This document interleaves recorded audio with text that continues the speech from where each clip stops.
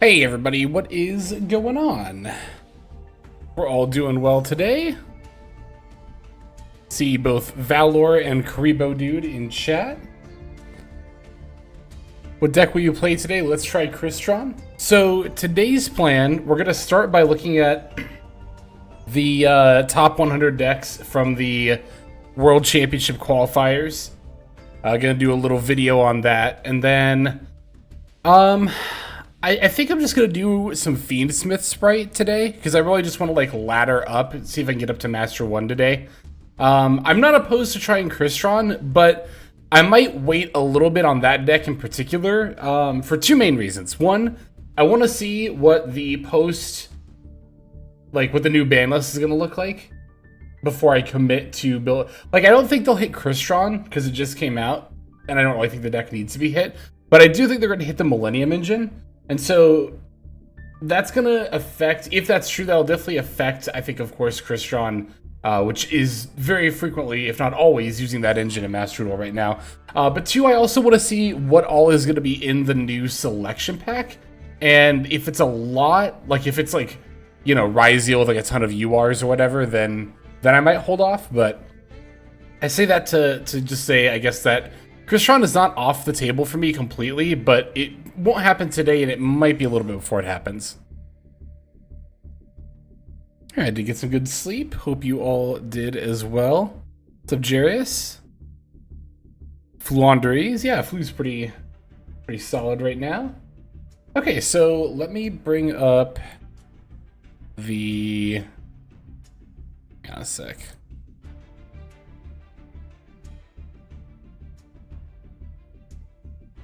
Okay.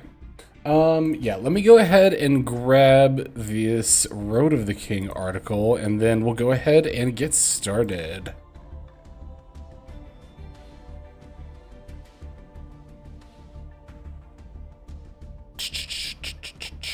Here it is. All right, full screen, and then I'll switch over. If I do this, okay, so I still have to do that. There we go. Okay.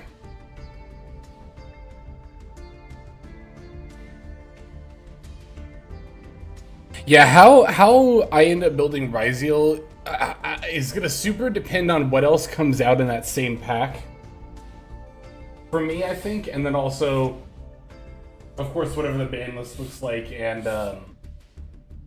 if any of the deck gets pre-hit. I suspect Ryzeal will get a couple of semi-limits as it's coming into the game. Yeah, of course, go right ahead. Feel free to follow over on MD. Okay.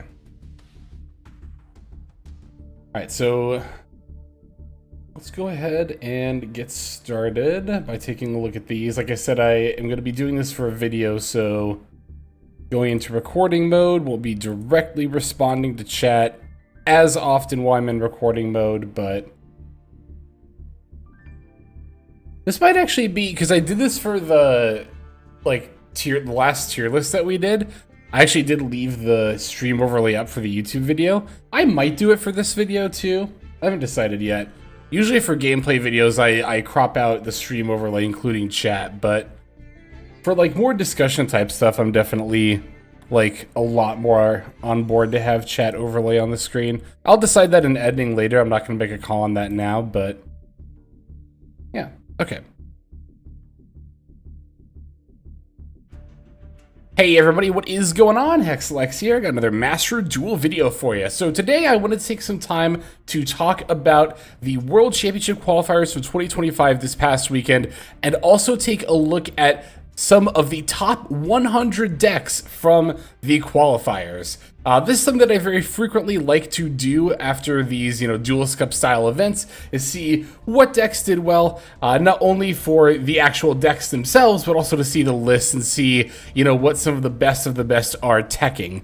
Now, of course, it is always important to remember that this style of format, the Duelist Cup style / World Championship qualifiers, is going to be different than Ranked Ladder in terms of deck building. Slightly, not hugely, but slightly. This format also does slightly affect what decks will perform well in it as opposed to a quote-unquote regular meta. A lot of this is due to the fact that these style of events are played out over one set weekend, 72 hours, and as such, it values prioritizing quick wins as well as just, optimal builds in general. But yeah, let's just go ahead and keep taking a look. I'm over here on Road to the King. I really like looking at these lists on Road to the King as opposed to other sites because not only do they give you, like, the deck list for the top 10 decks on their site, but they also give you external links to all of the lists as well, which we're going to be taking a look at some of these. This is really nice because it links to the actual players' social media and can oftentimes provide a lot of insight that you might not get on other sites. I also think it's really nice to credit the players themselves as well, not just in name, but also in so far as, again, just sharing like more about the players and making their thoughts more accessible to everyone. I just really like this Road of the King when it comes to, again, taking a look at lists like these. But we're gonna start with the pie chart here. So the top 100 decks, it's a pretty balanced pie chart, all things considered. Snake Eye is gonna be at the top here with 25.9%. Eating more of the pie chart than any of the other decks, but not by a lot, as Crystron is actually going to be following up with 18.9% representation. So this is something that I will definitely address immediately, is just how hard I personally slept on this deck. The reason that I end up underestimating Crystron, because I end up putting it in tier 3 during our last tier list, right? But I think the thing that I really underestimated, which I shouldn't have, being a Master Duel, focused player, is the Millennium Engine. Like, of course, Millennium Engine into Zombie Vamp, it was going to be very prevalent with the Krystrons having such, graveyard-reliant effects, right? And, of course, we didn't see this really happen in paper play because the Millennium Engine isn't used much in paper play. This is, of course, due to time rules. In the TCG and OCG, you're going to get all your results from tournaments, which all have time rules, and as a result, a deck, or an engine rather, that requires you to pay 2,000 life points typically is not going to get used nearly as often as it does in a format where time rules are different insofar as they don't really care how many life points you've got, right? So that was where I really slept on Crystron, was the Millennium Engine. Of course, pretty much every single, I think literally every single Snake Eye engine here, or deck here, yes, actually did also play the Millennium Engine. So between these two being the top 2 decks, I definitely think the Millennium Engine is going to get hit. I would be surprised if it didn't. I could see Sengenjin and or Golem going to 1. It would also make sense to me that they would hit Millennium, not only because it covers both decks, but, they obviously don't want to hit Crystron with, not only the fact that the cards just came out, but also the archetype itself really doesn't need any limits or anything. It's not that powerful of a deck. I would definitely argue that it's the Millennium Engine that's more deserving of hits. Snake Eye might also see some hits as well. Could see Diabellstar potentially going to 1, but we'll have to see what ends up happening. Following Crystron, we have Blue Eyes at 15.3%. Atlantean at 8.1%, Tempai Dragon at 7.9%, Branded at 6.5%, Minto at 5.4%, and others are going to make up 11.9%. But, as always, Road of the King does provide a more detailed breakdown. Now, you'll notice some weird kind of decimal point numbers here, 20.67, and I do believe they explain this down here as well. But the idea behind the decimal points is that some players played multiple decks during their climb, and as such, each of those decks is counted, but just, as a more minor percentage. So the example they give here is that if somebody played Snake Eye, Blue Eyes, and Tempai, it would give 0.33 rating to each of them. So that's why it's 20.67 Snake Eye. All of them played Millennium and Fiendsmith. 1 also played Kashtira. 14 Crystron, 13 of which were on Millennium, 1 of which was on Horus.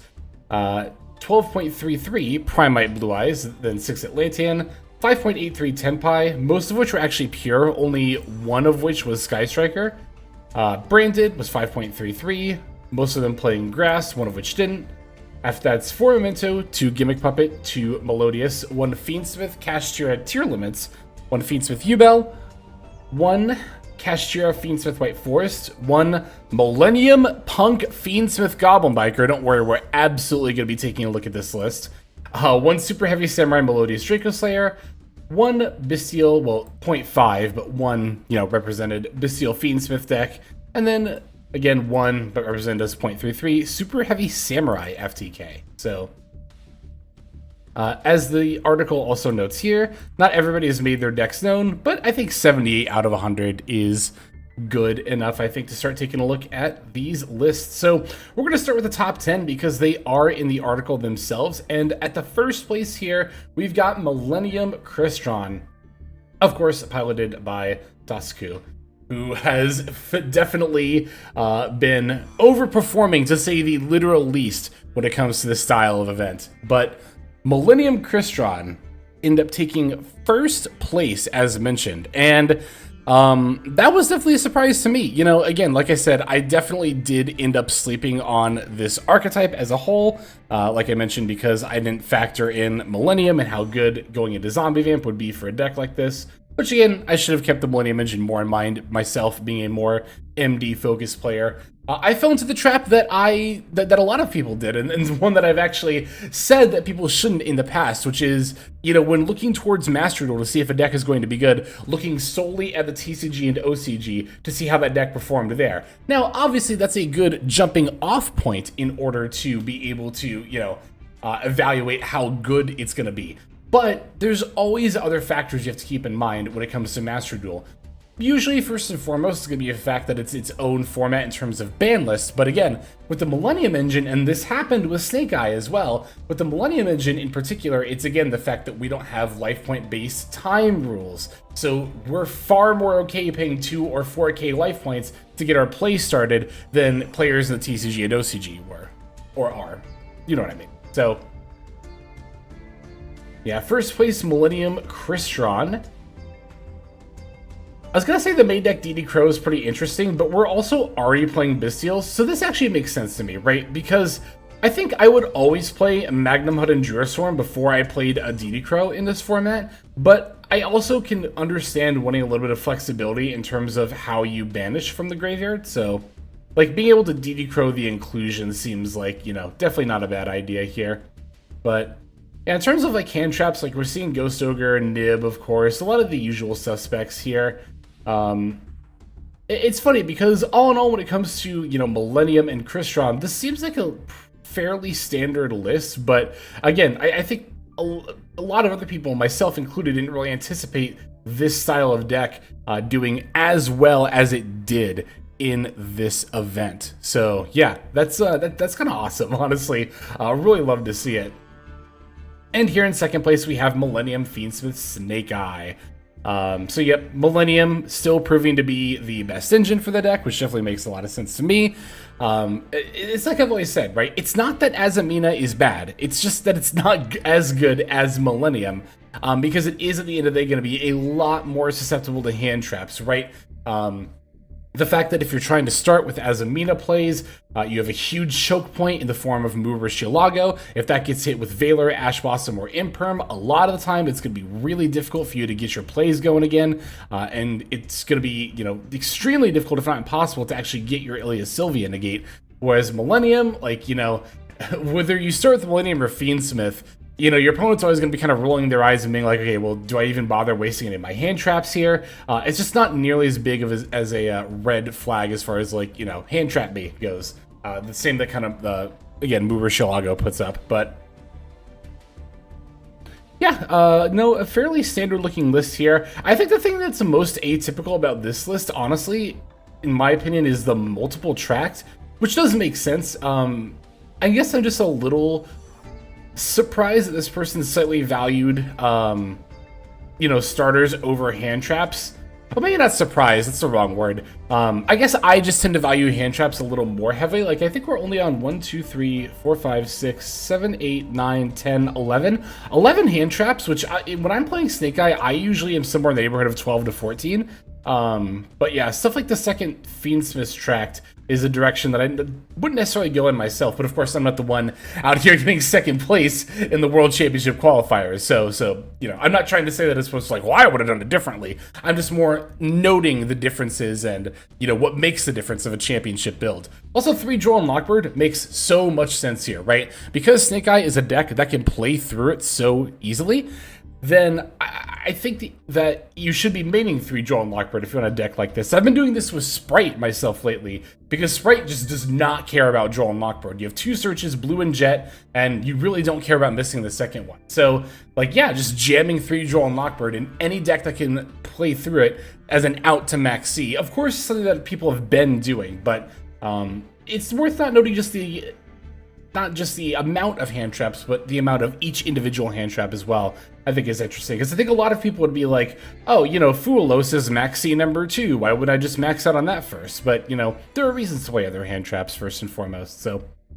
No Gamma, I think, is worth noting. A lot of the Millennium Fiendsmith Snake Eye builds we've seen in like Rating Duels top 10 or Duels Cups recently were on Gamma a lot, but I don't see it here. I don't think we see it in a ton of the Snake Eye builds, which again I think is interesting. Extra deck is pretty standard. Alright, so this person played Millennium Crystron, looking pretty decently similar to the last list.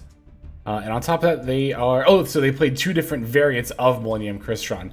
And we can already spot one of the main differences between these builds is 2 DD Crow. So if I had to guess, this build with 2 DD Crow, and it also looks like this build is including 2 Ghost Ogre, where this one does not play Ghost Ogre. This one looks like it's probably more geared towards the mirror match, right? If I had to guess. Again, to me, the difference between DD Crow and Bestials would be being able to banish the inclusion, which does have a graveyard effect. On top of also, of course, like branded, being able to banish branded fusion is often very good. There are more scenarios where DD Crow is good, but I have to imagine this was one of the main ones that this person had in mind, right? Probably the same thing with Ghost Ogre, same deal. Extra decks, I think, are pretty much the same. I'm trying to playing spot the difference between them here. And I really don't see too much of a difference. Yeah, it looks like they're both playing like the Stardust Dragon and everything. It was just a matter of like the hand trap text and all that kind of fun stuff. Alright, so we got another Millennium Fiendsmith Snake Eye list, also playing Triple Droll. Again, makes complete sense. I think the last build was also playing Pilgrim Reaper as well. Or no, it wasn't actually. Okay, but this one is. So Pilgrim Reaper is quite interesting alongside Zombie Vamp. We saw in previous Rating Duel top 10s that it was the trend to switch over to 3 original Sinful Spoil Snake Eye, which is, I think this is a lot of the reason why this card even got limited, is the fact that, you know, when it was at 3, it's really easy to mill it with something like Pilgrim Reaper and or Zombie Vampire, and then have searches from there. Here, it looks like we're actually still just doing that, which honestly does make sense to me, especially factoring in this, right? Let's say you open Millennium cards and like 4 hand traps, just 4 non-engine. I could see a world where you're going into Zombie Vamp, and if you're doing that with the 2 level 8s and then the Golem up, you can then link into Moon of Closed Heaven after you Zombie Vamp, and then dump Pilgrim Reaper after that. So yeah, original Sinful Spoils is only at 1, but also you're milling 10 cards. So you have I think you have a pretty decent shot to hit it if you really want to go all in on trying to mill your one of. Now, I don't know if that's something that you would always do, or if that's the reason why Pilgrim Reaper is here. I don't think it's here probably for that specific reason, but I was kind of, I guess, hypothesizing why I think this would still be good. I mean, obviously it is still good. Build did well, but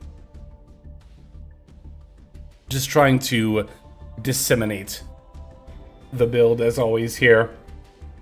Otherwise, the rest of it looks fairly standard. I noticed the last build was also playing both Nightmare Phoenix. Oh, no, it wasn't only playing Nightmare Phoenix. This one's playing both Nightmare Phoenix and Sunlight Wolf. I was going to say, usually you play one or the other, but you can play both as well. Yeah, it's just interesting what people choose to make room for in these extra decks. I always find that kind of fascinating. Alright, so here in 5th place we have Primite Blue Eyes, rocking the Bingo Machine Go. It's funny because I saw a lot of people when Sage and Maiden each got semi-limited, playing more copies of Bingo Machine Go or slotting in more copies of Map in order to compensate, but looking at this build here and a lot of other ones that I've seen that have been having a lot of success lately, most people don't really seem to be doing that necessarily. I understand the thought process, right, of like, oh, I'm losing out on starters, let me one-to-one replace them for cards that replace starters. But this is also why I don't like editing decks. I more prefer just delete the deck and then rebuild it from scratch, because I think when it comes to rethinking your ratios, you don't always have to replace things one-to-one, right? Like, just because Sage and Maiden get semi-limited doesn't mean you have to always just sub in a direct card to replace them. But I do think that it's worth looking at just reevaluating your ratios, like I said, right? And again, this is why whenever I deck build and I want to update a deck, I don't edit it, I just completely delete it and start over from scratch. But all in all, this is a fairly standard Blue Eyes build. Looking pretty solid there. Extra deck has literally everything you would expect in it. Here's another Snake Eye build. This one's on Chase instead of Temple. so that you can have the Maxi optional play to go into the Betrayal. I have a lot of people ask me, why would you play the Chase over the Temple? And that is the reason, because it gives you a play under Maxi. Again, 3 Droll. This one's also playing 3 Fuelos. Let's see. Yeah, I mean, otherwise it's fairly standard. Oh, here we go. Here's something that is a little bit different here. Sorry, you just Skuldred. From what I understood, I think somebody was saying that this can play well into, like... What was it actually? Shoot, now I'm remembering. No, I was gonna say plays well into like 60 card going second decks, but that was a different tech from a different deck I'm thinking of. I did see a post as to explaining why this person is playing Sorry You to Skuldred, but I don't remember what it was off the top of my head. You know, honestly, you can just click the link here and find out. I might just end up doing that here. Let me see if they posted as to why they played the Skuldred. Okay, here we go. Helps with the initial activation rate. Also acts as a buffer when there's excess link value, which is great. You know what? I can actually understand that, because there are a lot of times when you're playing Snake Eye and you're just super popping off that you end up with a fair amount of extra bodies. It's one of the only combo decks I've played where you actually, somewhat regularly, if you don't get interrupted, will have more bodies than you need. So actually, that does make sense to me. It's these kind of texts that I find really fascinating. And again, this is why I love Road of the Kings articles, again, as opposed to how some other websites do it. I love that they give the link to the person's social media, specifically the post they pulled the list from, so you can get that direct insight. I think that is so cool. I think more sites should do that. All right, so Tempai. We got Tempai here, and this build is not playing Sky Striker. There was one in here that is playing Sky Striker, but for the most part they weren't, which was a little bit surprising, because I've noticed that a lot of the decks on the Tempai deck, specifically on ladder, end up being Sky Striker. So to see without Sky Striker, not just in this build, but pretty much across the board, is a little bit, not extremely, but a little bit surprising. This person played quite a bit of variety of board breaker tools here, like the one well, Feather Duster is at 1, but one of Change of Heart, one of Red Reboot, one of Talents, one of Tack. Even the one of Gold Sark, like not even playing 2 copies, but of course we're still playing the Blaster for it, which I think is really weird. But again, I mean, it did well enough. The Gamma Seal too. You know, I do understand wanting to have a variety of responses though, when it comes to playing in a format like this. And extra deck is looking fairly standard. Alright, so this person played Primite Blue Eyes with the 1 Bingo Machine Go. Only playing 2 Dominus Purge. This person played 2 Drill Beam, which is really interesting. They also played Snake Eye, but I want to talk a little bit about the 2 Drill Beam here for a sec. So, they also played a Neo Kaiser Seahorse, which I'm not going to lie, I always forget this card exists. But second Drill Beam. So this is something that I've seen some Fiendsmith control decks do, and occasionally Primite Blue Eyes, but I really don't think that most builds need a second Drill Beam, but I could understand specifically if you're like this high up in, you know, the World Championship qualifiers. I think it's pretty easy to get in a situation where people, like, one might recognize that you're on Primite Blue Eyes. I guess they don't display your username, but even like play patterns, it's not that difficult oftentimes to pick up pretty quickly on what your opponent might be on. And that makes it really easy for your opponent to prepare for Drill Beam. A lot of people, you know, will be planning for very specific cards when they get to that level of competitive play. And Drill Beam is certainly one that's going to be on a lot of people's mind. So I can understand wanting to have the second Drill Beam in case your opponent outs your first one, or maybe is more of like a Silver Bullet card. I'm just spitballing and guessing that's the reason as to why there's 2 here. But here's a Snake Eye build, 3 Droll again, makes total sense. And otherwise fairly standard. 2 Nib, which isn't always standard, but Nib is really good right now. Oh yeah, the extra deck for this Primite Blue Eyes deck had the Virtual World Shen Shen in it, as well as the Trishula. Trishula, of course, is a Crimson Dragon target for your level 9s. The Shen Shen, I've actually seen some Blue Eyes builds do this. The idea is that if they get hand trapped, like if Blue Eyes gets hand trapped, a lot of the time it can only go into one Spirit Dragon, which is like fine, but not super ideal. So I've seen some other Blue Eyes builds where if they get hand trapped when they go to make a level 9 synchro, instead of it being the one of Spirit Dragon, they'll go into Shen Shen and kind of try to floodgate their opponent out. Shen Shen is basically D-Barrier, or not D-Barrier, but D-Fissure, Dimensional Fissure, but only from the field. So, yeah. I've seen this before. I've encountered this on ladder before. Alright, and then in 10th place here, we have Memento. Pretty standard looking list overall. Fuelos made room for that as one of their primary hand traps of choice, which makes sense, I guess, because this really can't play through Droll, so you can't really play Droll. I mean, you can play through Droll. It's really hand dependent for Memento. Most of the time, what you lose out on access to is your field spell if you get Drolled in Memento. You could still make a really solid board under Droll, but losing out on the field spell, and you also lose out on your fusion search, those do actually matter, though. So, yeah, this person playing Droplet, not Super Poly. We're playing Paradise. I think every Memento build from the World Championship qualifier was on Paradise Smasher. And I thought before that Memento had a dedicated combo line to Paradise Smasher. It's actually not that difficult of a deviation. There's a YouTube comment that mentioned this, and I wanted to bring it up as well. It's not that hard to deviate from the standard combo line to summon Paradise Smasher. It really doesn't necessarily need its own dedicated combo line. So, again, it makes sense to have just like that kind of out. Oh, this was the card I was thinking of earlier. This is what people who were playing Memento were saying. If they were up against a 60-card deck, or if they were up against a deck that let them go first. Basically, if they thought there was a good chance of encountering board breakers, they would go into Paradise Smasher instead of a standard Memento combo to attempt to play around that kind of stuff. So that's what I was thinking of earlier.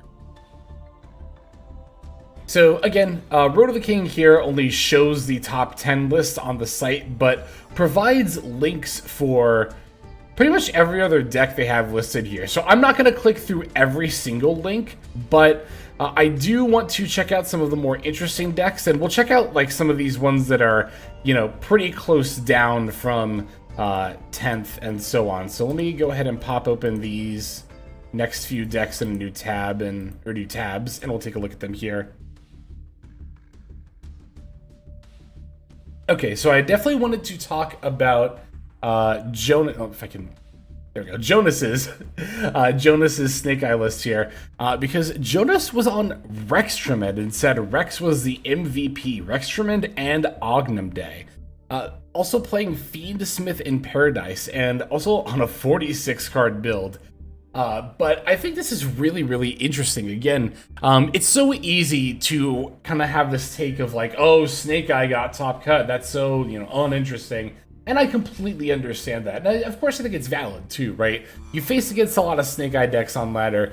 You don't really think they're that interesting. Again, completely understandable. I really like Snake Eye, so I think that it is interesting personally, but I think even if you like don't super value Snake Eye as a deck, it's worth just checking out the decks to look at these deck building choices, because it really makes you appreciate like how nuanced each individual list is. Like you see 25.9, I think it was, % Snake Eye lists in Top Cut, and it's easy to see that as a monolith, but these lists are so different from each other. And this one, of course, is one of the most standout ones so far. Again, with the Ognum Day and the Rextremend, and we got Magician Souls in here as well. Cash Package, Triple Nibiru, 46-card deck overall. I think this list is sick. Atlantean also did see a fair amount of tops, and we saw it in 13th and I think and 14th place as well.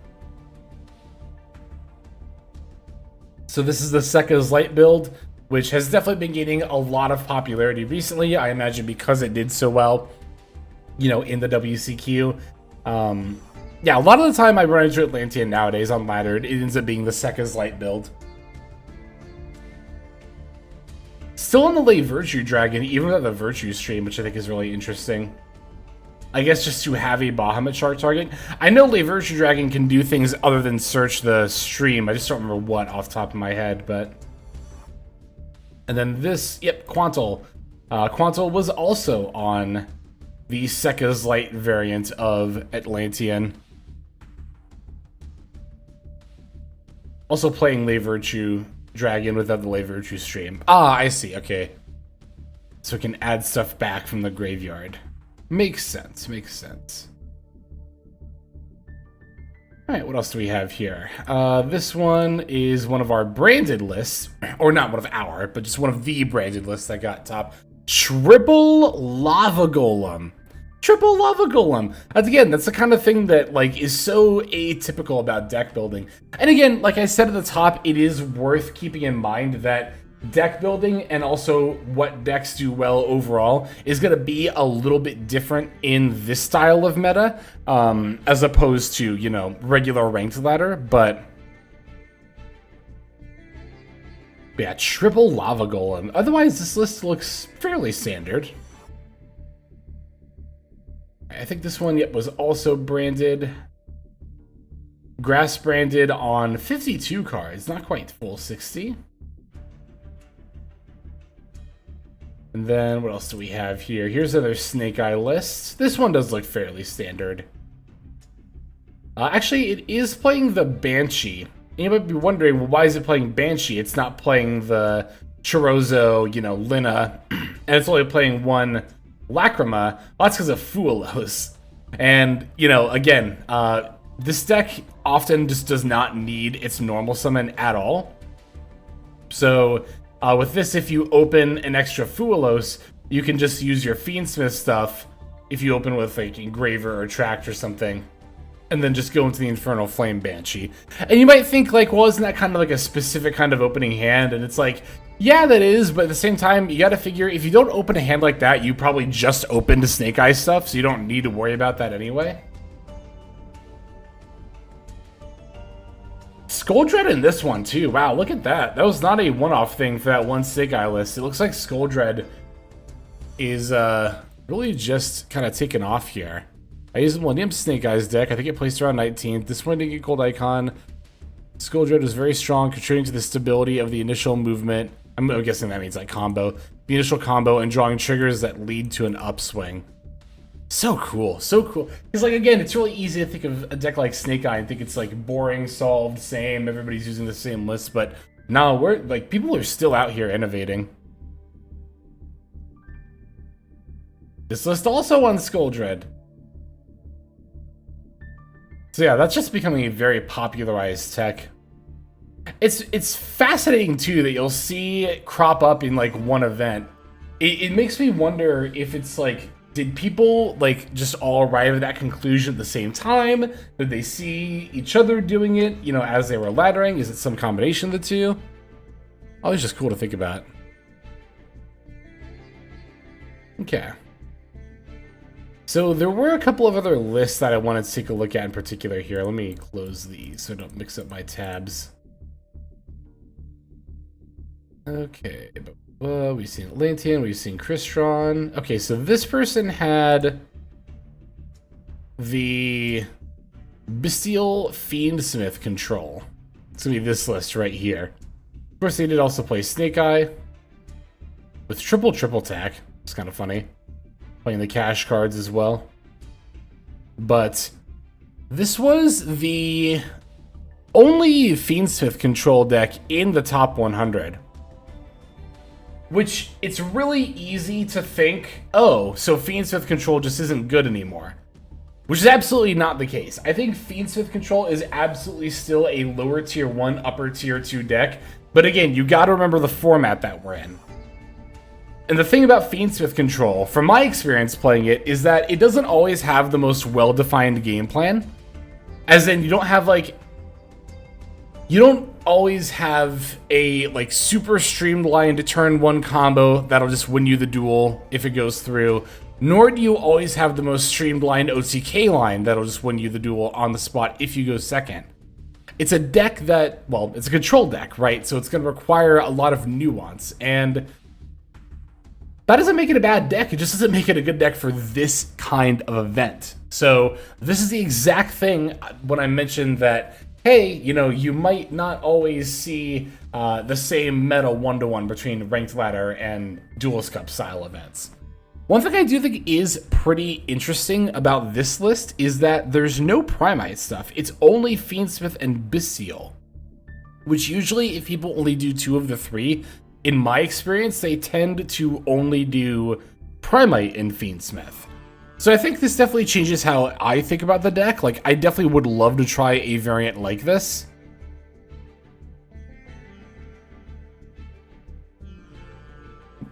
It's got so many hand traps, too.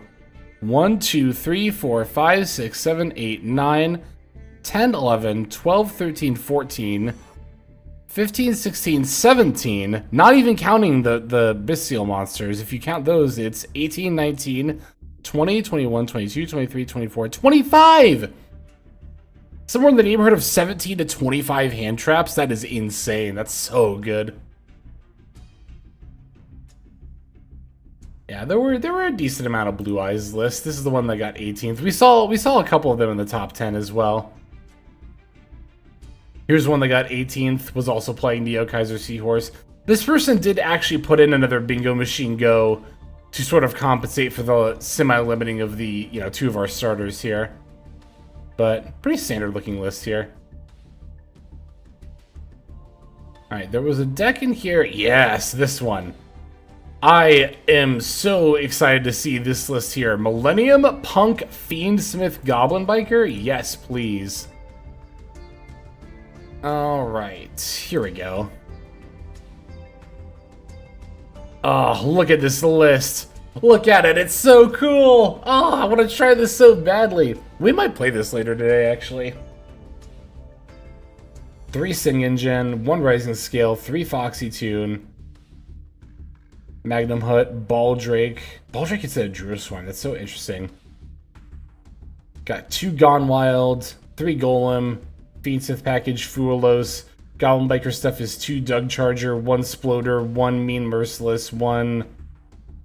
I don't remember what that one's called. Rev Boomer or something like that? Speedward package, Xayamines. Ah, this deck is so cool. I can't get over how cool this list is. Even playing the Materiactor rank 3.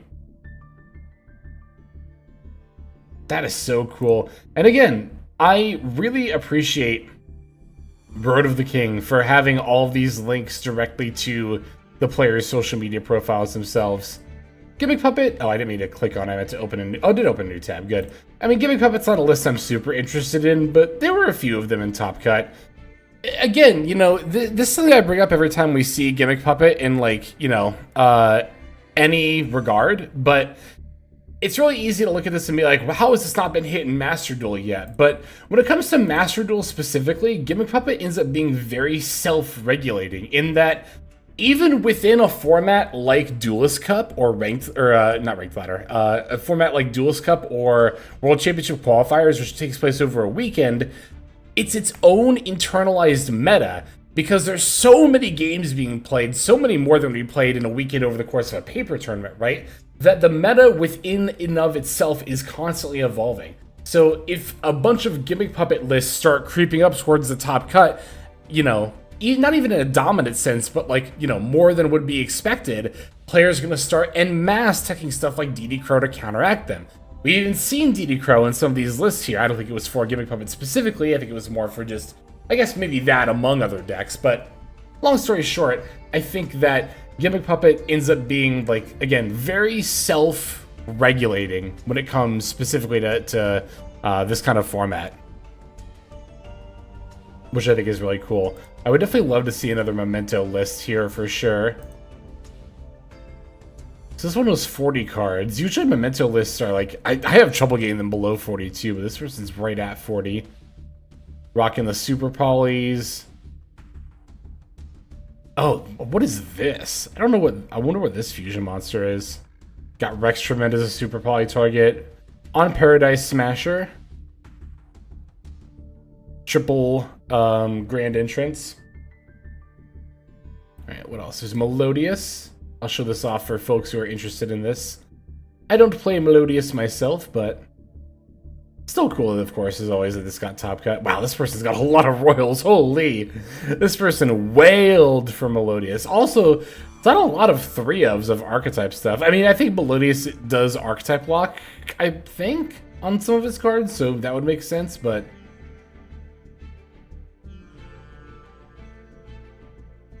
Got the Heralds as well.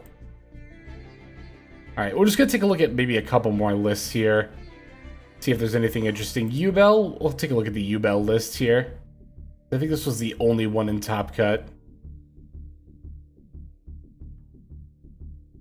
Triple Grave Scorber. Triple Droll playing the Gamma. Double Tracked. Extra deck looks pretty standard. Oh, here's Horus Crystron. So this was the one Crystron list that actually did not use Millennium stuff. So if Millennium stuff doesn't end up getting hit, like I suspect it might, you might want to pivot over to this engine instead to play the Horus cards. Which again, makes sense. It has the ability to go into Zombie Vampire and also can pitch stuff from hand. I have seen some people speculate that Zombie Vampire might be getting banned. And I think that would be a misstep. I think that it really should probably just be either Sengenjin and or Golem. Probably Sengenjin first, but Sengenjin and or Golem getting limited. I would definitely do that before banning Zombie Vampire for 2 reasons, right? One, Zombie Vamp is, you know, important for zombie strategies as well. But I think even more than that, more importantly, is the fact that Millennium Engine is still crazy good without Zombie Vampire. Like, yeah, it probably doesn't get played in Crystron nearly as often, but it absolutely is 100% still played in Snake Eye every single time. And really is going to keep presenting the same kind of, like, I guess issue, if you want to call it that, when it comes to the Millennium Engine of, like, you know, if there's a decent rank 8, you better believe that you can just jam this engine and get it out for free. And if it's not an extender like Zombie Vamp, it's going to be something like number 90 to help insulate your combo line. If not, you know, you're just not playing both, right? So, again, I don't know. I could see Zombie Vampire getting banned, but I do think that Sengen... For me, I think Sengenjin and Golem both should go to 1. I think that's personally the direction to take, but that's my own 2 cents. Alright, let's see here. Anything else I want to take a look at before we wrap up this video? Ah, yes, there's, of course, this is the eternal mainstay of any Duelist Cup style format. There's always going to be the Super Heavy Samurai Melodious Draco Slayer deck that does well. The new Penned pile. Yeah, Pen Magicians really aren't... I mean, I guess, you know, we do have the, what do you call it? This guy here. This Pen Magician is here, but it's mostly just penned slop now. Yeah, not even so much just penned magicians, but okay, I think that's going to go ahead and do it. So, for the YouTube video, that is. I'm going to link this in the description below. Again, I highly encourage checking out this Road to the King article here, but for the YouTube video, that is going to do it. Thanks for watching. But for those of us watching on the live stream, I am going to keep going. And if you're interested in catching any of these videos that I record live, you can either subscribe here on YouTube or go over to twitch.tv/HexLexLive and follow and or sub over there, because I do multi-stream on both platforms. Also, if you want to see the VODs and finished videos early, definitely make sure to join as a member here on YouTube so that you get early access to all the content I put out. But that'll do it for now, so we're going to move on to our outro. And that'll be it for the YouTube portion, but of course, as mentioned, we're going to keep going. Astrograph, that was the name. Yeah, I couldn't think of it. I want to call it Astromancer or something. Let me check something here real quick.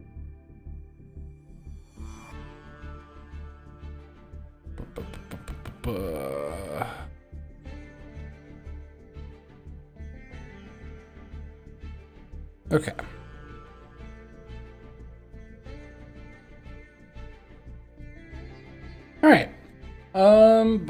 Yes. Sorry, I was just catching up on some of my notifications here. The Crab02, thank you for the follow. Welcome to the stream. I saw another follow as well. Who was that? Jared, thank you for the follow. Did I miss any other ones? Was that it? I think that was it. Oh, I should have shouted you guys out at the end of the video. I said I was gonna start doing that. Sorry about that. Expecting a ban list tomorrow. Usually Konami seems to release a ban list when we have around 2 weeks left of the current selection pack. Yeah, they usually tend to announce it pretty shortly after the results or whatever. I wouldn't be surprised if it got announced tomorrow. If not tomorrow, within the next week, I would agree, yeah. It's a Black Ninja 901. Zombie. Yeah, I mean, I don't know. It's like I said earlier. I really do think that limiting... Okay, well, I guess I should have said this. If you're not going to limit Sengenjin and Golem, then I think maybe we ban Zombie Vamp. I don't know. It's like... But at that point, you could just play Pilgrim Reaper. And at that point, what are we going to ban every single Xyz monster that mills? That's what I should have said in the video. If you ban Zombie Vamp, you could still go Millennium into Fiendsmith into Pilgrim Reaper. So you can still just get mills anyway. I mean, granted, for Crystron, that would be adding another engine, but... Oh no, I have to play Fiendsmith in my deck. Darn. God, sigh. I guess I'll make room for the best engine in the game right now. It's like, you know... What's up, Beeps? Ban Doom Dragon? No, I think that's the worst hit in that engine. I think you limit Sengenjin and Golem. I think both of those need to go to 1. I think that would be fine. I wonder if they'll... I don't know what they're gonna do. They're gonna hit Millennium somehow, though. Like, there's no way they don't. It is a heavy hit, but I think it's warranted. That's a lot of refund. Well, the Golem's a super rare. It's only 2 URs. They've limited URs before. That's not unheard of. I think people are croping on Appaloosa ban. I don't think it's gonna... I mean, whatever. I've said this before. I don't think it's going to get banned. I don't even think it needs to get banned, personally. But... I think even that aside, a lot of people say it's not going to get banned because of the alt art. I can see that. I legit could see that being a reason. But also OCG hasn't banned Appaloosa. I don't think it's warranted. We're about to enter a meta where you're just like not gonna see Appaloosa at all between Ryzeo and Malice, so it's like, what's the point? Like, I don't know. That's the thing that irks me about that take, is that, like, if you just think about it for like 30 more seconds and realize that, like, oh, wait, we're about to enter We're about to enter a meta where Appaloosa isn't widely used by the top decks. So if we ban Appaloosa, we just hurt Rogue's chance of competing with the top decks. And it's like, I don't know. I feel like that's pretty obvious. A lot of people don't seem to agree, but it is what it is.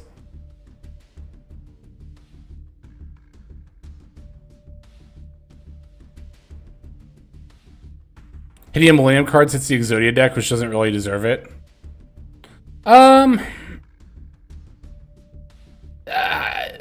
That is unfortunate, but like, the Millennium cards are used so much more in other things than the Exodia deck that it's like...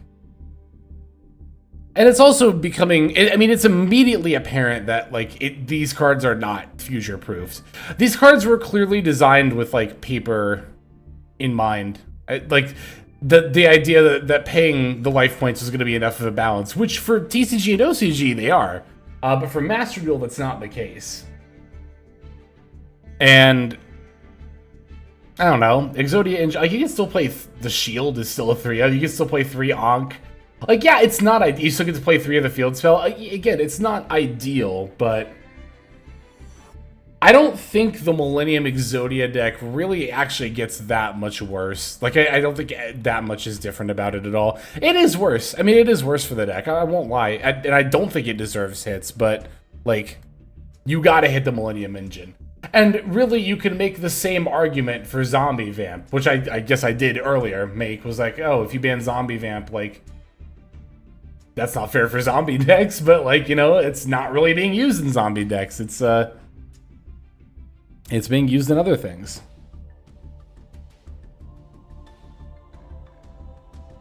Again, I don't think banning Zombie Vamp is enough. That just stops it from being played in Crystron. You 100% play Millennium and Snake Eye every single time with Zombie Vamp banned. Half the Snake Eye list we look at didn't even have Zombie Vampire in them. I think that's very, like, I think that's too linearly focused, the idea of banning Zombie Vampire. It's just, it's not even hitting the one of the two decks that's, like, really an issue. Like, you're just making Crystron even weaker. Why do you want to make Crystron even weaker? Let's do the hit that actually affects Snake Eye.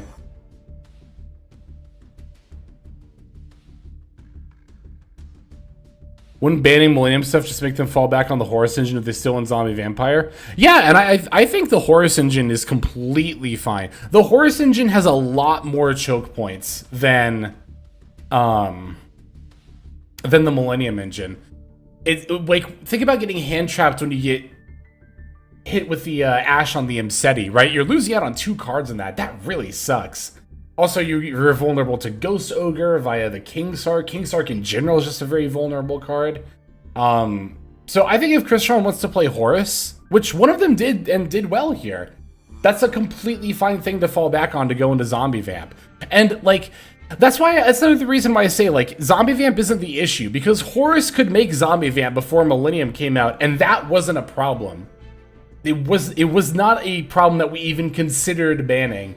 Like, it is so obviously Millennium what is the issue and not Zombie Vampire. Crystron is tier 1 and 1 first place. That doesn't mean we have to, like, that is, I'm sorry, but that is like textbook level 1 thinking, in my opinion. Deck winning must be hit bad. Like, deck getting first place, meaning it needs to get hit really bad, I think is just not even close to how it should be. Honestly, like, you really need to look at the meta as a whole, and you really need to also look at the future of, like, what's coming out and evaluate it from there. Like, I don't know. I really don't think Crystron needs heavy hits. I think the Millennium engine, I think hitting the Millennium engine again, specifically and not Zombie Vampire, is completely fine.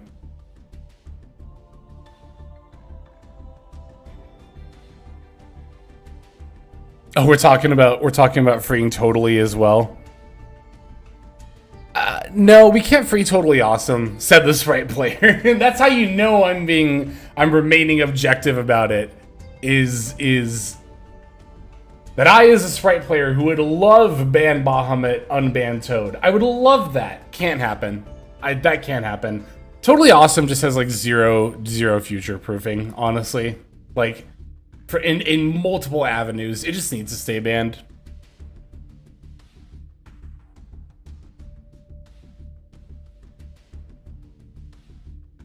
Wrap here to 3, Broad Bull to 1.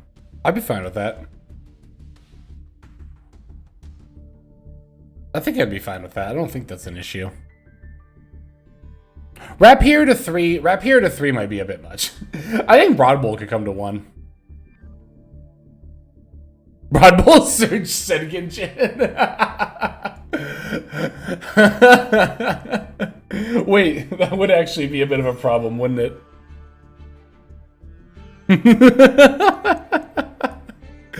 Oh my god. Any 2 level 4s is full combo that starts with the Millennium stuff.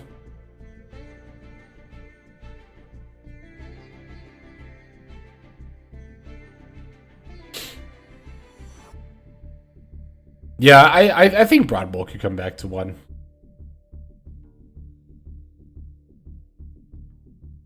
A single barrage is full combo. That would be terrifying. Fountain to 2. That would be a very unpopular semi-limit, but I also think it would be completely fine. You know what I would do first, though? I think I would, like, unlimit every Runic Quick Play spell and just leave Fountain at 1.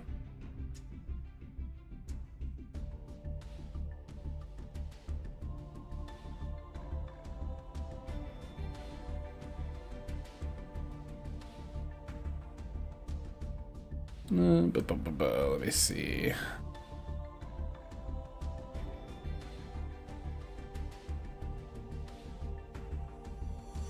Yeah, I think just unlimit. I think unlimit every rune quick play spell. They can all be at 3. There's no issue with that at all. And then just leave Fountain at 1, and you just still lose the like SP Little Knight. Ban Sennigan Jin, bring back Halki Fibrax. I would not have a problem with that. I don't think that's the right call, but I personally would be so fine with that. You know, that's actually kind of interesting. How, if you unbanned Hulk, how good would Auroradon Turbo even be in this meta? That's fascinating to think about, actually. Because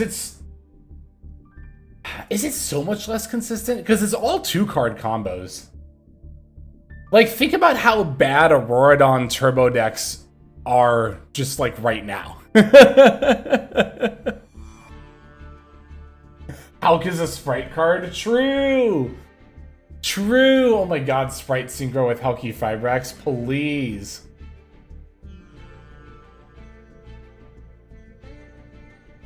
Well, no, it wasn't all 2-card combos, right? Sangan was a 1-card combo. Because you would go normal summon Sangan, link into Almirage, Sangan search Crusadia Arborea, I think was her name? Something like that? The tuner? And then you special summon her to Almirage's zone. And then, yeah, you link into Hulk and that's full combo. Why is Glow Up Bulb still banned? You know what's really funny? So sometimes when I'm on my break at work, I'll just, I'll hate scroll the r/master duel. As in I'm just reading posts just to be like, God, this person's so wrong. But I did that the other day on one of my breaks at work, and people were talking about cards like why can't they be unbanned? And Glow Bulb came up, and somebody said that it couldn't be unbanned because of Naturia, and it had like 20 some upvotes, and I was just like, why? so confidently wrong, just saying it with your chest and then applauded for it. It's so funny. For the record, Naturia was never the issue with Glow Bulb. It was absolutely just Halki Fibrax. I don't know what level 4 Earth you would be going into Nat Beast with Glow Bulb in that would be ban worthy for Glow Bulb, but I don't think that exists.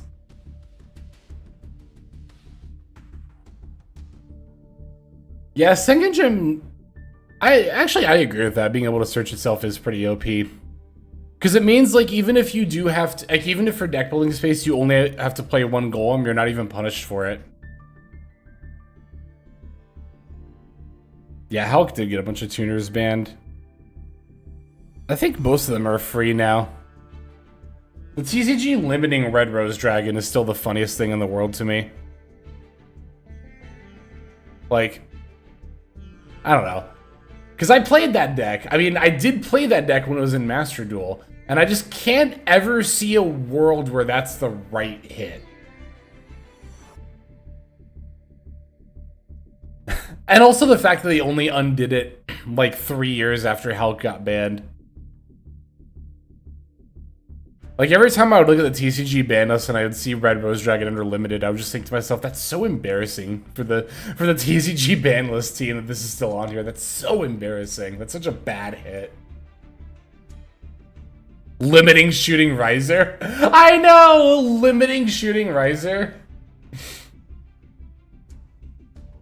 They really did, like, I don't know. I wasn't playing Paper during that time. I've only played the MD version of Halcdon, so there could be some things I'm ignorant to, but, like, man, all the TCG hits around Halcdon that weren't just banning Halki Fibrax were embarrassingly bad.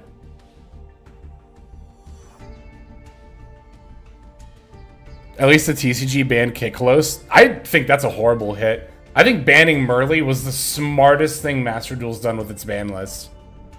It's genius. It left Elf and Kiklos in the game, and it made Sprite and Tier Limit, you know, actually still functional, unlike paper formats.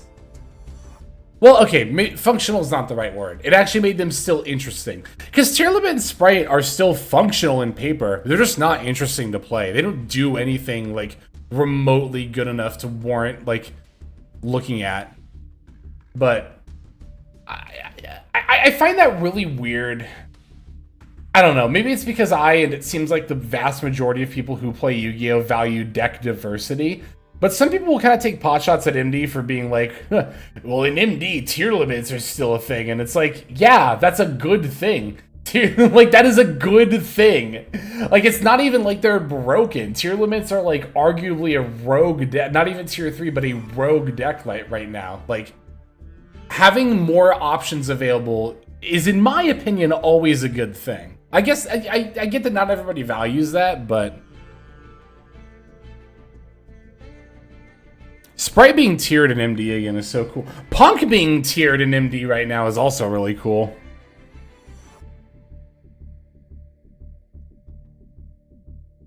Banning Merly really lowered the ceiling of the deck.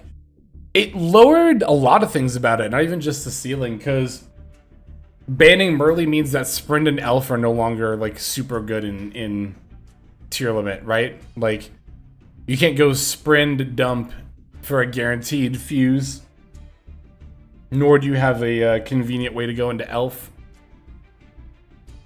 Merly ban not only saved tier limits, but it saved Sprite too. It saved, like, yeah, it was such a smart hit.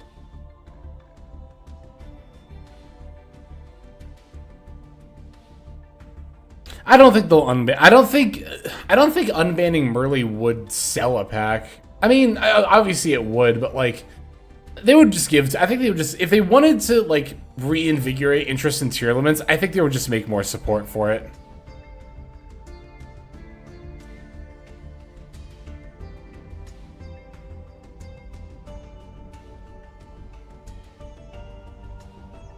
Really hope they don't hit Blue Eyes again. I don't think they will. I would be extremely surprised if they did.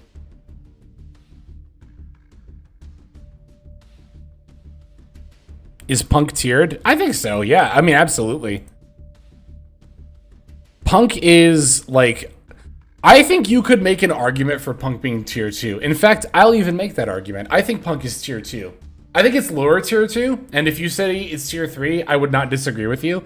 But I think Punk is a tier 2 deck. I think Sprite is probably tier 3. Fiendsmith Punk is insanely good. Whenever I play that deck and win the coin flip, I just feel like I can't lose. I feel like I win every single game I win the coin flip. Like, without question. I know it's easy to be like, oh yeah, well that's always the case, because blah, blah, blah, blah. But that feels like 10 times true for Punk.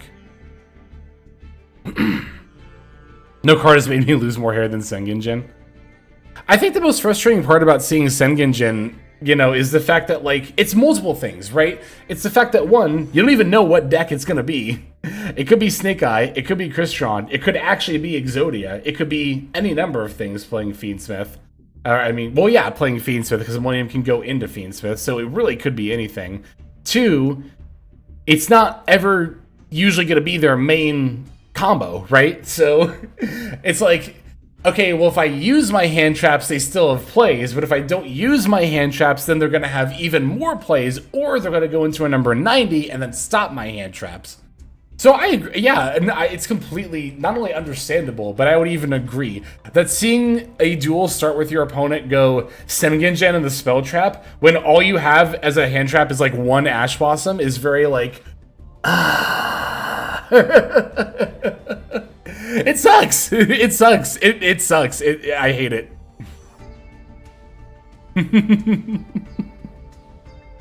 I hate it.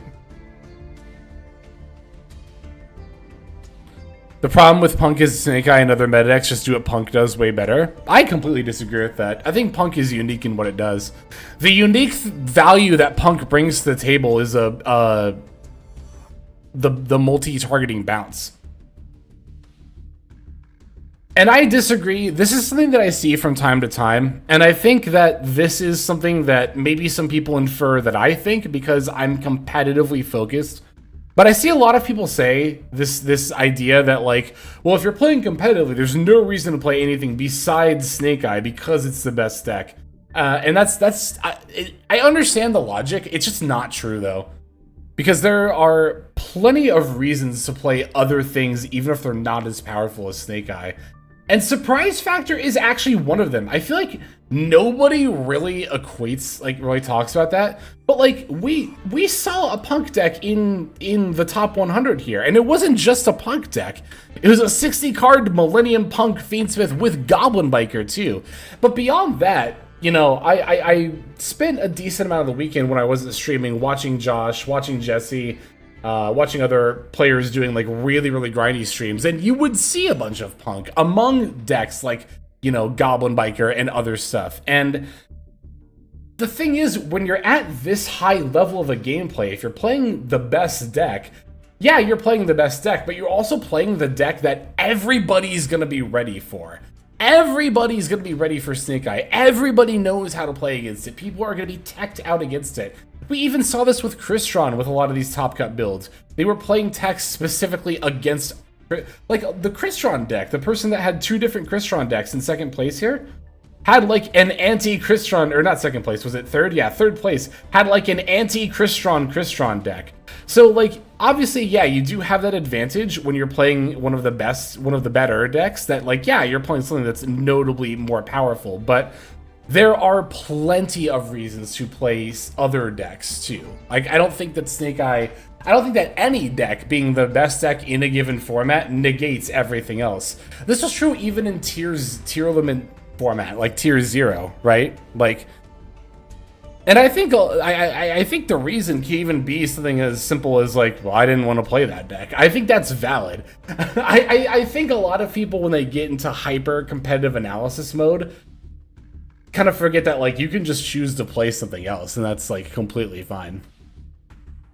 But I think also, like, locking yourself into an idea of like only ever playing what you perceive to be the best deck is, I just think it's a bit narrow. I understand it, and like, if you were gonna main one deck, then yeah, it makes sense to main Snake Eye for sure. But I guess the notion that I disagree with is the idea of like, why would you play something other than Snake Eye? Because there are reasons.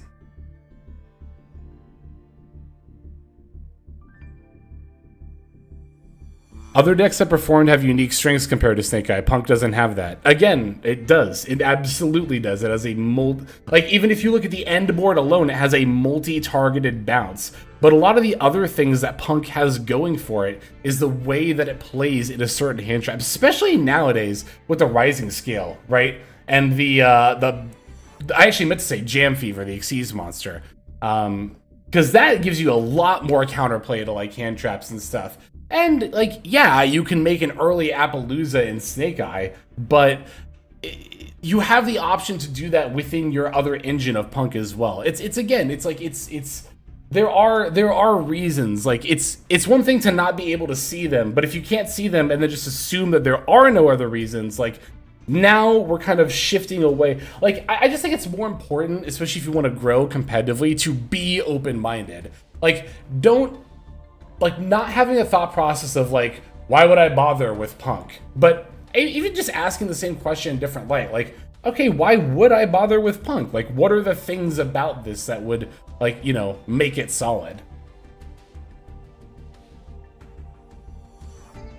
Cruz334, thank you for the follow. Welcome to the stream.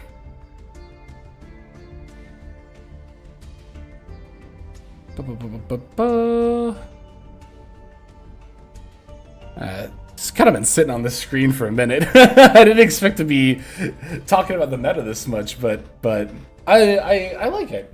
I like having this kind of discussion. Henny Poppy, thank you for the stream, or the stream. Thank you for the follow. Welcome to the stream. Hopefully Snow gets banned before Malice comes. See, that'll be interesting. Well, okay, so here's the thing you got, because I'm assuming you're referring to Grass Malice, but you got to remember that Grass Malice In the OCG, grass was at 2 and snow was at 3. No, snow was at 1. Was it at 1 or was it at 3? I actually don't remember. But either way, they had 2 grass, which, like, that's a huge difference from only having 1. Grass isn't at 3. 2. Yeah, it is at 2 in the OCG. Yep. Grass 3, ban snow, done. Okay, they do have 3 snow. That's what I thought. So, like, not only are you seeing grass less often, but in MD, you're milling snow a lot less often too. I'm not saying that snow is going to get away completely unscathed, but I don't think you need to preemptively ban it in anticipation of malice. Grass malice will 100% be worse in MD than it was in OCG.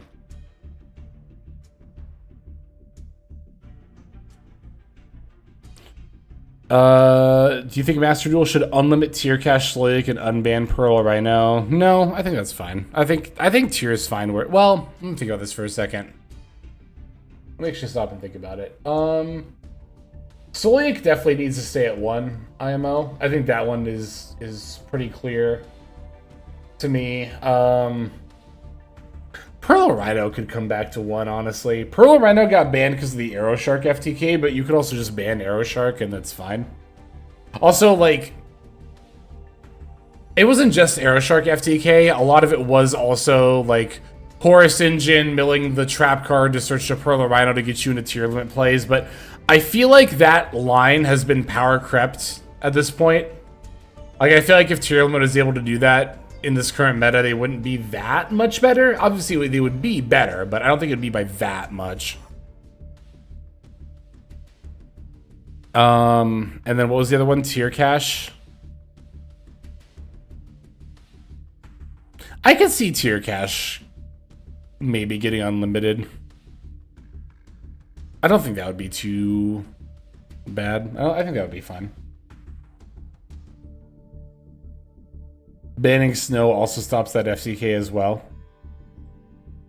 Yeah, but like snow at least has more uses. What does Arrow Shark do besides just FTKing? And you could, I mean, you could make the argument that the other things that snow does are also broken. And I wouldn't inherently disagree with that. I don't think it necessarily needs to get banned, but I wouldn't inherently disagree that the other things it does are also really, really good. But yeah, I mean, nobody would miss Arrow Shark. Like, yeah, again, what is it doing besides just FTKing people? Nobody would miss it. I mean, again, as I literally just said, I understand that if you ban snow, Arrow Shark doesn't work.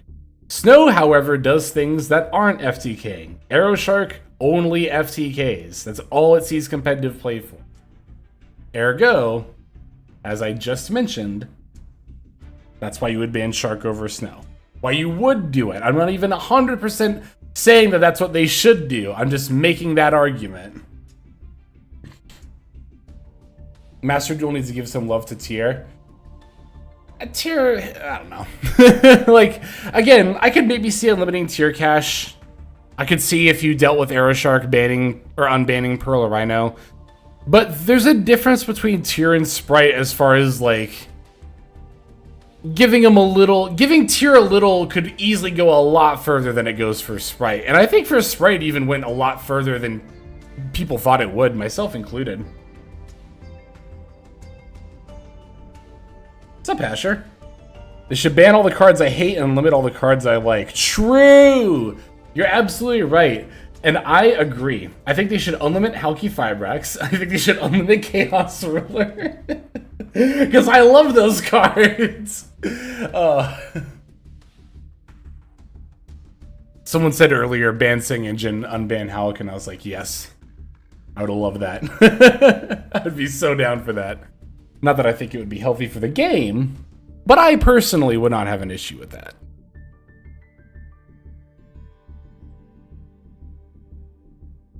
Honorata Dark Strike Fighter. You know what the funniest thing about Dark Strike Fighter is? Let me, hang on. Let me pull this up. You talk about unnerfing Dark Strike Fighter. Well, Let me pull up the Wikipedia or the Wikipedia page for it. And where's the anime version of this card? Yeah, Dark Strike Fighter anime.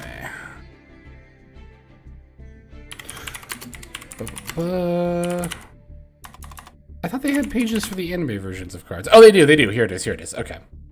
So, let me show you what the anime version of Dark Strike Fighter did. Once per turn, you contribute one monster, except this card, to inflict damage to your opponent equal to its level times 200. If you activate this effect, this card cannot declare an attack. So, when they released Dark Strike Fighter in Paper Play, they actually unnerfed it from the anime. This was one of the very, very few times that... Because usually the anime version of a card is always more broken, and they nerf it for real life. I mean, Card of Sanctity, right, is obviously the biggest example of that. But there are numerous examples across, especially early Yu-Gi-Oh! Like, first series GX 5Ds, they were doing this all the time. But this was like the first time that I could remember where they just like removed any restrictions a card had from its anime version. And then it made an FDK, and then they had to nerf it again. But what I've always wondered is this version of Dark Strike Fighter good enough? Like, okay, when I say good enough, I mean good enough to not cause an FCK but be legal. If Dark Strike Fighter couldn't launch itself, and also couldn't attack the turn it launched monsters, would it be fine? Or would it...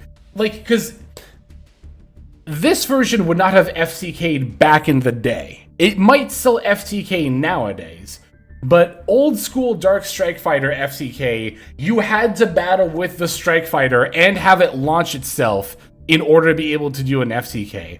So I can tell you, like, in 2008, this version would have been fine. Nowadays, I think this version is probably still a problem, just because, like, I know Cannon Soldier and all that stuff is still legal, or is not legal, rather. Just because it has, like, the simple tribute to deal 500 effect, so I imagine this is probably the same. But those cards can also tribute themselves. I don't know how important that is for the FTKs they had. This is like how Goyo was meant to be a level 8 in the anime, but that's funny. I didn't know that, actually. That's cool. Goyo being a level 8 makes so much more sense than it being a level 6, especially if it's generic. Also, level 8 generic Goyo would have actually been so interesting in old Synchro format, because, like, in early 5Ds, if you were ever going to Synchro for 8, you just always summon Stardust. There was, like, or Colossal Fighter. There was little reason to summon something that wasn't one of those, but having Goyo being added to that early pool would have made for a lot more interesting decision making when it came to, like, early Synchro era Yu-Gi-Oh! Yeah, it also does feel way misstatted for a level 6. I always thought that even back, like, you know, when it first came out, it felt way overstatted for a level 6.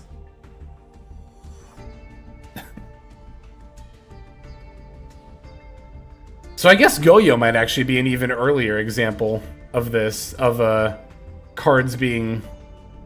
Well, I guess Goyo was level 6 in the anime, but it was just supposed to be level 8. Goyo, or... Yeah, no, Goyo's a 6. This one's a 7. We're talking about Goyo. Dark Strike Fighter's level 7. But yeah, fun little fact about DSF.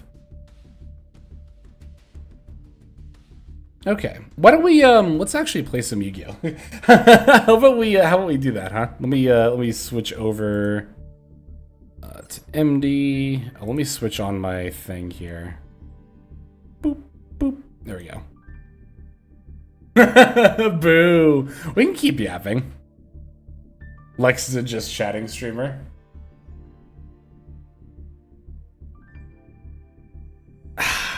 Let's see.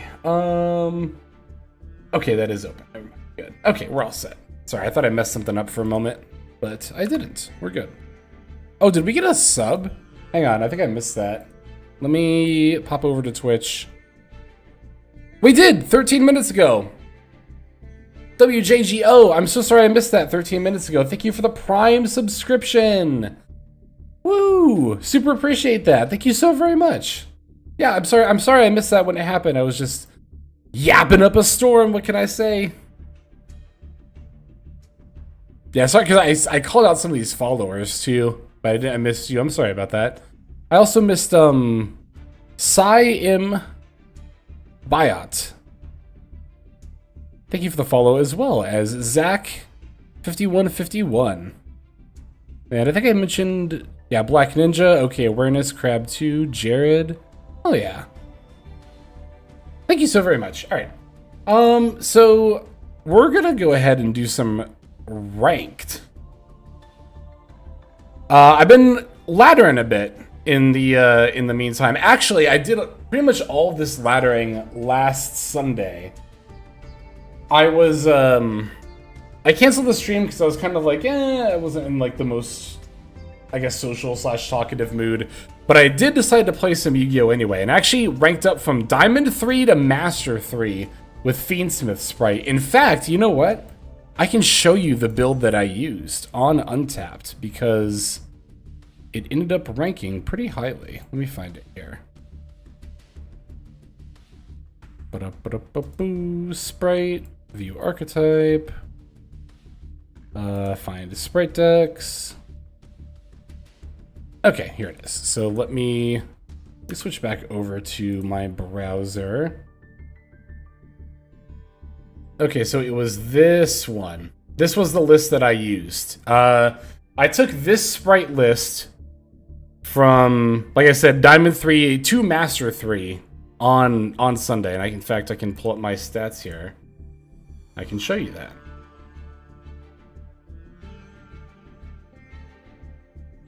Here we go. Here's the bulk of my climb. And as you can see, I was actually losing like a fair amount of coin flips in this little streak here. I had a nice little win streak of coin flips right here, but yeah, 18 and 7. Once I hit Master 5, I swapped over to Memento for a little bit, but actually I did go up from M5 to M4 with Memento. That's right, but then I lost a bunch of games in a row, and I was about to rank down, so I was like, okay, let me switch back over to Sprite, and then I just kind of been playing Sprite, Fiendsmith Sprite here and there. So this was the build that I did the majority of my laddering with, but I did also switch it up a little bit. I'm going to talk about the new build here in a second, but something that I am pretty decently proud of is that if you sort by win rate on Untapped right now, this list is the second, by 0.1% actually, it's the second highest win rate Sprite list on Untapped right now. And the funny thing is, it was actually the highest the first time I checked, but then I played a couple more games and I lost, and then it got bumped down, and I was like, no, I should have just stopped playing right there. RIP. But whatever, it's all good. Anyway, so let me show you the updated version. It's really not that different than the version I just showed, but one thing in particular is you'll notice that although I'm playing Fiendsmith, I'm not playing a lot of the extra deck package, right? When it comes to the fusion monsters, I'm only playing Lacrima. I'm not playing Desiree. And Moon of Closed Heaven is also not here. And there's a reason that we play this very specific extra deck Fiendsmith package. And that's really going to be more than anything. Actually, let me switch this real quick. There we go.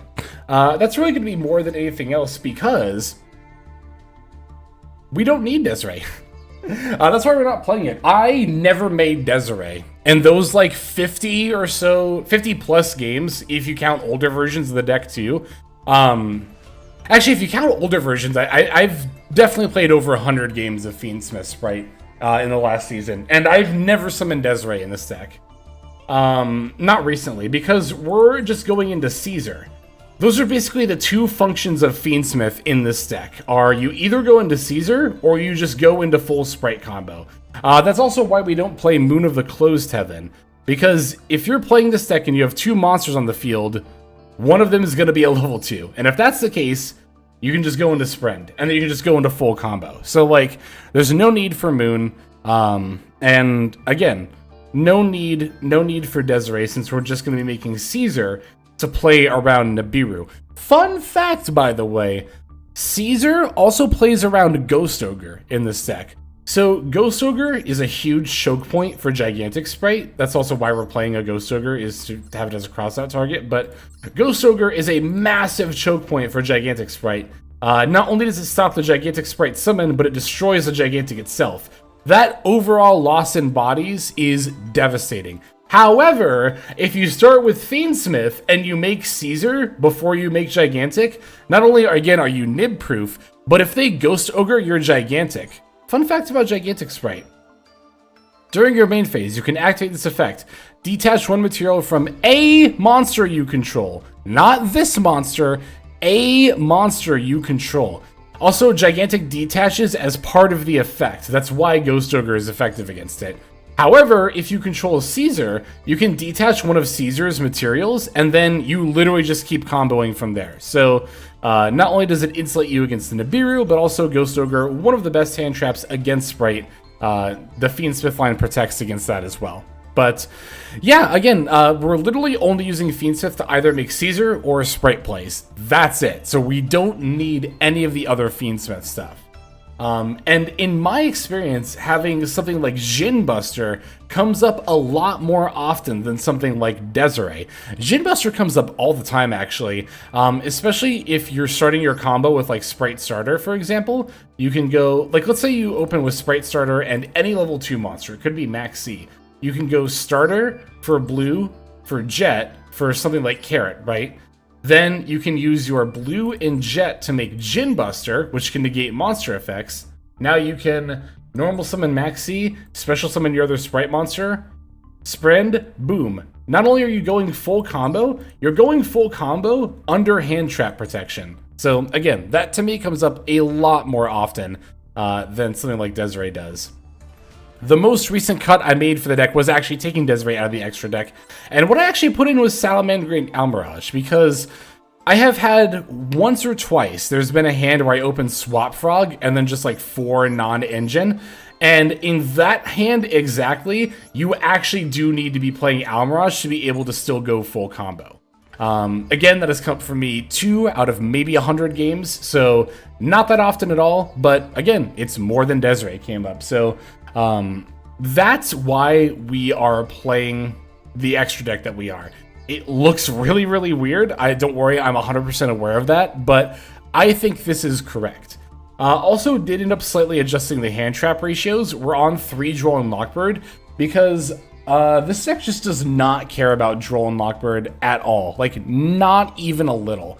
That is another thing that I found out very, very quickly as I was doing my playtesting. Your only searches in this deck, I mean, yeah, we do have the Fiendsmith stuff. So, like, if you go Engraver, search tracks, that sucks. Like, that, obviously, Droll matters, but if they Droll your blue search, even if you're searching for a Jet, you can still just go blue plus Jet into, where is it? Sprend, Dump, Angler, full combo. Like, you actually just don't care about Droll when it comes to just blue and Jet. So that's why we're playing a full playset of 3 as a counter to Maxi, one of the few hand traps this deck does care about. But yeah, this build is like not only maximizing efficiency in terms of like your starter to hand trap ratio, but also just how you are able to combo and insulate yourself from hand traps. Blah. So that's pretty much where we're at right now.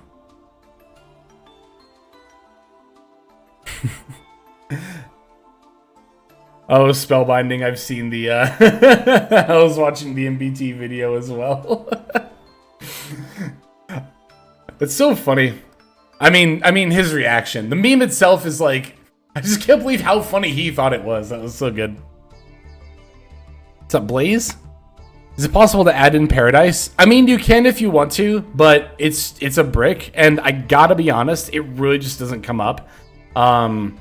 With this deck, with this build in particular, the way that this deck combos out, the only time that you are gonna actually have Requiem and Lacrima in your graveyard is if you get hand trapped. Because if you don't get interrupted, then you're gonna shuffle them back to make Fiendsmith's Lacrima and then make Caesar.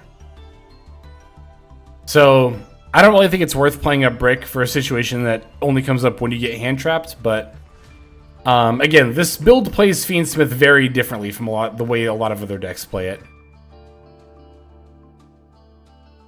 Thanks for the follow, Aeson. Alright, let's go ahead and start laddering.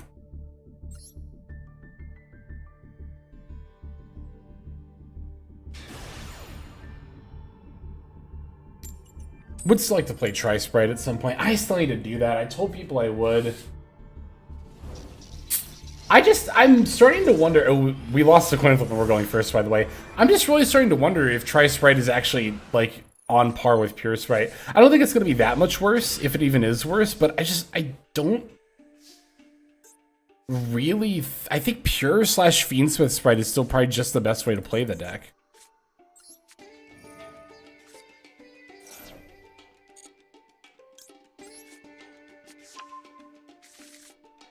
Explain White Woman.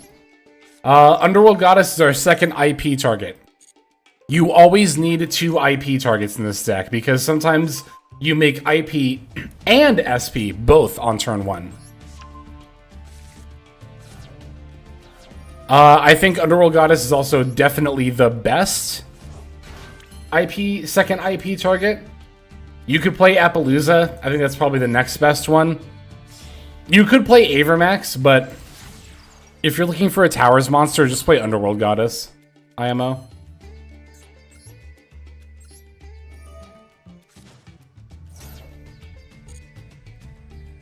I'm actually going to special summon the Lacrima from hand. That looks really weird, but I could still normal summon Ronin and go into Sprite plays if I do it this way.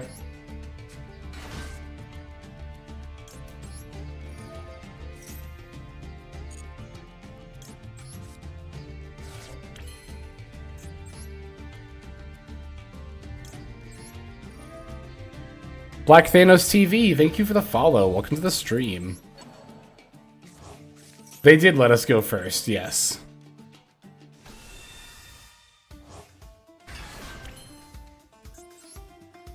I'm thinking it's probably Tenpai then. Could be Sky Striker, could be Ancient Gear. Are probably the next 2 most likely options.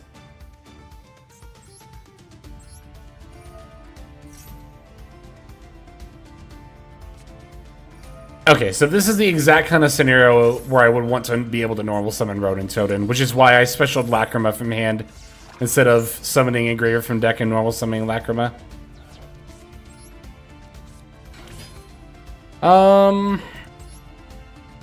I'm not scared of Nib. I'll just go into Sprint here. If I was really... Well, the thing is we already are over 5 summons, so even if they have Nib in hand, if I summon Gigantic here, they can just Nib after the summon goes through.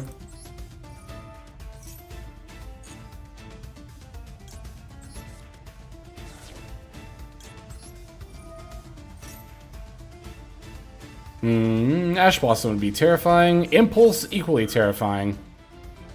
Alright, so we're going to have to end on Sprint Pass. We have Droll and Ash Blossom, which is pretty solid going into their turn, but obviously I'm pretty reasonably a little bit scared here. Also, Impulse is interesting. Tells me that it is almost assuredly Tenpai. Also, I know I was just talking about how, like, oh, Fiendsmith in Paradise never really comes up. This is the kind of scenario where it does come up. This is also completely fine. I do not care about this Impulse.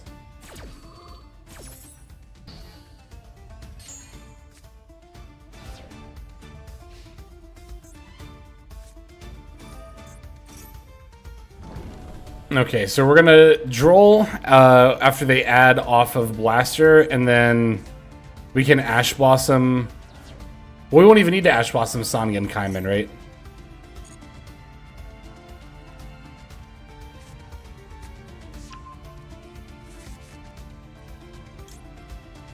Does Droll actually stop us from getting FTK'd here, though? Because I can still normal Shundra battle over Sprend. Oh. I don't think it does. I think we're absolutely just getting OTK'd here.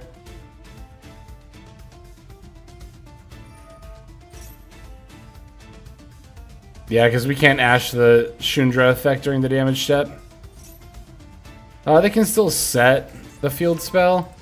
And they can still pop it. Yeah, we're dead. You're right. I'm just going to concede.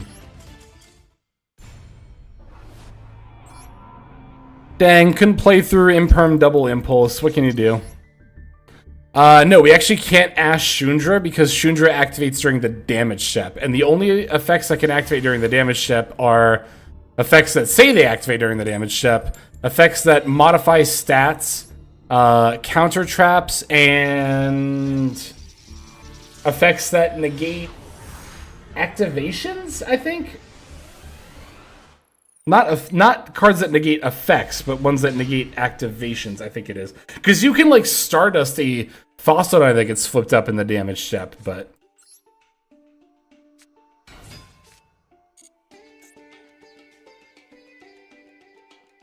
Okay, if they max see me here, I'm absolutely just going to fire off Droll. Like, even if it means missing out on my Sprite Blue search, I don't care. Okay, it was negating activation. That's what I thought it was. This so doesn't matter. This is completely fine. Don't ever Valor, Ash, or Imperm Blue or Jet. It so unbelievably doesn't matter. Like, literally ever. Yeah, I'll just go into Sprint.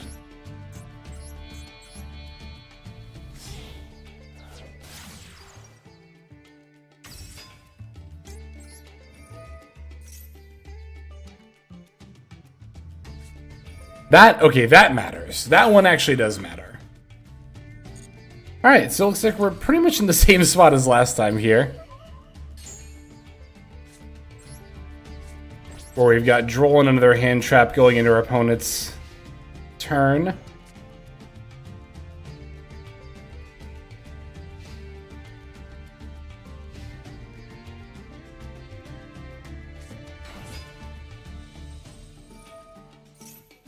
Barrel, huh?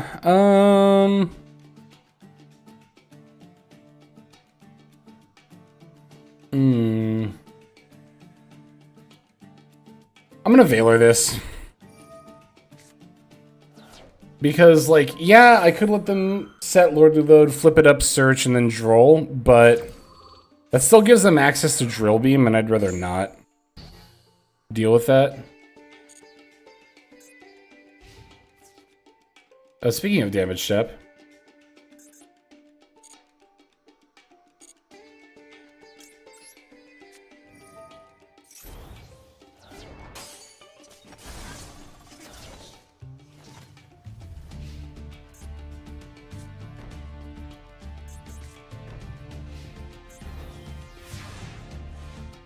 Alright. That's a fantastic top deck. Is there any... I don't really think there's much reason to play it during the draw phase. Oh, wait.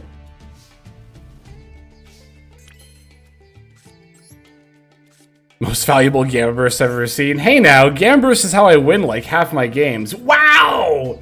Ah, that sucks. You know what? That's fine, actually, because I can still normal summon Droll, go into Elf. This is a Gamma Burst Graveyard effect, right? Yeah.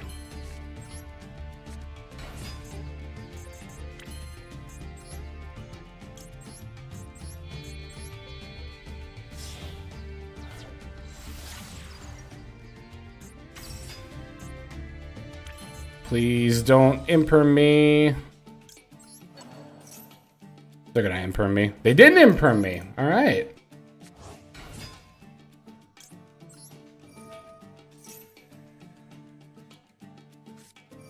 Purging the blue. That's fine.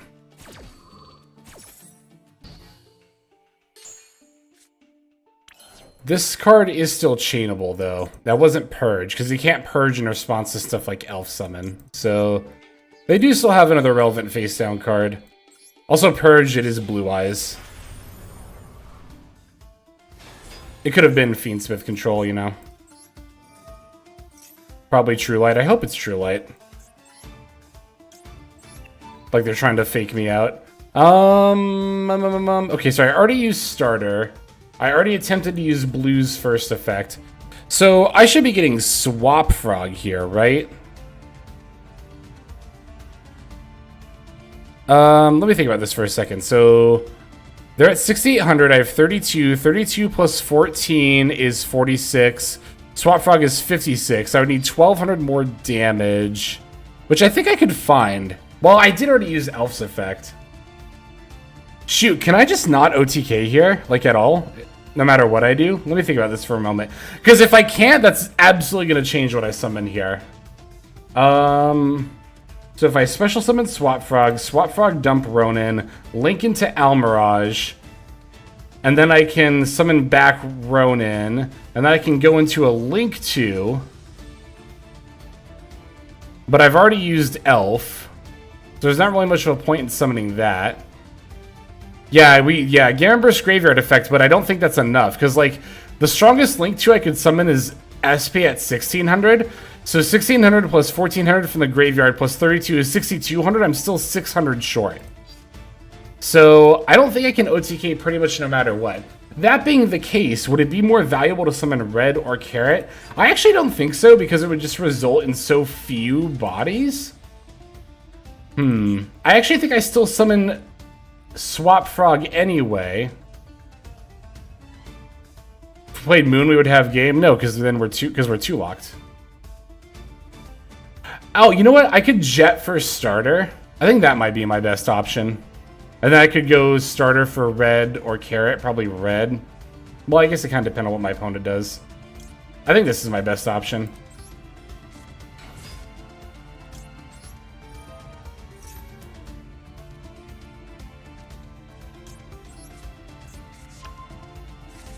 Yeah, 45 plus 14 is 59. Yeah, just still not quite enough. Alright, I'm just going to battle here.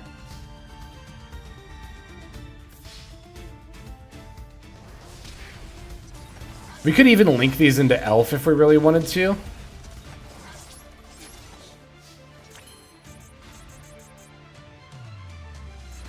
Or SP. We could link them into SP. Banish the face down. Have an SP tag as well as sling the starter into. We could also... There's no need to banish the Ether Barrel from the yard, right? Yeah, we'll just go for SP here.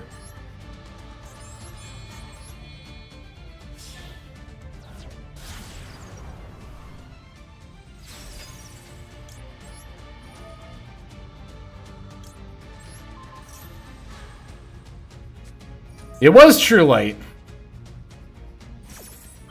Very glad we SP'd that. They're gonna set the search spell. Yep, and then we can go draw phase starter for Carrot.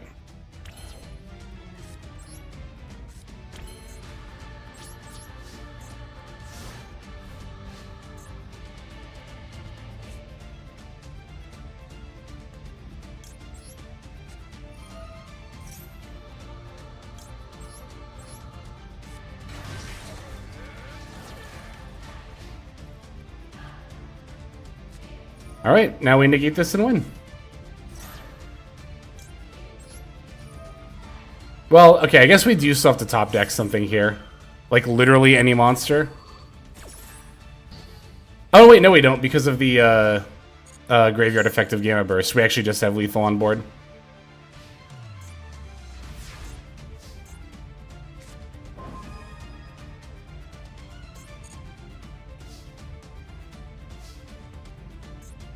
Yeah, Gamma Burst was valuable in a way this game that it isn't typically. This card is extremely valuable at OTKing, but, like, you usually don't close out the game with Gamma Burst quite like this.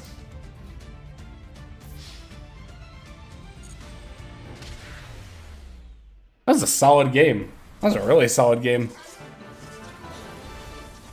I'm glad we stopped and thought about that Gigantic. There are a lot of players who would have clicked through that, like, a lot more quickly, but... stopping and thinking about what we summoned off that Gigantic was crucial to that dub right there.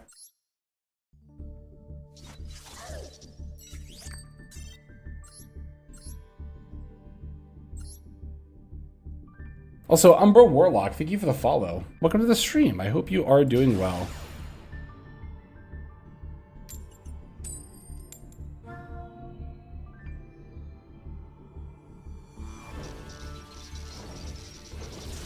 Woo! Alright, let's see what we got.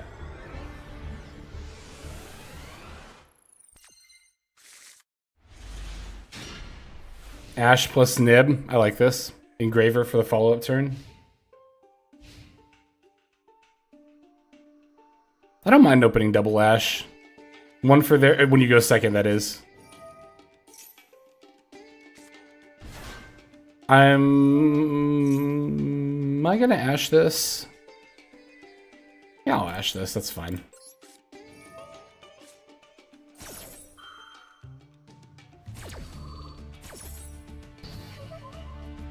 This is the good ash target. I was just trying to think if having Nib in my hand changed that. Because sometimes having multiple hand traps changes when I want to do something. I'm much less scared going against Memento now that I have a decent amount of experience playing this deck. Okay, so they had the Goblin anyway. They used their normal summon on it. They're going to dump Gaddock plus Sleepy. Gaddock F to summon. Gaddock F, add back Sleepy. When are we going to Nib them?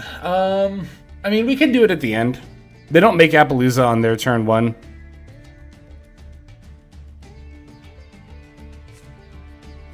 They mill Darkblade and Fusion. That is very confusing.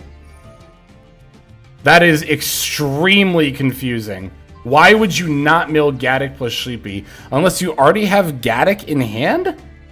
But even then, there are definitely better things you could have milled. Okay, well this, yeah, we're playing. Oh, okay, so Gaddock was in hand. I'm not a big fan of 1-for-1 in this deck. I'm not gonna lie. I'm really not a big fan of it. There are worse things you could play, but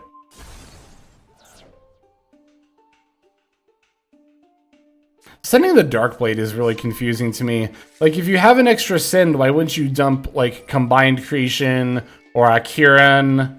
Or, well, probably just those two.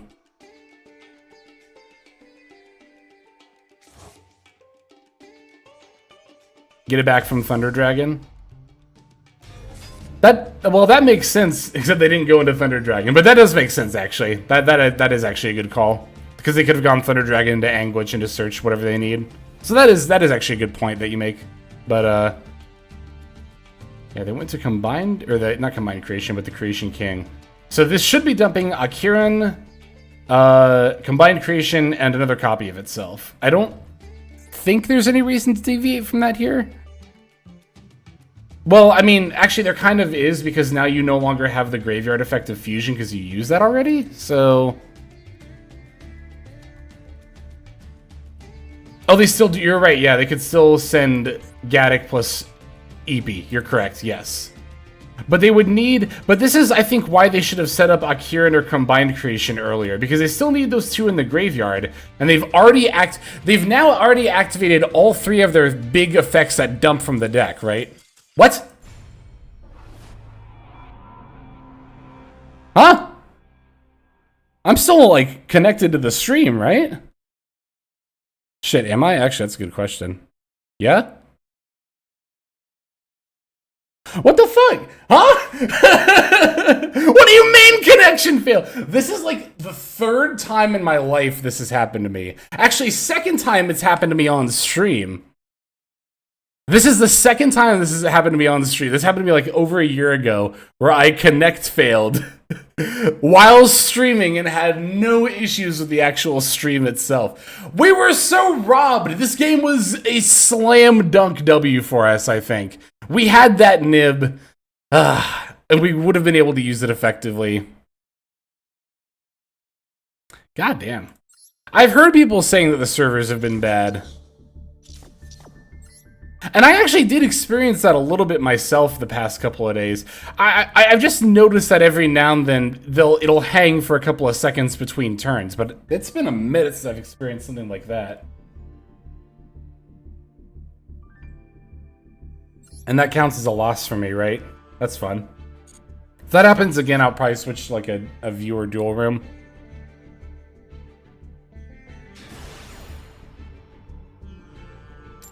Unfortunate. Super unfortunate. Woo! I always love that Sprite Blue makes the, what do you call it? Mario 64 sound.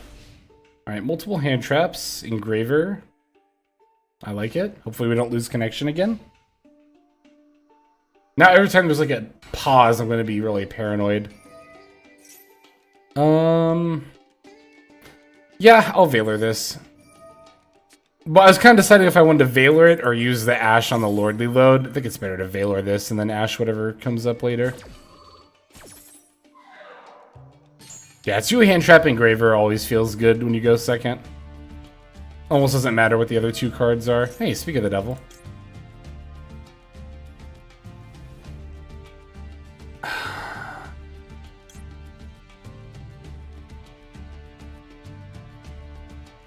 I'll wait for the Requiem.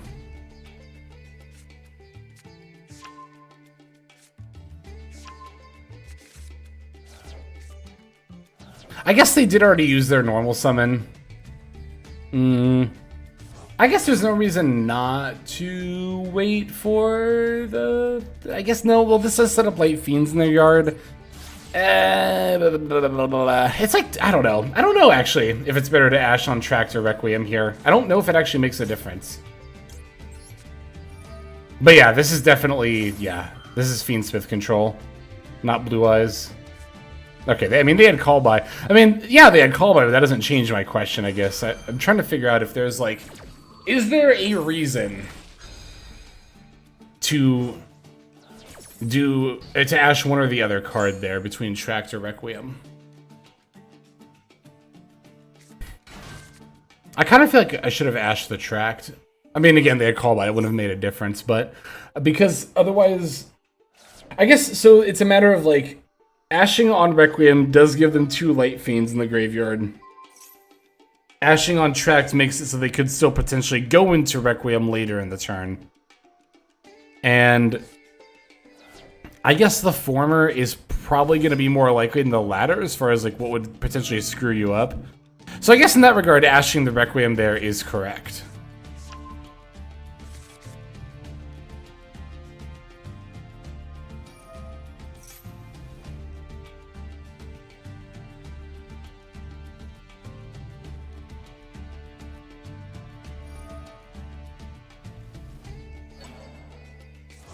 We Ash Tract and the Extender would have made it a worse play.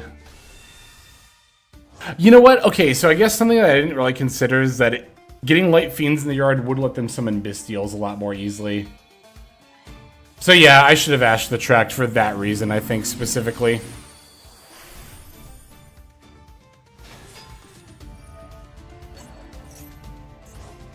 Well, I did a Valor in here, to be fair.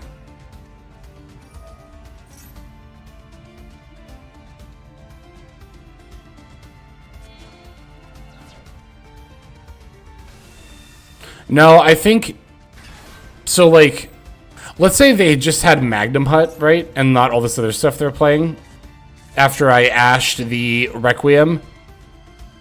And let's also assume, for the sake of the argument, that I don't have Valor in my graveyard. So that does actually matter if they have a Light Fiend. Then they could have Magnum Hut banished one of their Light Fiends to summon. And then linked Primite. Like, they still could have linked into Moon of Close. Well, but then they would have already gone into Requiem, so it wouldn't have mattered. If they can go into Moon of Closed Heaven, right? Right on time, Ghost Ogre. Actually, that Ghost Ogre might still come up. Feeling pretty doubtful of our ability to play through this, though. Caesar plus Spheres is pretty brutal.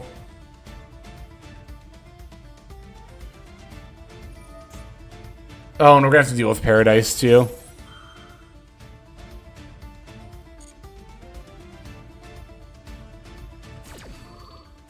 And I'm just gonna give them the dub. I don't think we're gonna be able to play through that. We can Ogre Caesar, but it still negates our summon, unfortunately. Like, even one summon negate on top of everything else there is a bit too much.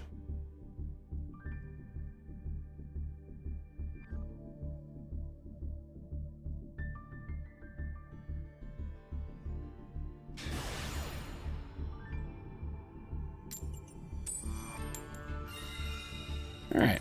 Win to the coin flip. Love to see it.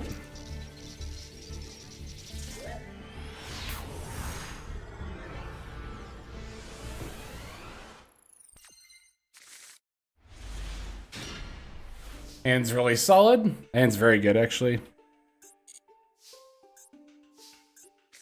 I'm gonna lead with Fiendsmith. Always like leading with Fiendsmith. Not only does it bait out hand traps, but your opponent won't know what you're playing necessarily. Like, I don't think anybody sees Fiendsmith cards and immediately assumes they're playing it Sprite.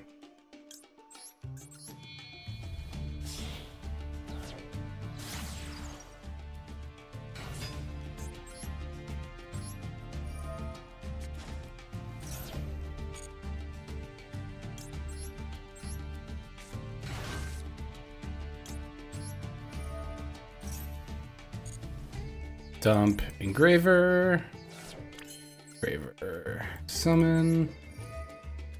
There are some times where I'm a little tempted to like in a hand like this, you know, I'll admit I'm a little tempted to like normal blue special carrot then do Fiendsmith stuff, but like, I don't know, if they imperm my...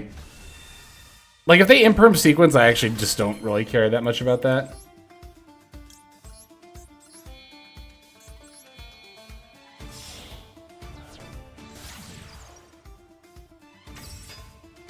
I would definitely hold off on spending gems. I would at least wait for the ban list. Not that I think they're going to hit Crystron specifically, but...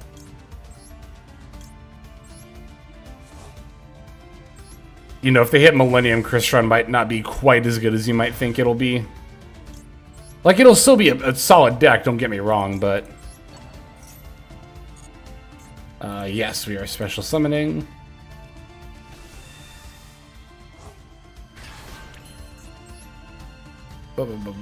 Caesar. Whee! Alright.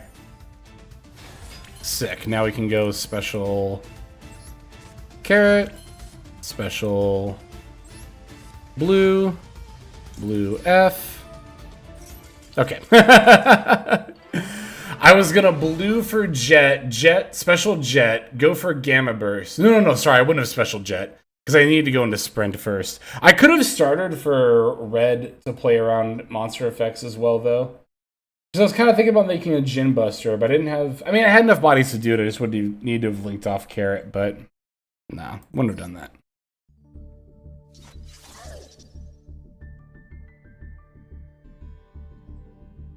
Millennium getting power crept by Detonator won't be a meta engine very long. I don't understand that.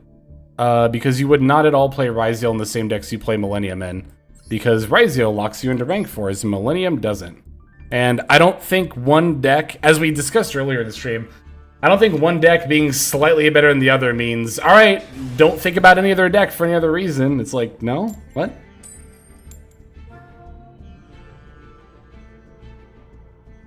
Losing the coin flip going first again. Probably Tempai.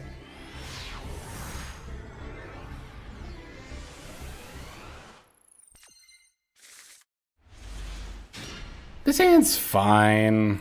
I'm not super excited about it. I'll lead with normal summon Lacrima.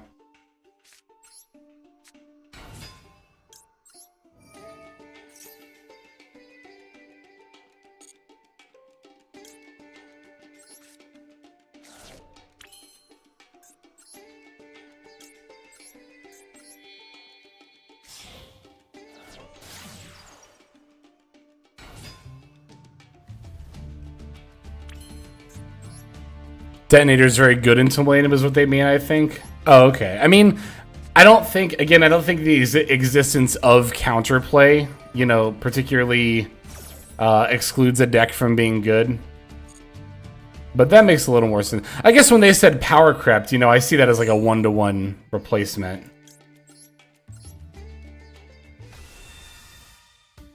I mean... Okay, like, I wasn't maliciously trying to conflate an argument. It's the way you phrased it is what made me think that way. Like, I don't think you were that obvious about what you meant. But I really appreciate you assuming that I'm malicious instead of making a mistake. That's awesome. Alright, is there any amount of plays I could do that would really be worth it here? Like, I can summon Engraver back from the graveyard for free and go into a Caesar. That would give them 1 draw. I think that's worth it. Yeah, on top of everything else. Let's do that.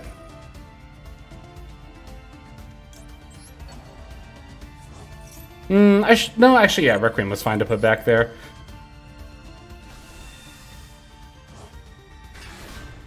I was about to be like, maybe I should have put back the, Lacrima, but it's like, what good does Requiem do? Well, I guess Requiem, to be fair, would be in the graveyard with the Engravers to be used as, like, disruption on the follow-up turn would be the reason to keep it in there. So I actually should have shuffled back the Lacrima. It's probably not going to matter, but it could.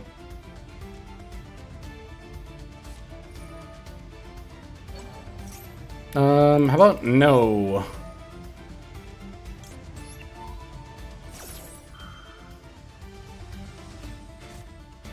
Oh, brutal. You know what? That's fine. I can just chain one of my Maxis. At least get a draw, if nothing else.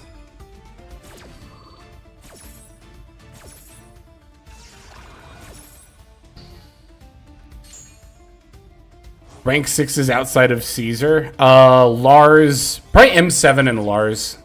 Beaver, where were you like a minute ago? That's fine.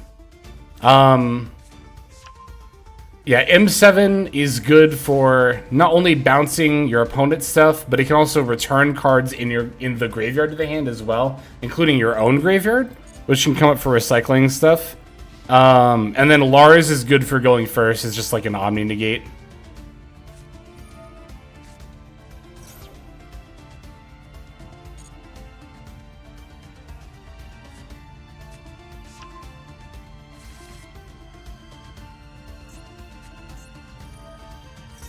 Alright, I will... No, I don't need to chain Maxi yet. I'm going to chain it to Lurief.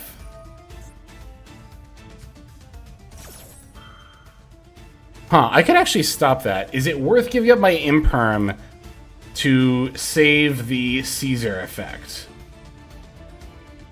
Okay, which do I value more? I think if it's Tempai, then Caesar being able to negate the Shundra and destroy it is really good. Yeah, and also if they have the field spell, the Imperm won't be as good.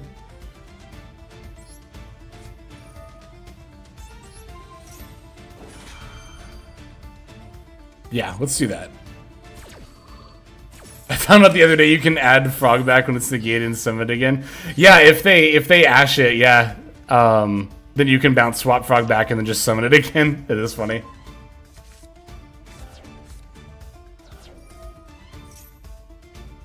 Okay, I'm not chaining Caesar to this. I'm chaining Maxi.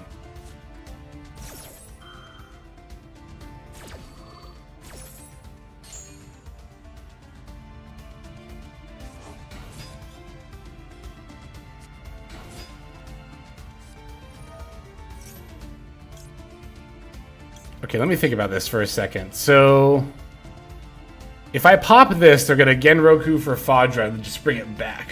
I could alternatively save this for either Genroku's effect or a Synchroing effect. Since using it right now does nothing, we're not going to use it right now.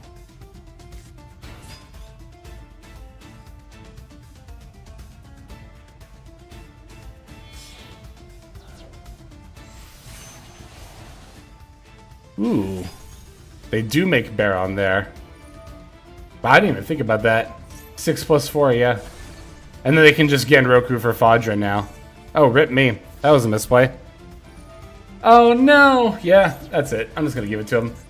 Yeah, so I definitely should have activated that there. I mean, would it have really made a difference, though? Like, I think I was just screwed either way. Because if I would have... Let's see. Caesar... Caesaring the Lurie. Yeah, no, I wouldn't have... Or, not the Lurie, the Shundra. Yeah, I would have been dead either way. Because they could still Fadra. Genroku for Fadra, for Shundra, for Baron, for Pop, for... Wait, would that have been lethal? Wait, hang on. I Caesar, negate destroy the Shundra. They Genroku. They go for Fadra. I mean, they still would have had Lurie. They would have had enough. Dang. Oh well.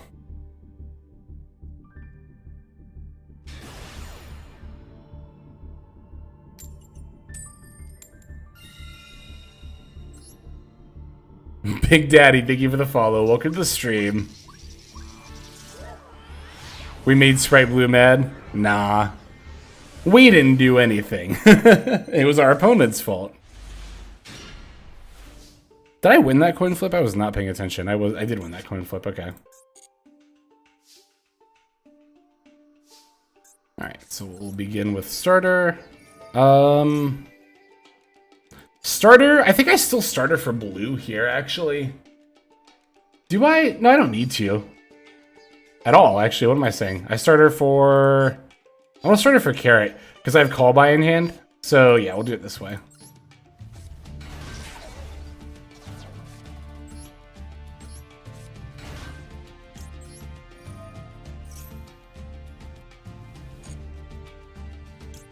One thing I hate about this deck is that it hard counters Nib. Funnily enough, I find myself playing into Nib a lot in the scenarios like this, because I'm about to make Sprint and not Gigantic here. We'll get another starter, yeah.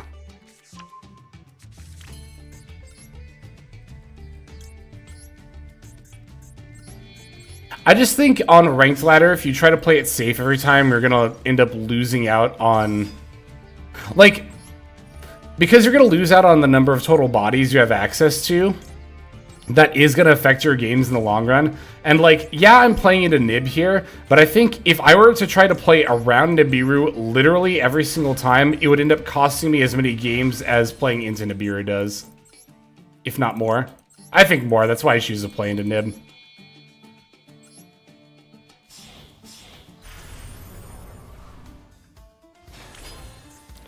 Also, yeah, Nibiru is almost always a one of if they play it, which I think Nibiru's play rate is under 50%, so it is, like, reasonable to expect your opponent to not be on Nibiru.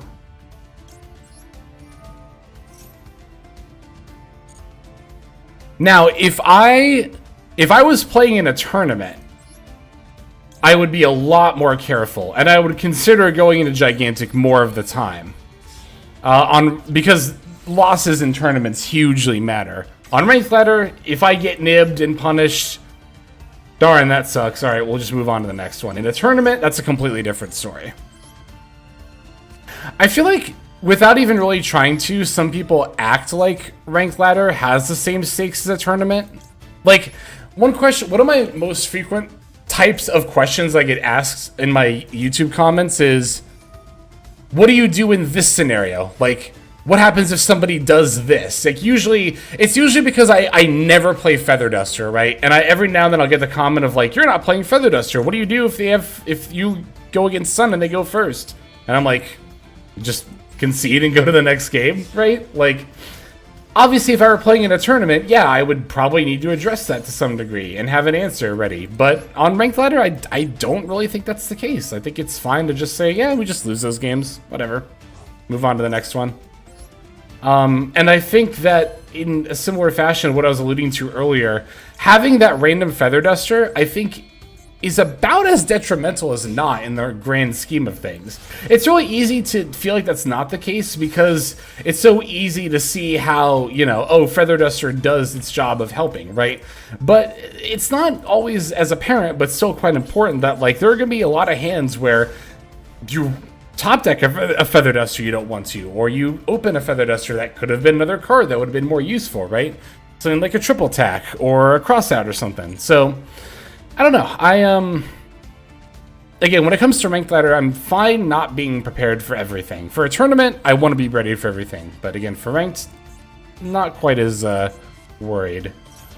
Oh my god, we get to call by Dragoons. It's gonna be so good. Do I need to chain anything right now, though? I'll chain Elf right now. I don't need to, actually. No, you know what? I will chain Elf now, because I want more bodies for pretty much all of my things here. We're gonna Elf for starter. Rabbit is fine in this deck, but I don't love it, because you could just make Little Knight instead, and then IP into your second Goddess target, or your second target, which is in our case Goddess.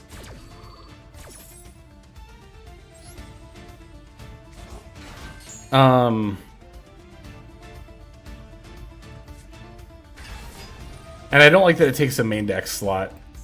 This search is what? A mermail monster? Alright. I'm gonna go Jet.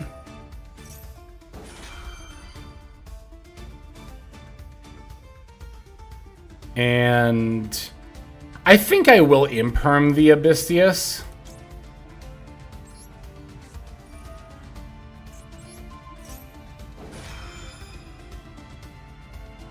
Let's just keep them what's in their hand and make them play off that, right? Okay. I wondered if that was going to happen. Yeah, Call by Dragoons is like always game, but I also wanted to make sure they didn't get the Abystius Surge, because it would have been easy for them. Like, yeah, Call by Dragoons does it by itself a lot of the time, but there is a world my opponent still could have had plays if they got the Abystius Surge. So what I was thinking about wasn't the Call by. I was always going to Call by Dragoons there. I was more just thinking, like, do I need to imperm Abystius? And I ultimately decided that it was right to do it there.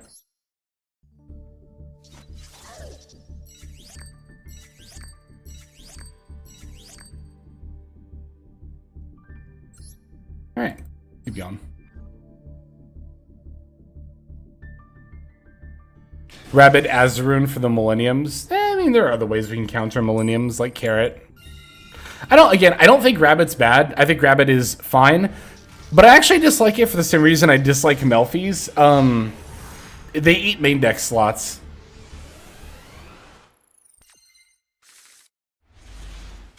Oh, this hand is god-awful. We normal summon Angler here. Do we? No, we normal summon Beaver here. Wait. No, we actually do normal summon Angler, because we can actually use the other Angler. This hand's like... Okay, this hand is not quite as bad as it looks. It's not ideal.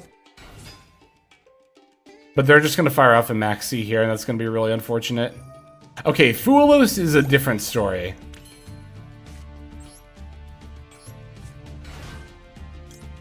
That's not as bad. I'm still going to take Starter here. And...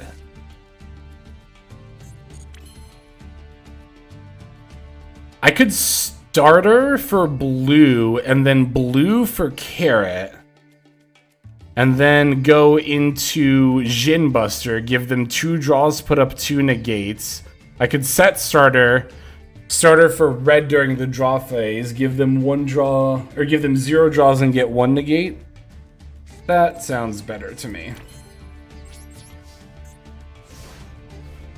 Could have also thought about making SP, but I don't really think that's worth giving them a draw, especially alongside red/carrot off Starter. Like, you're not going to use both. You're still going to only use one or the other, so...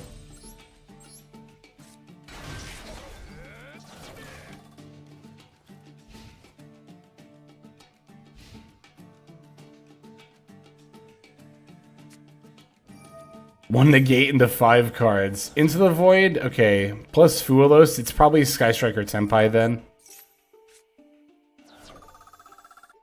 Could just be straight up Sky Striker, but Into the Void specifically makes me think it's the Tenpai variant.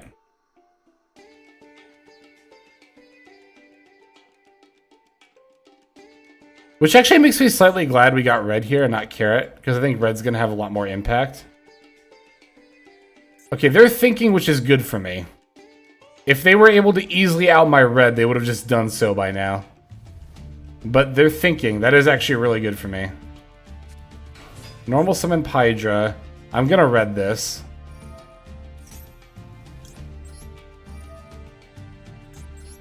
And now we just hope. Now we literally just hope that this was enough.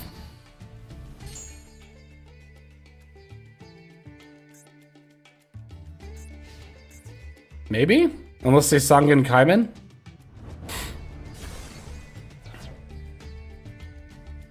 Alright, see? Okay. I had a good old-fashioned feeling. I had a good old-fashioned feeling that we're going to be good there. Because I really feel like if they had... Yeah! Yeah! Because I really feel like if they had, like, an easy out to this red, they would have just done it right away. That's why I don't know if anybody else gets that. This is something that I started picking up on in, like, my Hearthstone days when I was playing that. If your opponent isn't doing anything for, like, more than 10 seconds, that's actually really good for you. Especially if you have a really weak board. If you have a really weak board and your opponent takes more than 10 seconds to think, you're in a really good spot. Because that means they do not have an easy out to whatever you have. That was good. That was good. nice hand, idiot. Oh, that's funny. That's good. Also, yeah, if I see Into the Void, I immediately assume it's Sky Striker Tenpai at this point.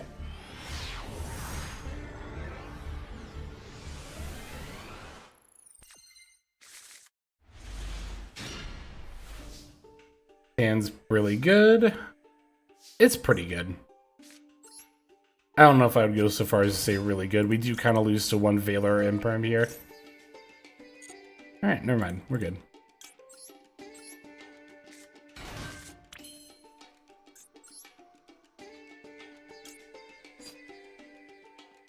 Yeah, I'll make Sprint first. That's fine.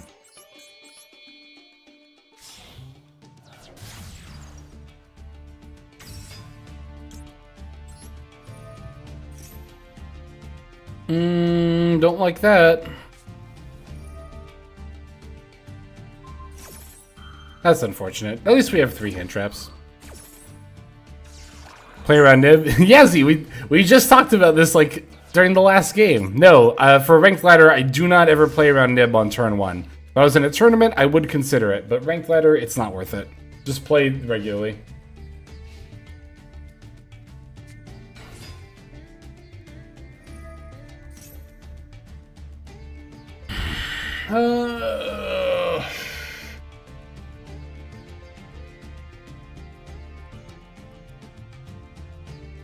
Oh, this is difficult.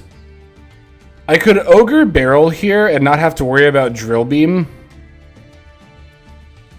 Why would I worry about Drill Beam on their turn? This is fine.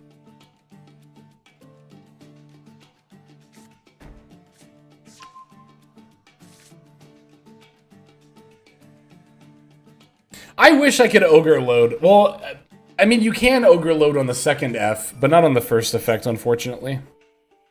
Because Ghost Ogre only works on spell and trap cards that are already face up on the field. We're still going to drill them for sure, but yeah, Ogre only works on spell and trap cards that are already face up on the field, and Lordly Load searches as it is being activated. So unfortunately, wow, really? That's fine, I guess. So unfortunately, you can't Ogre on the first effect. I really wish you could. I really, really wish you could, but it sucks. I hate it. I hate that you can't Ogre the first effective load.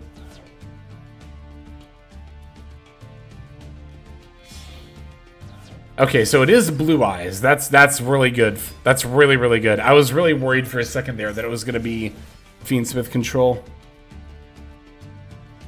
No, we're going to save this Ogre, of course. We're going to save it for the True Light. Nib also is, like, so good here. I'm not even going to Ogre... I could Ogre the field spell.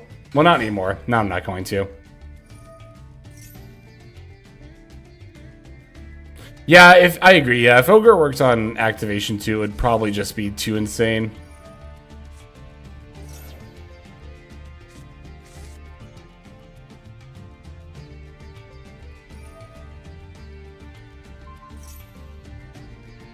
I feel like that was them checking for Ogre.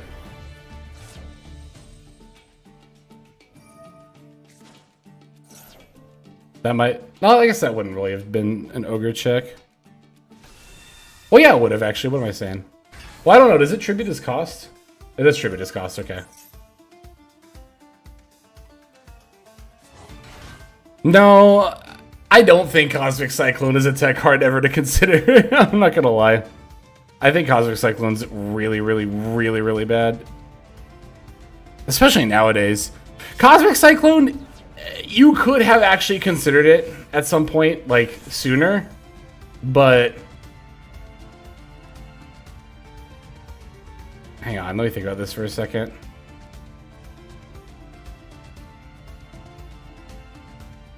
I think... yeah, you're right. They have to go for True Light at this point. And they could make Baron. That is true. We have to nib here.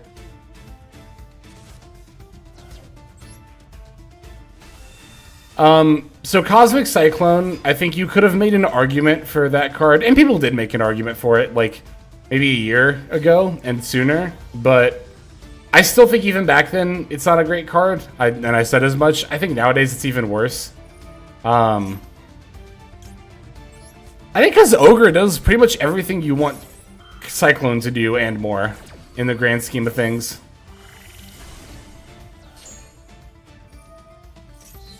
I mean, obviously the exception of being able to hit, like, floodgates and stuff, but...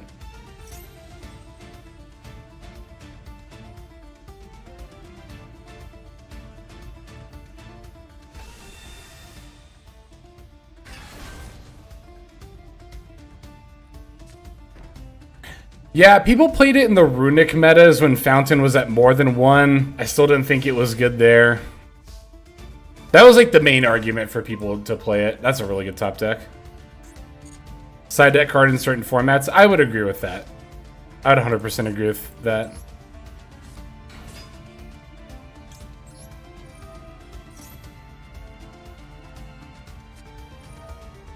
No, I'm just gonna let them drill beam me now and then I'll start her.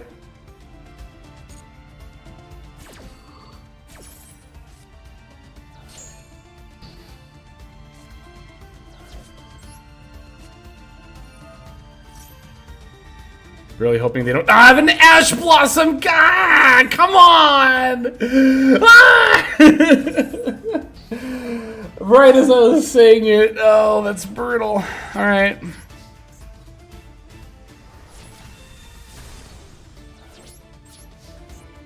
That's unfortunate. At least I don't have True Light anymore.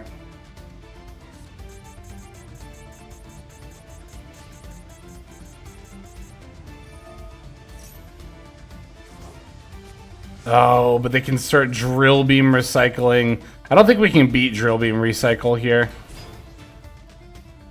Like, at all. I think we just lose to the... Well, I'm not going to concede, like, right this second, but... No, I mean, we're just going to lose. Well, because, like... Maybe not. Maybe we don't, like, just lose. Well, they did just add another barrel, so Drill Beam is going to be live no matter what. But... I guess right now they kind of have to decide between drill beaming my nib and my plays. Obviously they're going to choose to drill beam my plays. But they do have to out the nib as well. Unless, well, now here's the problem though. If I don't start top decking plays, then they don't have to out nib. And they can just drill beam the nib.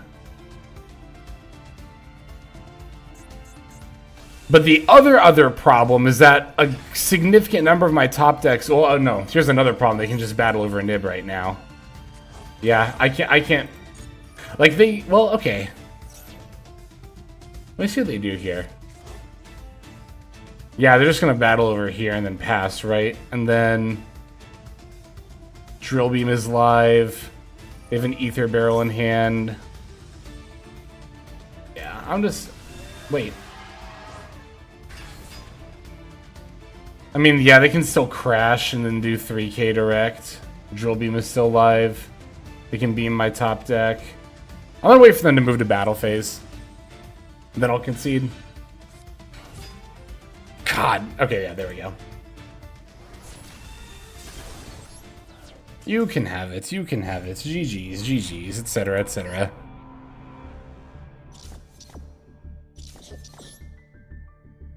Alright, let's keep going.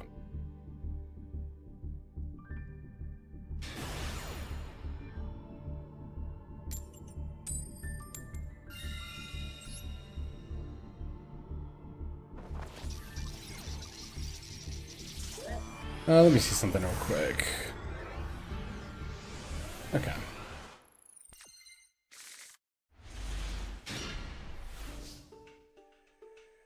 This hand looks very good. We have a starter, we have an extender, we have Ash, we have another starter / extender. Couldn't ask for too much more from a turn 1 hand. I agree, I love Sprite Blue's Lost Animation. It's very good. This is the exact kind of hand where I would let, like, a good number of hand traps just to resolve. I mean, I guess to be fair, I don't have like counters to them right now anyway, but... What do I think about Mermail? I don't know. It's fine. I don't really have very strong feelings about it, honestly.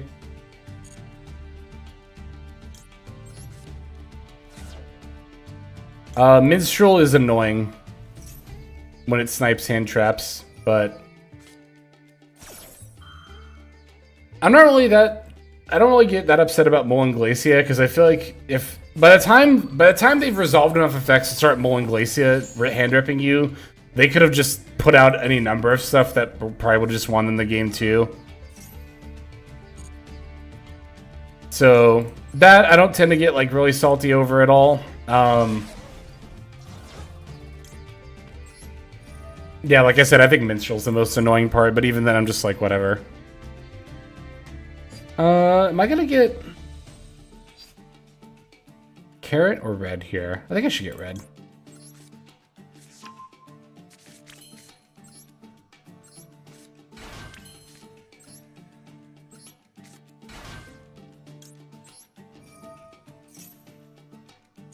I play 2 to 3 Droll in pretty much everything I play, so typically I'm really not concerned about, like, particularly concerned about Mermail.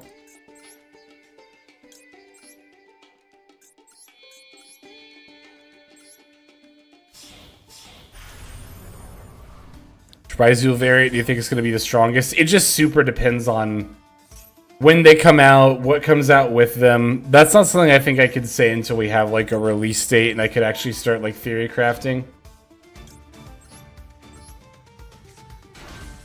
I mean, even right now I couldn't tell you because I would need to see the next ban list first.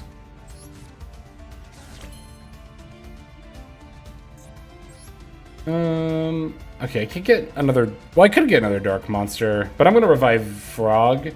So, yeah, we can use Swap plus Jet. I was trying to figure out if I was going to make Gen Buster.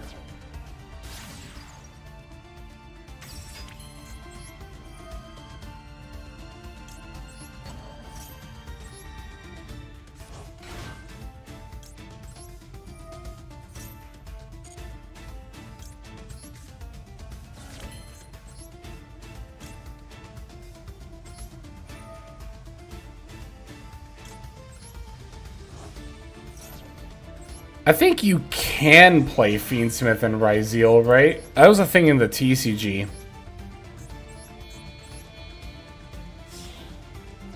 But you can't... You would have to Fiendsmith before doing Ryzeal stuff, because Ryzeal locks you into rank 4.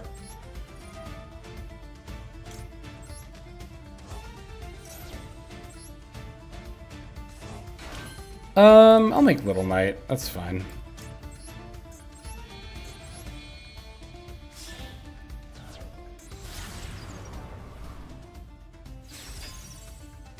We don't need to do that. I'll set this.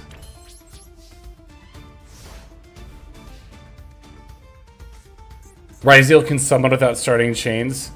Unless Ryzeal is as prominent as Tearlament is, I don't think that's enough reason to shotgun Maxi.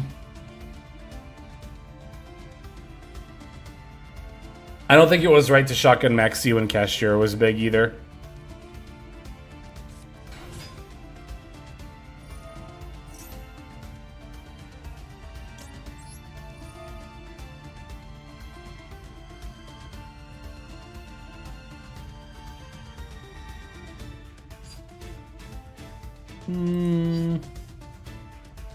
Let's get this.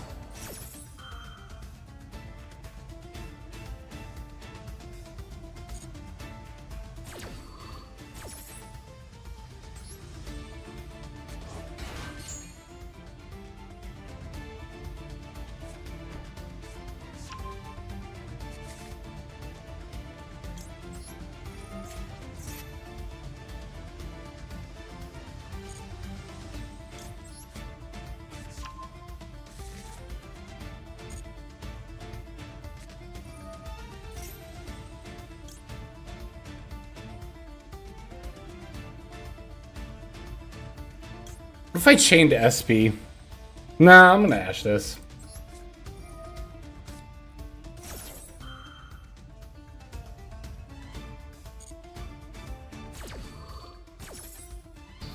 Hey, thanks, Akari. Thanks for coming by. Super appreciate it. Thank you for your very, very kind words. Okay, so it's Blue Eyes.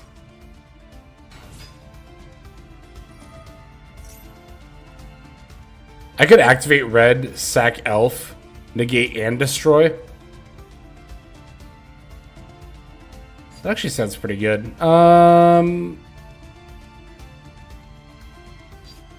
Yeah, I'm gonna do this.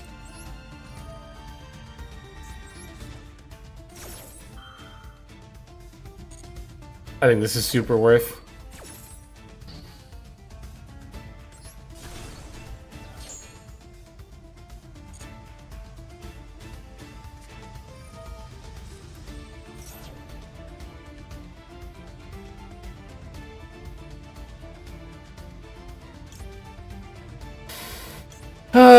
Okay, so if I started for carrot, I won't get to use IP. Well, I could, I just not for Underworld Goddess.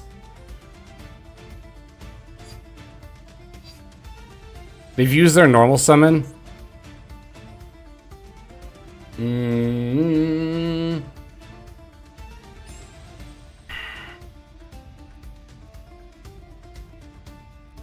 We do still have the SP sack.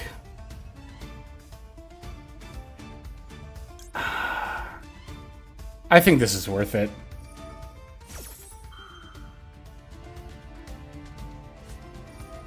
Oh, we're getting ashed. Okay, never mind. Oh, you were saying sack SP for carrot. If this would have resolved, I would have definitely sacked the IP for carrot. Because this doesn't have anything really left to summon at this point. If we got 2 locks, but we're not now, so things are definitely different at this point.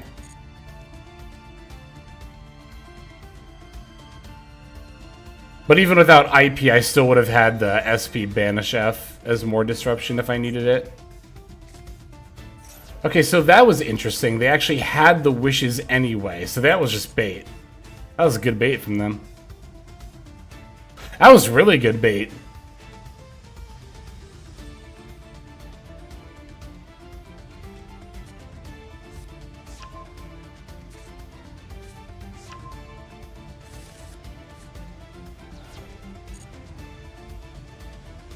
They get Sage.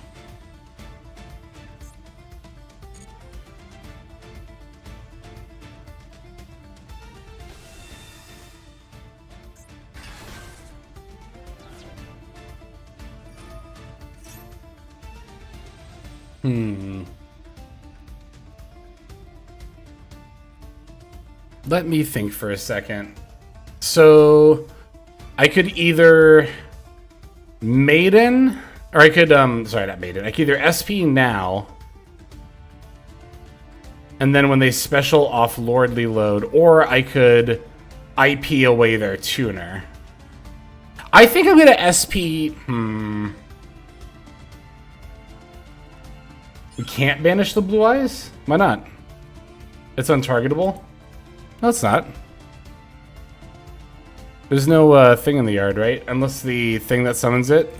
Oh, True Light makes it untargetable. Good call, thank you. Okay, so we're gonna wait for the yeah.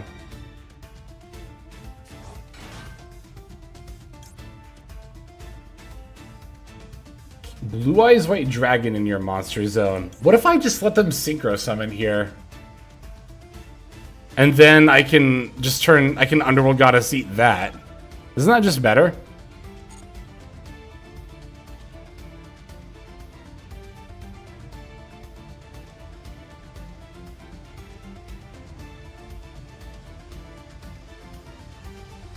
It's not like they can really... I mean, they could chain Spirit Dragon effect, but then I just eat the ultimate Spirit Dragon anyway. Okay, I don't think that really works, though, if... Yeah, they're just going to go for Tyrant now. Alright, so... But then we could target that, because that's not Blue Eyes White Dragon. But this targets anything that mentions Blue Eyes. Or a Blue Eyes monster, I see, okay. Oh, but that can stop, I see. Right. Yeah, now that can stop the targeting. Okay, but this is fine because this doesn't target.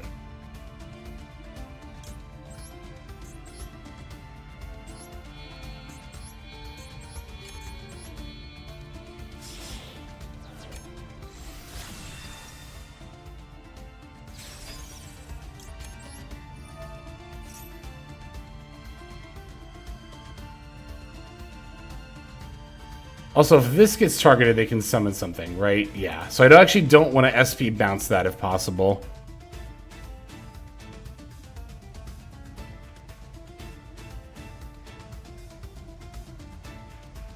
Also, I can negate an effect that summons out of the graveyard, which I'm pretty sure just means I can negate the Lordly Load effect, too. Alright. I'll stop that.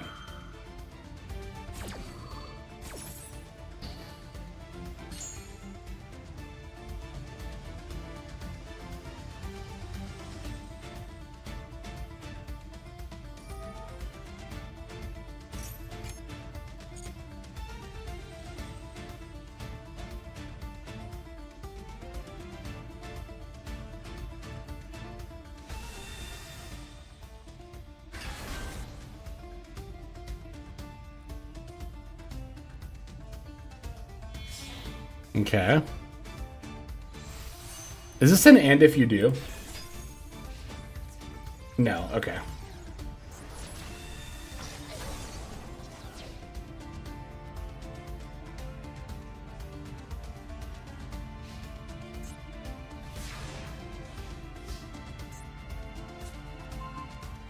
Interesting. Okay. They have both anglers in the yard.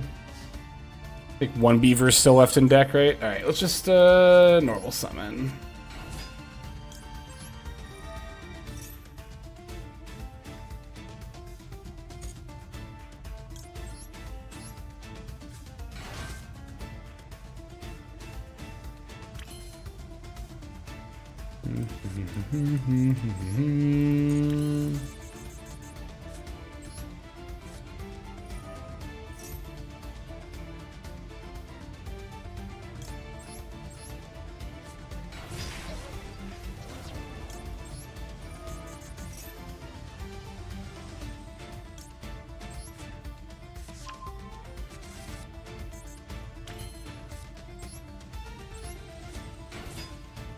I should have summoned this beaver in defense mode.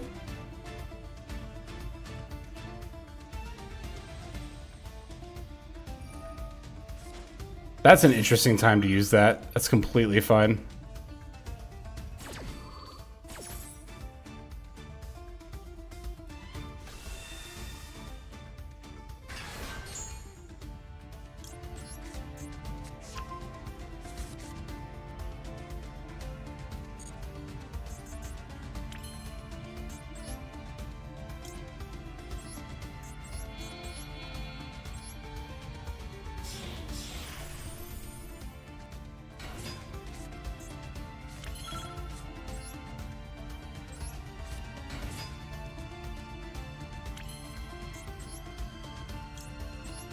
Wait.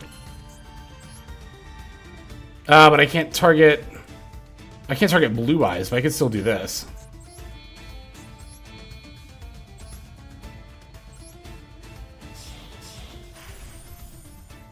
Actually, shit, I'm not going to be able to... I'm going to take too much damage doing that. I shouldn't have done that. That was a really bad misplay. Shit. Fine, that was a really bad misplay. I'm gonna take too much damage doing that.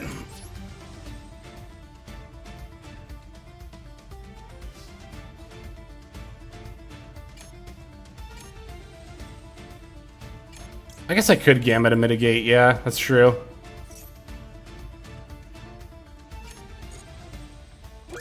Shit, I'm not gonna have enough time to do this.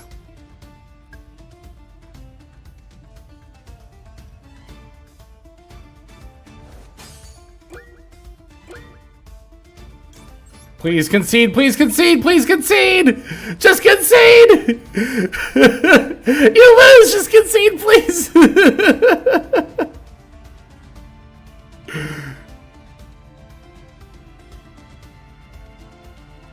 Yes, hit the surrender button. No, come on. Dang. Unfortunate. We wanted Spirit Dragon. That's good.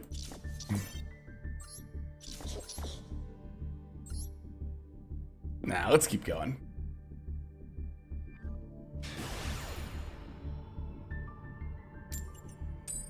That was a good one, yeah, I agree.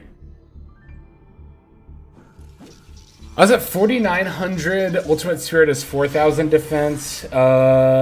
24. So Carrot would have been at 2,400. Jimbo Store would have been at 2,700. I would have taken 2,600 damage from the Carrot attack, and I would have taken. Oh wait, no, I want that on. Thank you. And then, hang on, let me think about this for a second. I think I still would have gotten. No, blah. I don't know if I would have had enough life there, actually. Well, I would have. Well, I would have needed all 3 attacks, though, is the thing, right?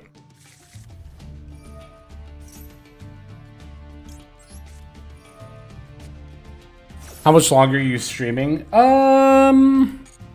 That's a good question, actually.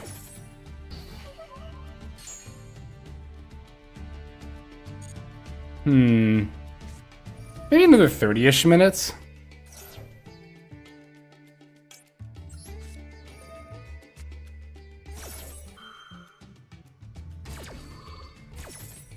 Yeah, I'll probably go... Yeah, like another 30-ish minutes. 30... What's my timer at right now? Like 38 minutes or so. And on an even time.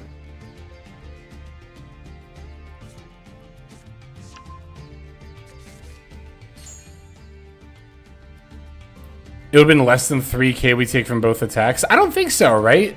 Because Carrot has 1,000 attack, plus 1,400 is 2,400. But Ultimate Spirit Dragon has 4k defense.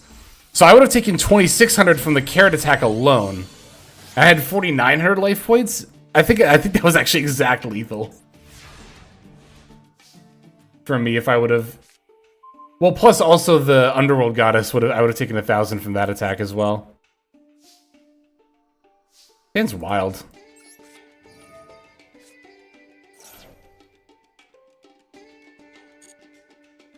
I might actually discard Angler off of Tract. And normal summon Lurie. I've done that before. I think I'm going to do that here.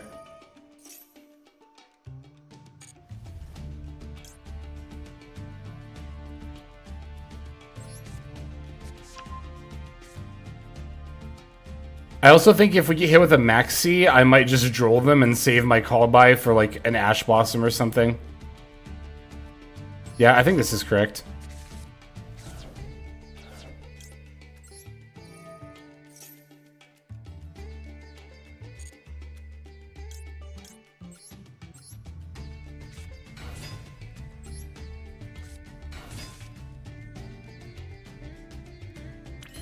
Did you have a pop currently?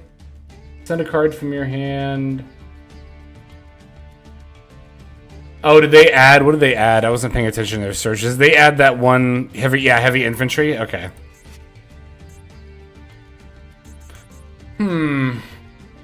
Okay, I'm gonna still do Fiendsmith stuff for a second here.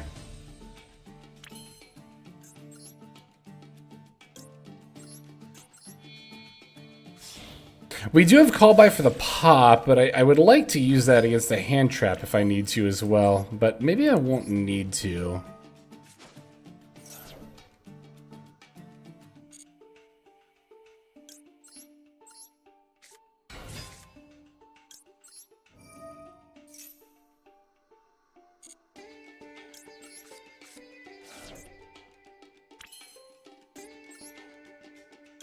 Well, we can force it here, right? Wait, we can force it here. And that means I don't need to call by it, because I don't care if one of these cards gets popped. That actually just does not matter at all. So we can save call by for a hand trap. Okay, that's good. Good. I was hoping that was the case. Unless, what is this? Add a Mermail monster from deck to hand. I don't think I really care about that. Well, I'm call buying the infantry pop anyway. So that wouldn't stop that no matter what. So, okay, this is fine.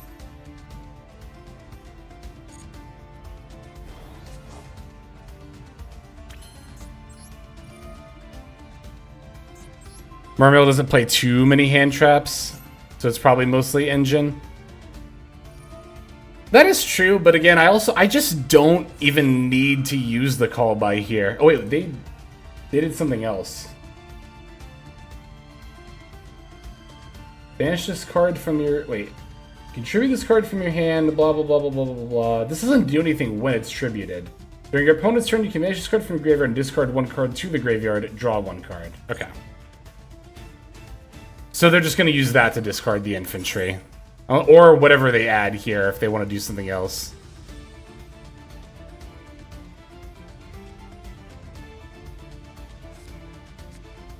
Like, okay, they're just getting a Shadow Squad.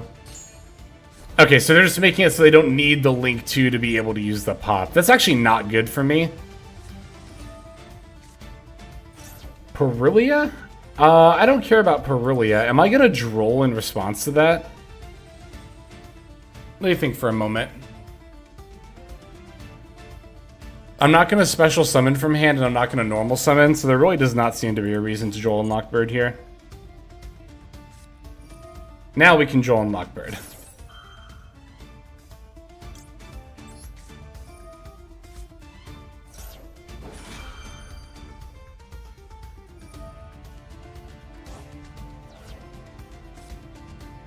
Perfect. Now they're using this at this point, which I don't care. I don't need to call by this. Yeah, I actually just don't care if any of these cards get popped.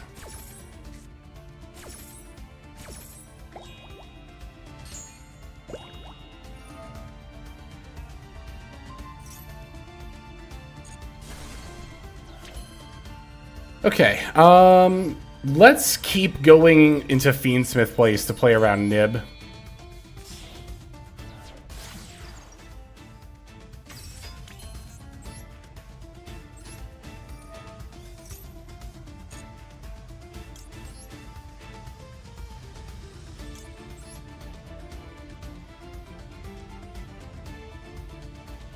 Yeah, that's fine.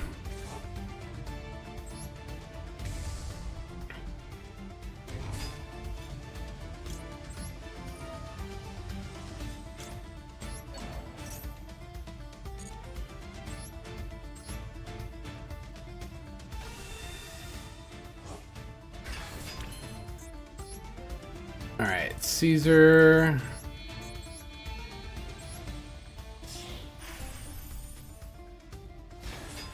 Perfect. Now we can go sprint. Wait. No. Okay, that was last game. Right? Or was that this game? Oh, we can still go sprint. That's fine, because we still have a beaver and an angler in deck. Or we could just go straight into gigantic. It actually doesn't matter. Let's just go straight into gigantic.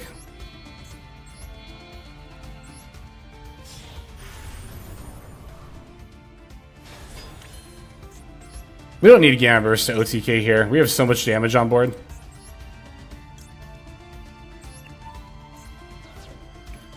Okay, so we're not going to have access to searches. So, ooh, that is worth considering, isn't it? Oh, but that actually doesn't matter. Yeah, that doesn't matter because we actually have Ronin in hand.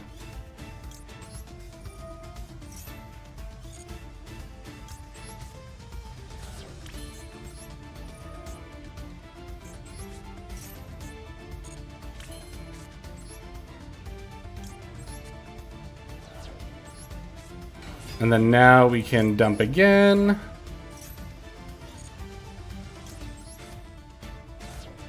And then now we can go Ronin, and then we're gonna Elf, and then revive one of our swaps, and that'll give us enough for lethal.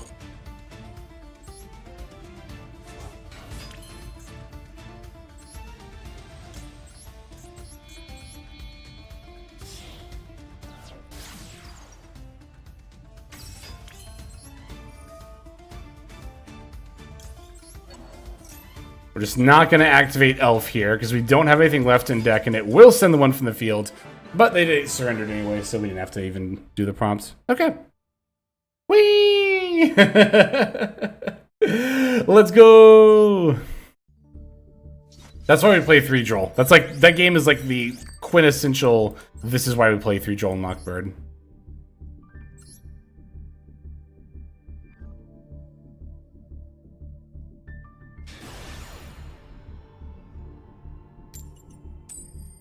Oh, it says got it. I thought that said something else for a second.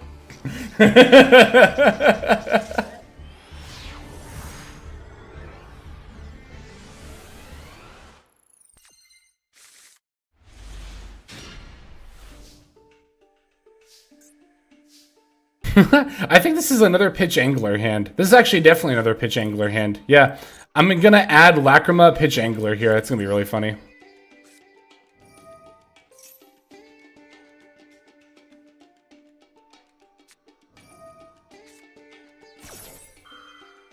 Yeah, that's fine. I'll call by that. Actually, I didn't have to do that.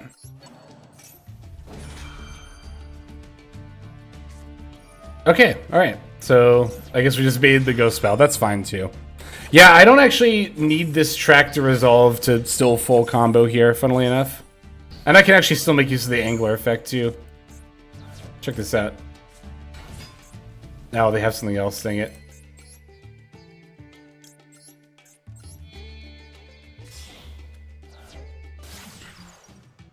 I know! I would love to see my opponent's face when I discard the angler off the track. I would kill to see their facial expression in that moment. I agree. Please don't negate the Lacrima too! Alright, they have everything.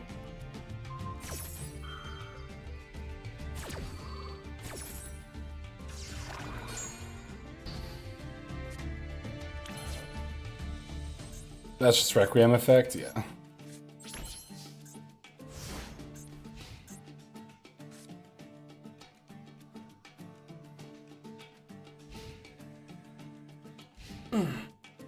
Okay.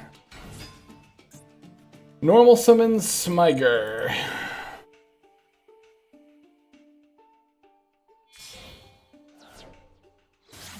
Go into Clockwork Knight. Okay. Smyger F. Banish to add inclusion.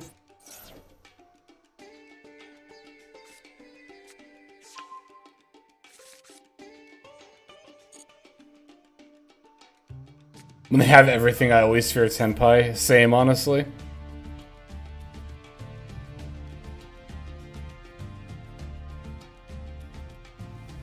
We're gonna play Ash the Sylph here. We don't have Ash. We have Imperm.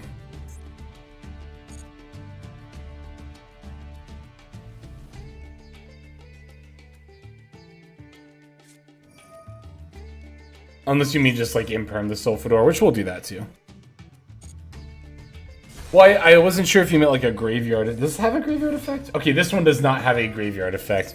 I can never remember which ones have the graveyard search effects.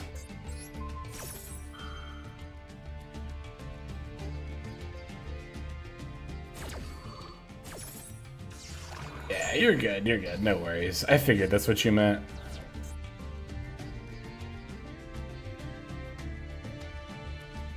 Alright, so is this SP pass? Excuse me. Hopefully. Everyone except Sylph has the graveyard search. Okay, that's actually good to know. Thank you. That's an easy way to remember that.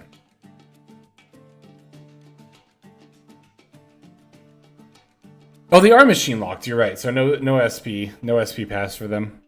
And now they go into Halki Fibrex.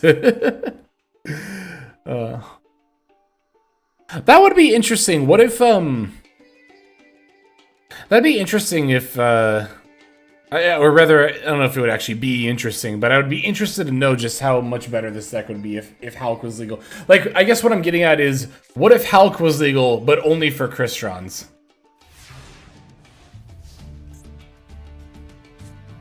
Also, not even choosing to battle is really interesting there. Alright, so yeah, we're gonna go normal angler. Pray they don't chain by removing it. Thank you. Summon Carrot. And then I'm just gonna go into Requiem? No, I think I'm gonna sprint here. I don't think we bother with Fiendsmith stuff at this point. Holy! We never mind. We don't have Engraver in the yard. Never mind. I was gonna say, this is like the one time where summoning Desiree would be good, but we don't have Engraver in the graveyard, so I actually can't even do that, so never mind.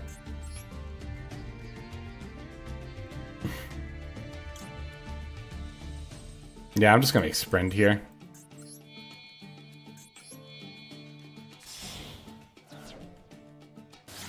Hulk is even better in Crystron than other decks. Crystron was just so bad, it didn't matter. That's really funny.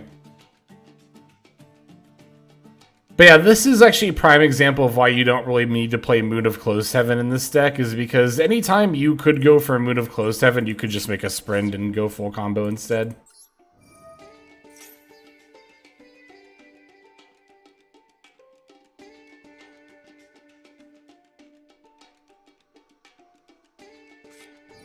Ash on the Angler. That's really annoying. It's going to be really annoying if this is Imperm, which I think it is.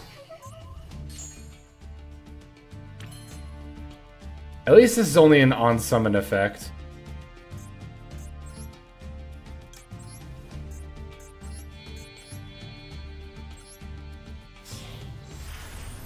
Oh yeah, it could be the pop trap, you're right.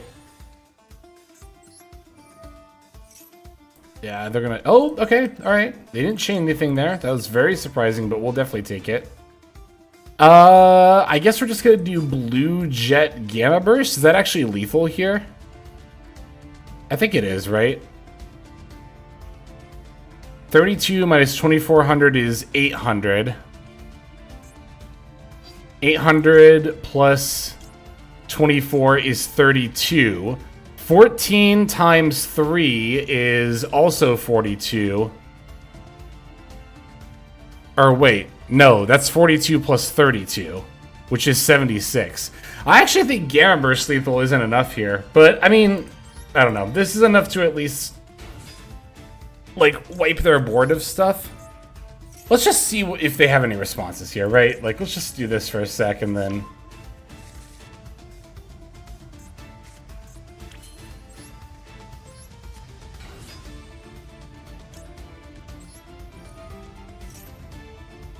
$4,100 plus 6 plus 2,700. Hang on, I need to do the math again real quick. So it's 56 minus 24 right now, right? So that's 46, 42. Like I said before, that's 42. Plus the Gamma Burst buff, which is 14 times 3. 14 times 3 is 32. No. Wait, what? No, this isn't 42. This is 32. And then 14 times 3 is 42. 42 plus 32 is 76.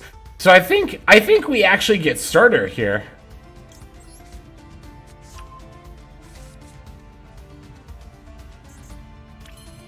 It's too bad we don't still have access to Carrot. Just trying to think if I battle now. Yeah, we'll just battle now.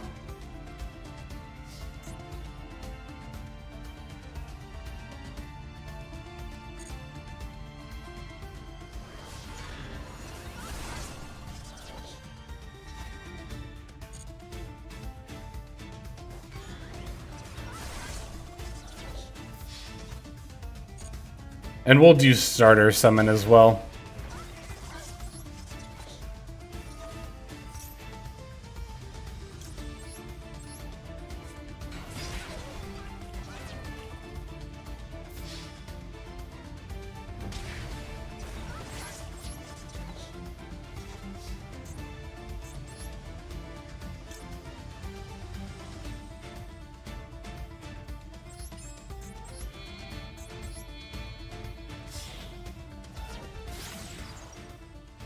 I wonder if I should just leave up red plus Carrot.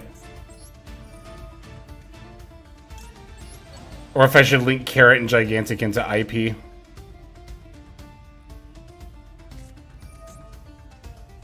Okay, Call By is their last card.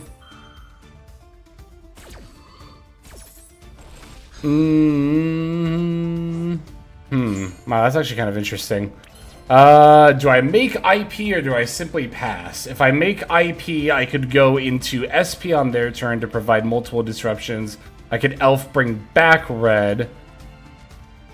I'm gonna make IP. I don't really feel like there's... I don't think I get punished for doing this.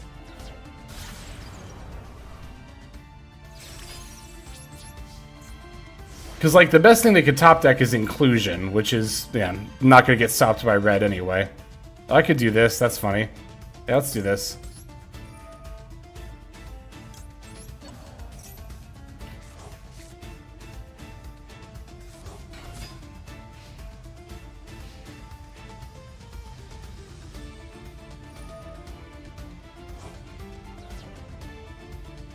Oh, shit. I didn't even think about that. Okay, but we can still Elf and then just res red and then negate it that way. Yeah. Okay.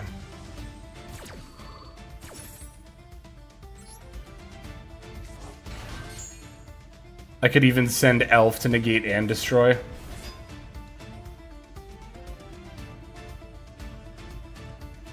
I don't think target protection makes a difference here.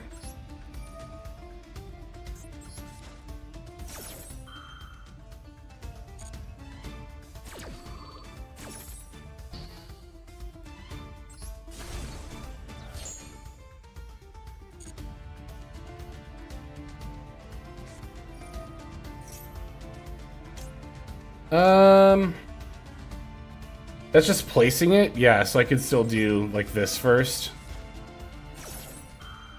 Set up Engraver in my graveyard. Just win more? Like, this doesn't even matter. Or actually, we could even do that. And I still get to do all of this before they can activate Sengenjin. Yeah, there we go. That was a good one. Thank you, Yazzie. Let me save that. Yeah, well, you got time for a couple more games here.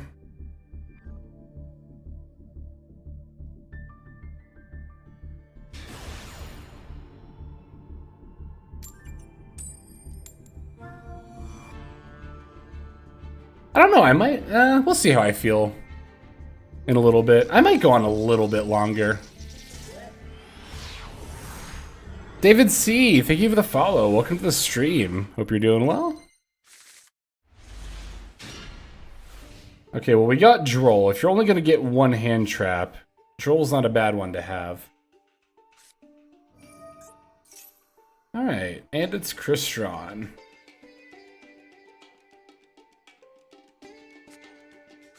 Thanks, Yazzie. I really appreciate it. Glad you're having fun. I am too.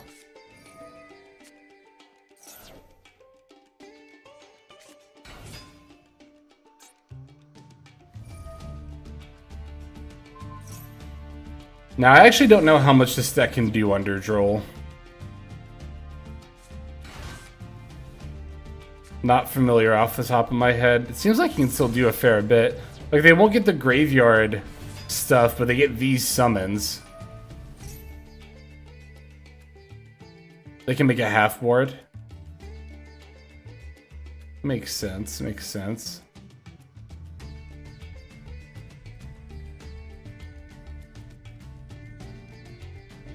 Kind of like Blue Eyes, I'm assuming, makes like a half board under Droll.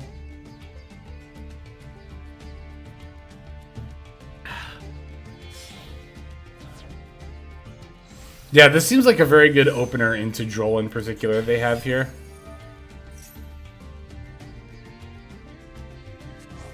Okay, so they have the trap card off the Ellis Skeletus, which pops, right? Target a face-up card in the field, or you can target 2 if you control Crystron's Synchro, shuffle, and then destroy the targeted cards.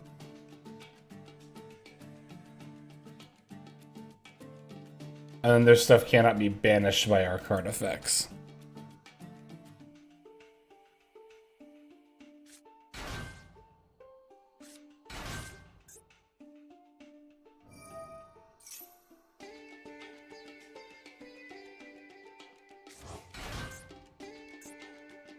Excuse me.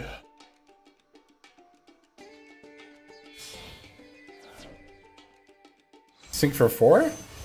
Oh, they have a... I didn't know there was a level 4 Crystron. Interesting, okay. They usually play this? This isn't standard, is it? I don't feel like I recognize this. Or maybe it's like standard and just really niche. Yeah, this seems like a weird end board.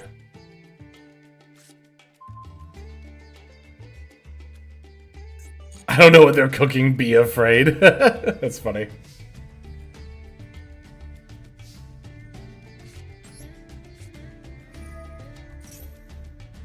Should have gone 2 5s into infinity here. Yeah, that's what I thought they were going to do. But then they didn't.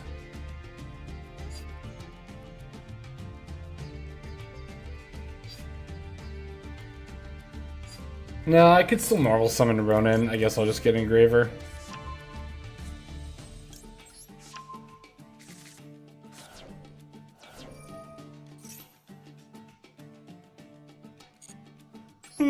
Excuse me.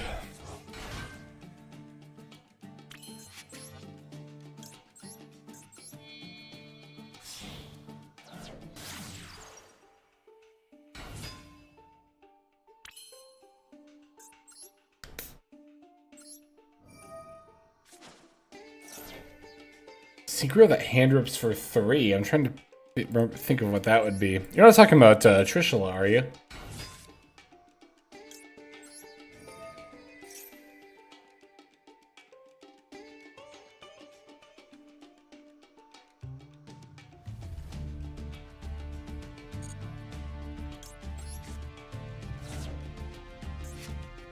Mecha Phantom Beast. I didn't know there was a Mecha Phantom Beast synchro that hand ripped. Oh, it probably needs machines. I bet that's why it doesn't get played a lot. They're really thinking about something here. Oh, the trap card. Are they deciding if they want to use the trap card or not? Maybe, probably.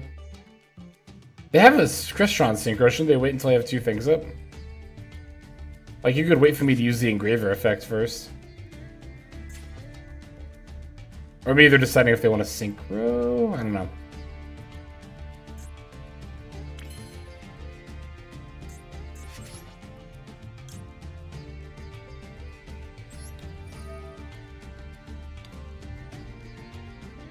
Mecha Phantom Beast is our rank and I. Oh, you're talking about... Okay, that card... That card's not actually a Mecha Phantom Beast, I'm pretty sure. But I know which card you're talking about. Yeah.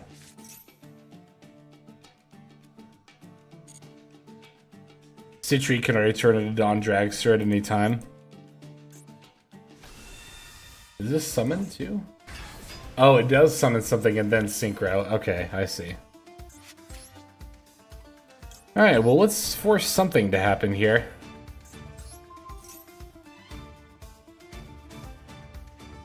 Okay, they're gonna do it now. So... if Citri is going to turn into Dawn Dragster, then I should probably just change starter right now. I don't care if I get 2 locked. I don't really need to summon Caesar that badly.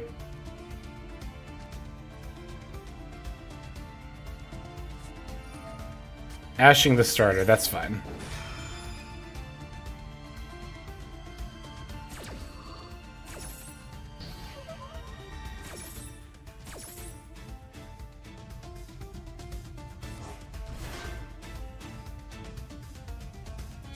Jackal Slan. Remember to look that up after this game. I've never heard of that one.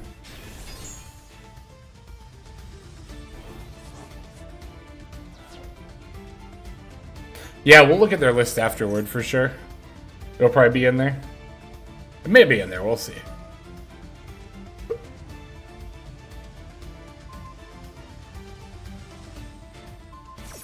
Oh man. Shoulder's acting up today. Well, it was acting up yesterday really badly. I didn't think I was going to be able to stream today, because yesterday my shoulder was so bad I couldn't even sit in my computer chair for more than like 30 minutes at a time, but...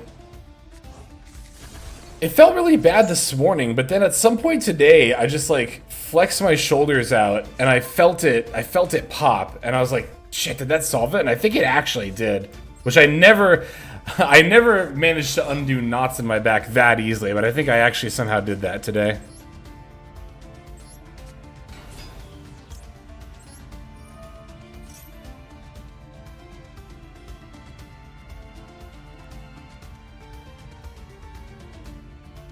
Yeah, welcome to old, no kidding. I also just don't have great posture. We already started. I guess there's no reason not to get Gamma Burst here. I need one of those, like... There are these, like, straps that you can get on Amazon that you, like, wear under your shirt that, like, fixes your posture. I need that for, like, specifically when I'm sitting at the computer. Because it is so easy for me to just start going goblin mode and not even realize it. Like all hunched over my keyboard, you know?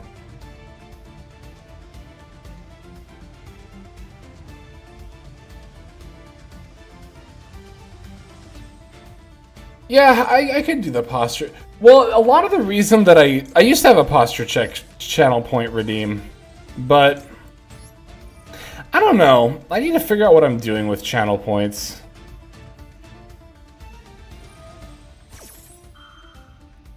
Could play on a TV. It wouldn't be the easiest to do that with the stream setup, but that's definitely not a bad idea.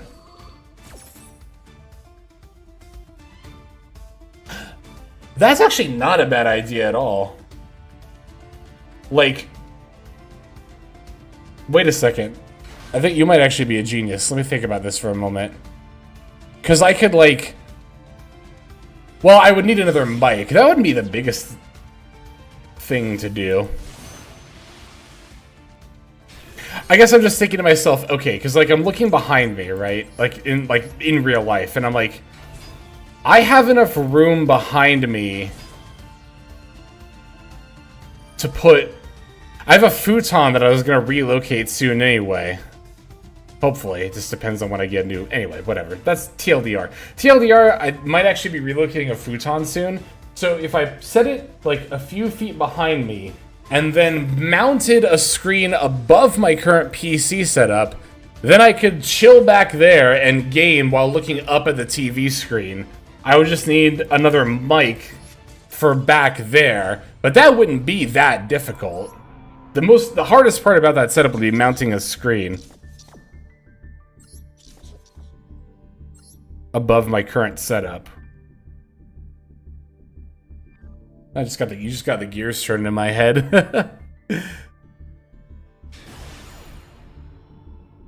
That does sound like a good setup. Oh, but I was gonna say about channel points. Yeah, I don't know. I did have like a posture redeem for channel points, and when I like relaunched, I don't think I disabled channel points altogether, but I took down a lot of the old points that I had, or like point goals. I think I'm actually not gonna lead with Nimble Beaver here. That sounds really weird.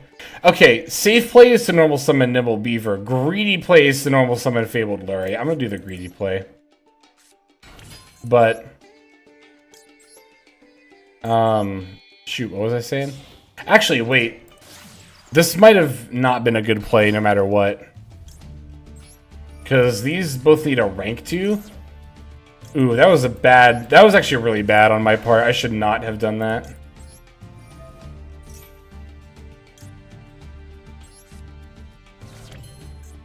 Shoot, that was really bad. I mean, it's fine. I can still end on full combo. I'm just not going to get... I'm basically just using Fiendsmith stuff and playing really hard into a bunch of hand traps for, like, literally zero reason. To actually no benefit at all.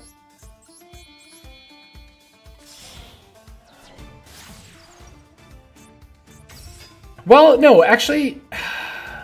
I mean, I still can't make Caesar, but I could add back Engraver instead of summoning it, and then discard the Angler that way. I mean, I might as well. The H in Lex stands for hubris.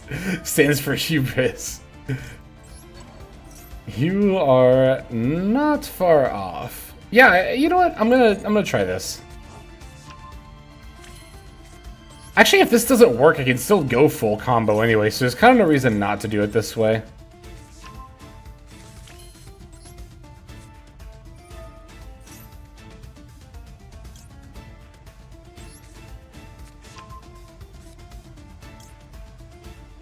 Do you ever tell us the lore on Hexlex? Not really. I mean, I don't know if there is much. Well, I guess I know like VTuber lore is a whole thing, but I haven't really put that much thought into it. No, there's really not much. Wait, not Sprint. Hang on. I can't think about two things at the same time. There's really not much lore, I guess. My first profile picture was the Gen 6 Hex Maniac. I don't know. I like ghosts. I think they're cool. I guess that's pretty much it.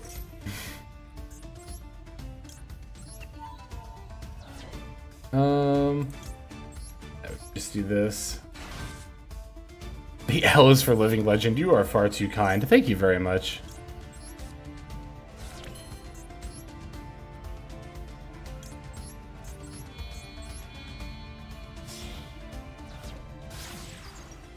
Oh, channel points. I never finished that thought, and I started it like 2 different times. Yeah, I don't know. I just, I don't really have anything in mind for them that I'm, like, super excited about. I gotta admit, I'm really not a big fan, actually, of the redeems for staying hydrated and posture check. Like, they're novel ideas, and there's good intention behind them. But if I'm being completely honest, I feel a little bit of Dance Monkey Dance vibe from them.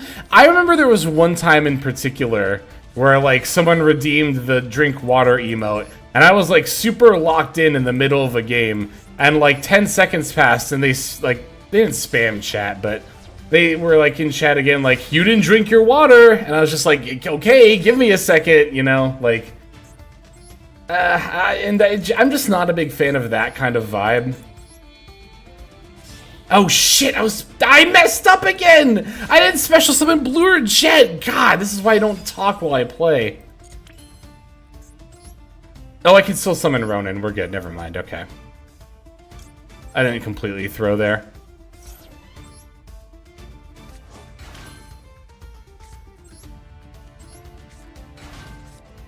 Well, yeah, it's not that they like redeemed again. They were just like, "Oh, you didn't do it the first time." And again, I was just like, "Can I have a second, please?"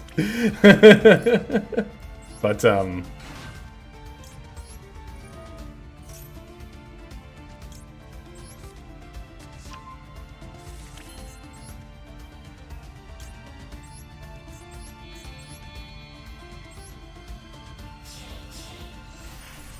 dang, if I could get this Ronin off the field, I could actually summon the red as well. That's kind of wild.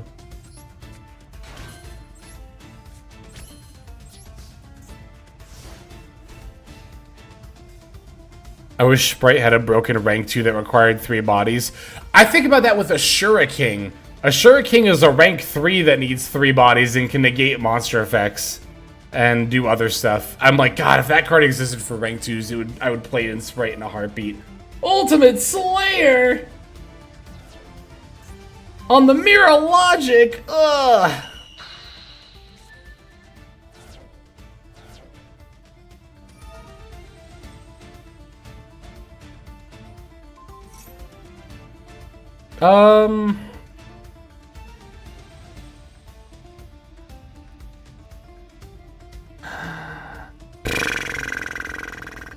Okay, so I could chain Elf, but I'm trying to think if I... You know what? I could...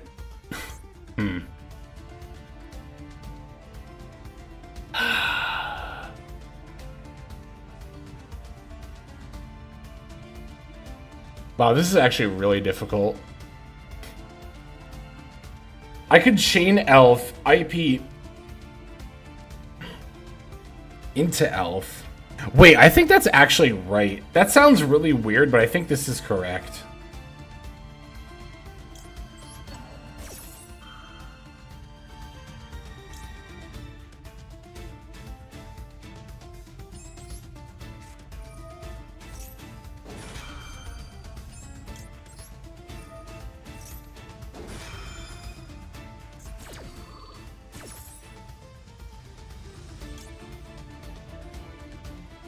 Well, I could go into Underworld, but like I'd have to give up SP or Carrot, and I really don't want to do that. So I'm just gonna like reestablish my target protection, I think.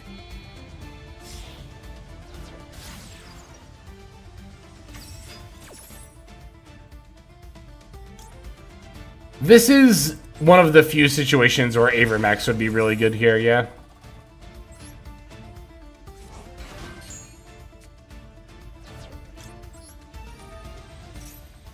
But this way we keep target protection, we still have our negates and our banish. I think that was like the best way to do that in that situation.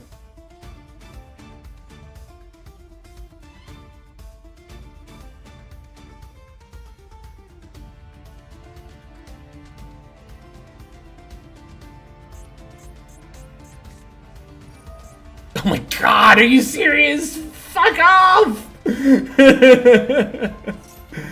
You know what? Fine, at least this ate the... This other elf ate the other Ultimate Slayer.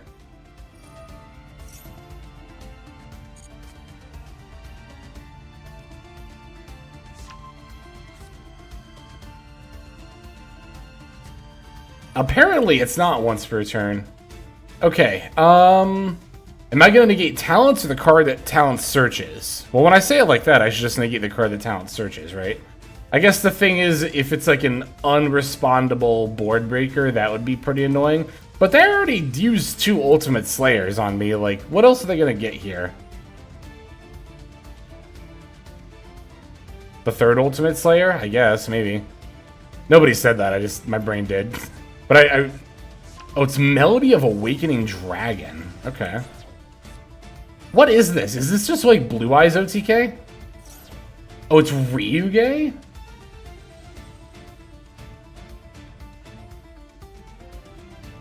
Do I want to negate this with Carrot? I think I do.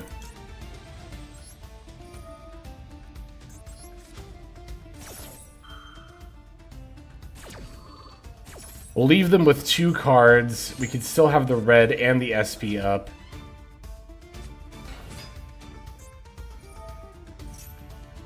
During your main phase, you could special summon 1 Ken hand or deck to your opponent's field. So they're gonna draw 2, discard 1.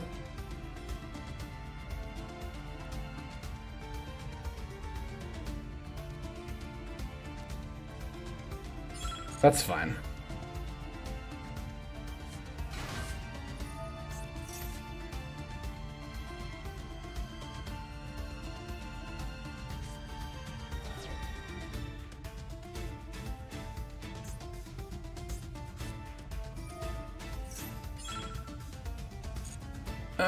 Take 1, add 1, banish 1, send 1. Okay. Alright, they're just getting their 3 legendary Pokemon here.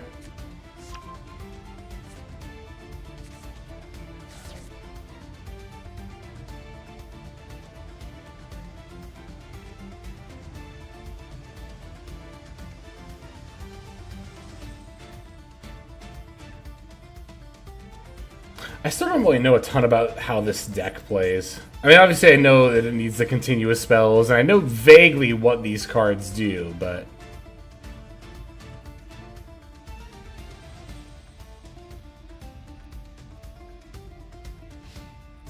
Okay. That's a pretty good top deck.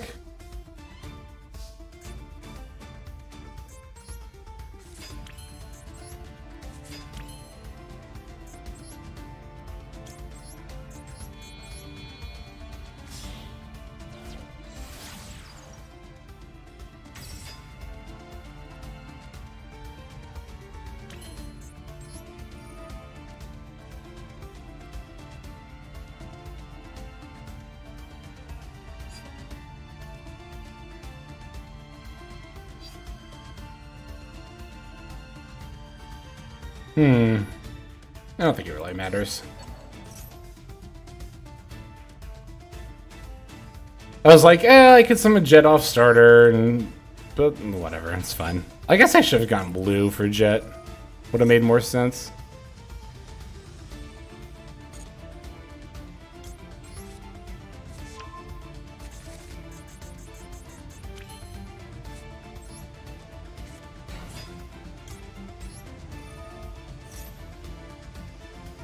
Okay. I was gonna say, are we done? We about done here? We out here Gamma Bursting. I don't think we needed Gamma Burst to win that, though. Actually, no, we didn't need Gamma Burst to win that. We haven't done a Shadow Mosquito OTK today. It's kind of interesting. Sometimes there are, actually a good amount of time, there are a lot of times where you have to win with Shadow Mosquito OTK. No, I haven't done Tri-Sprite yet. I still want to. I need to get to it. I might do that this weekend.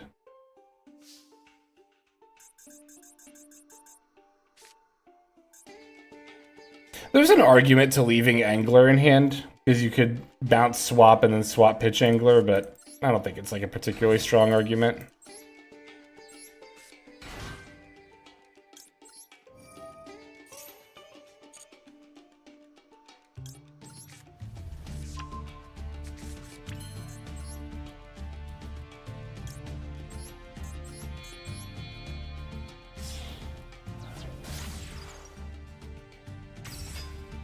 Starter is actually another reason why I'm generally not scared of Nib when I go into Sprend, and why I don't feel the need to just go into Gigantic straight away, because it's a very easy out to if you get nibbed at like this point.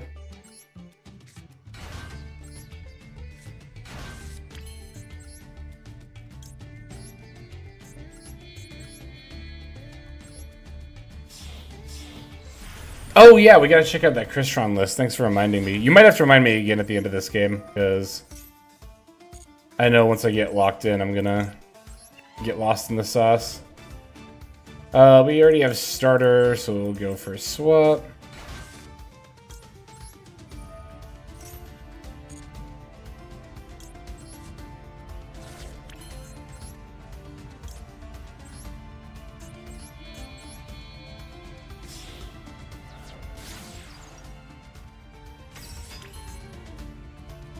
Let me think about this for a second. So, if I elf for swap, like I could elf for, like, okay, if starter for blue for carrot, no, that's fine. I was like toying around with the idea of elfing for Jet to be able to go into Gin Buster, but that doesn't leave me with as many bodies as I need.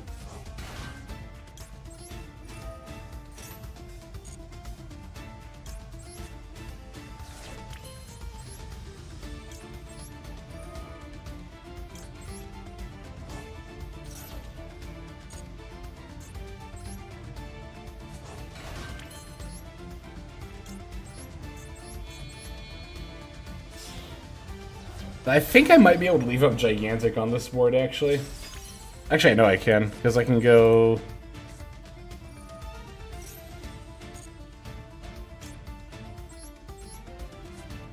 I put that in the wrong zone. I want to put Carrot here. I can put Carrot under Elf, it's not that big of a deal.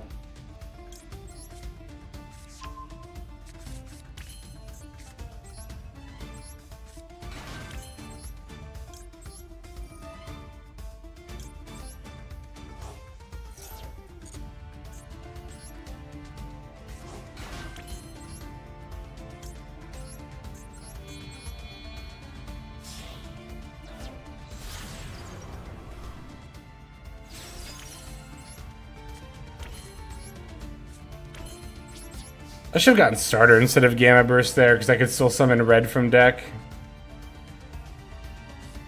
I wouldn't do it during draw phase, of course, but... I honestly... There's a part of me that actually wants to take out the Underworld Goddess for a second SP Little Knight. The number of times where I could, like... If I had another Little Knight where I could shotgun the Starter and not have to worry about it are a lot more than you might think.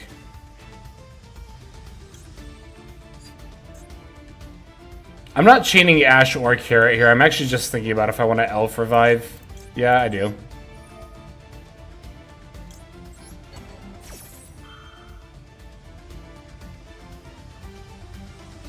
I considered second SP before, but ultimately just played the Underworld Goddess. Underworld Goddess is so good, though.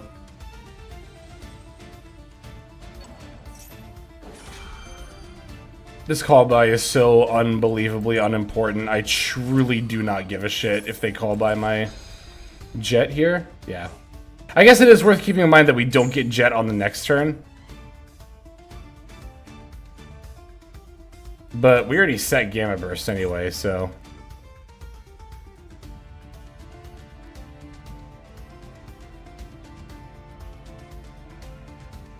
But still, we can't, like, jet for starter for another body.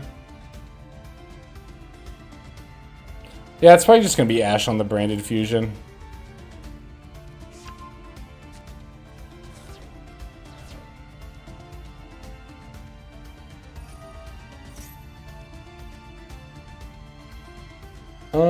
What is this? Thespian Tragedy? Yeah, that's fine.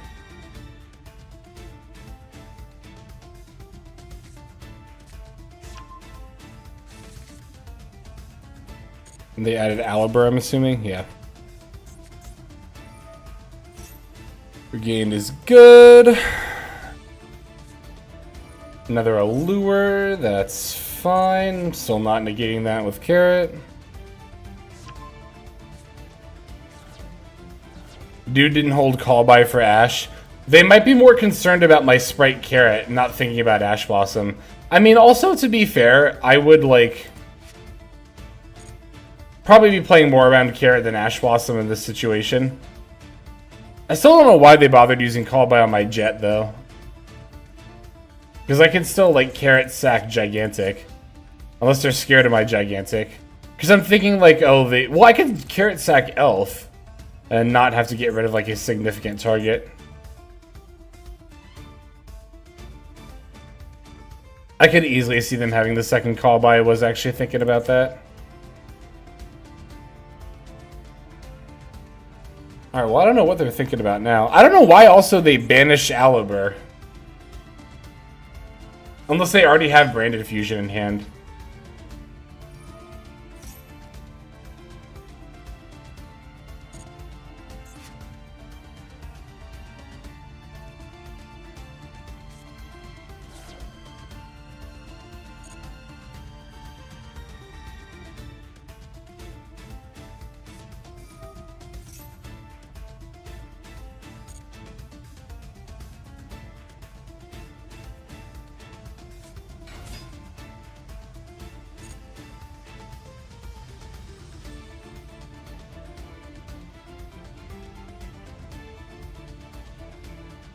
Now, will you activate Cartesia? No, you're gonna activate Branded Opening. Okay.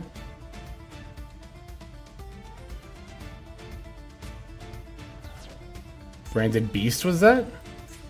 Interesting.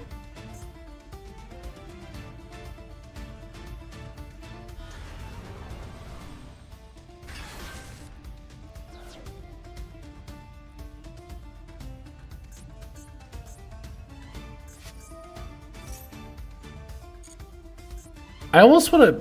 oh, this is Treatise Fawn of Albaz right now. That's worth noting. Okay. I was going to say, I almost want to call by this.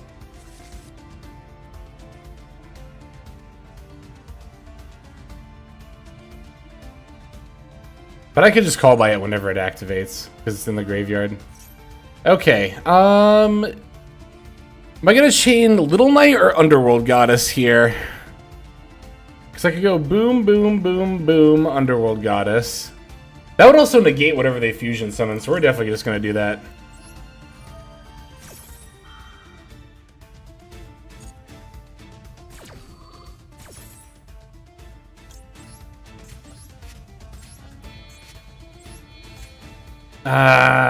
Okay. Do I want to give up Elf, though? Yeah, I do, because I think I value Carrot and SP's effects more than the Elf protection.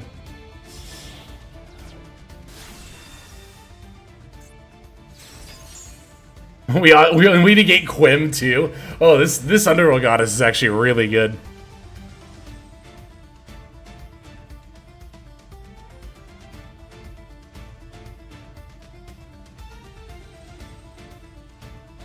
This is what I'm talking about. Like, Underworld Goddess is such a good card.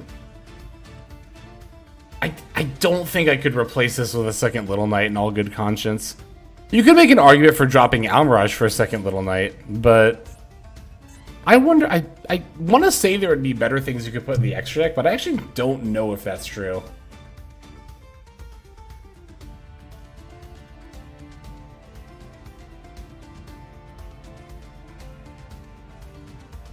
They're really thinking about it too, because they know whatever they summon's gonna get negated.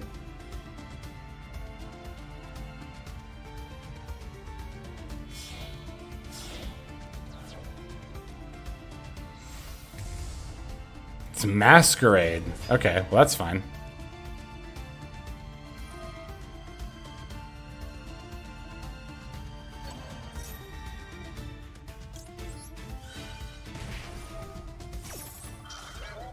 I don't even need to use the Graveyard Res Negate. I can just use the regular Negate here. It's so good. Also, I don't take any more damage now because Masquerade's negated too.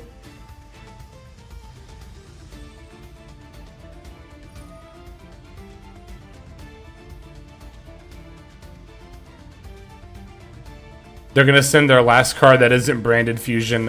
Oh, they did send a Branded Fusion. I'm still just gonna call by this then, right? I feel like that's gotta be one of the easiest call buys of my life.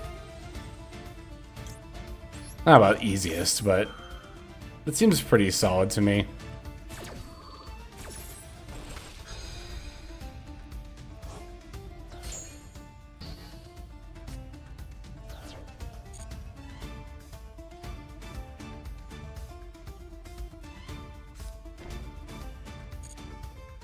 Oh, it doesn't do anything besides put itself in the deck?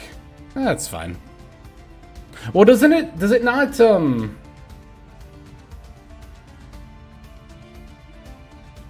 they sent from their hand. So wouldn't it have special summoned itself? I guess that doesn't really do a lot, but...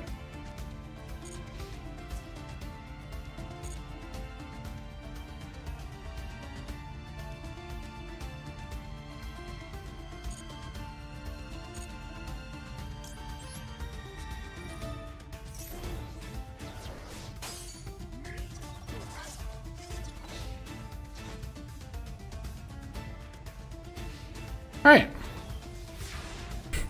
Dang, I didn't need to use Carrot or Ash Blossom to stop them.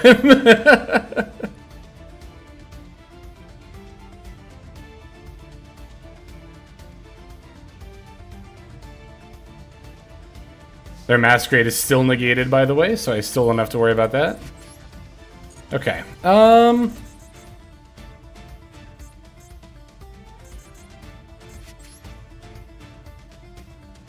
I can link off the Underworld. I've actually done that before. Gone into Fiendsmith plays by linking off the Underworld for Requiem. Shoot, I might actually do that right now.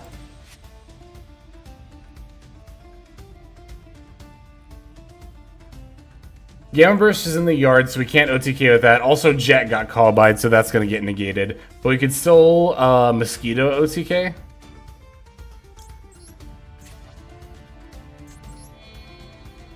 I haven't done any Fiendsmith stuff, right? I really should have checked that first. No, I didn't think I had. Okay.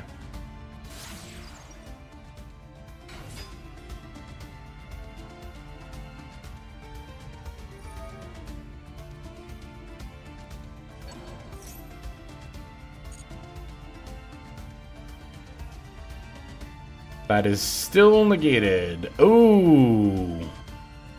That is a little bit more of an issue, or at least it would be if I didn't have Carrot up.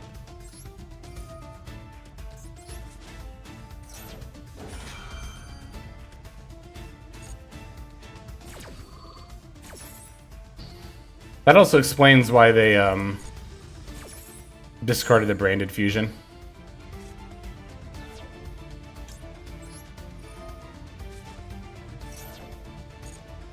Whee! Whee!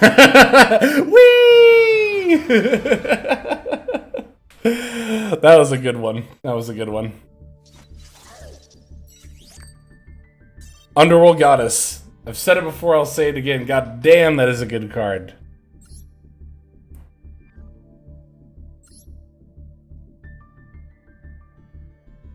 Ah, Crystron list. You're right. Yes. Thank you. Thank you, thank you, thank you. I told you you'd have to remind me at the end of the game. Was it Got It? Was it this person? No, no. Wait. No, it wasn't this one, was it? No, because they were playing the level 4. Yeah, I need the person who was playing the level 4. Here it is. Okay, here is their Crystron list. Wow, they were not on the Mecha Fanabeast card you were talking about. Their level 9s were Vermilion Dragon Mech, Navy Dragon Mech, and Crystron Phoenix. They're also on Ally of Justice Decisive Armor.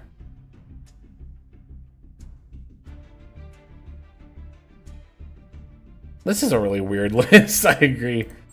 Impulse, does that work in this deck? I guess these are all water, right? And they're not playing... Well, this person's not playing a lot of the extra deck stuff that you need, like Infinity and stuff that Impulse would lock you out of, so... So I guess they're fine? They're playing 2 Quarion. Quandrax. Oh, that's why people call it Quandrax. Andrax. They just leave out the middle. Bro's ready for that ban list. I think you can definitely build pure Crystron better than this. You could also just play Horus too, but I guess that's assuming Zombie Vamp doesn't get hit. I wonder if we can rank up to M2 before we end today. We only have 2 more wins. If we can win these next 2 in a row, that'd be cool. But if not, that's no big deal either.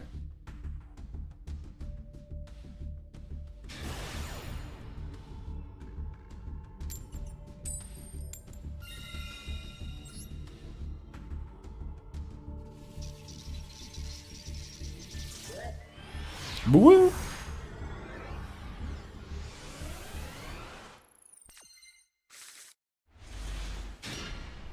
Oh no! No, no! Our first brick! Our first brick of the whole stream. Rip. Okay.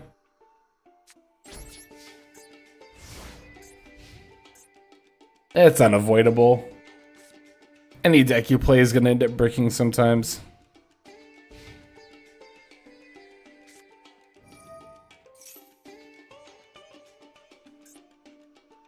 What cards are legit even a problem? Diabell is fine. IMO. We were talking about it more at the beginning of the stream, but I think the Millennium Engine should get hit. I personally think Sengenjin and Golem both need to go to 1. That's what I would do. Some people are talking about banning Zombie Vampire. I would rather hit the Millennium cards. Because, 1, Zombie Vampire's good for other graveyard-based decks off like the Horus Engine. 2, banning Zombie Vamp really only stops Millennium from being good in Crystron. You don't need Zombie Vamp for Millennium to be good in Snake Eye, so like, banning Zombie Vamp just hurts the weaker of the 2 Millennium-based decks, but yeah, I think Sengenjin and Golem should go to 1. OSS ban? Maybe.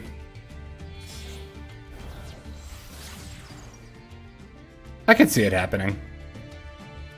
I think in addition to everything else would be wild. What do they do here? I was not paying attention. Lordly Load for Roar. Roar F for Driver. Normal Dippity. Okay.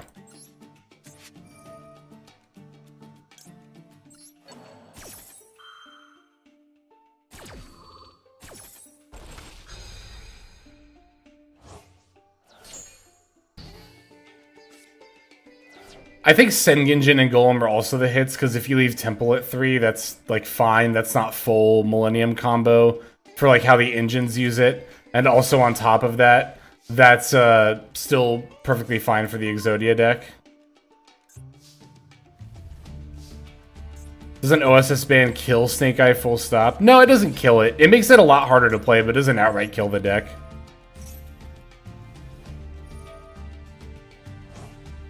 Oh shoot, I didn't even think about Roar. I mean, there's not really much I could have done to play around that though, right? Like, even Gamma Burst Chain would have made it not enough attack.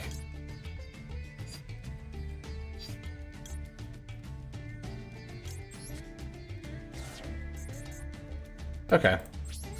Unfortunate, but we still have these. What did they add? They added Roar, that's right. I was like, what did they add off Lordly Load?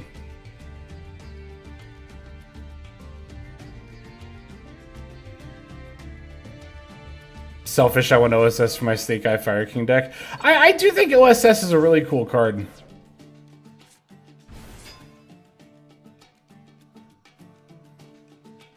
I would like for it to stay at 1, personally. I could understand it getting banned, though. Ptolemy M7. Returning Baldric? It would have to be, right?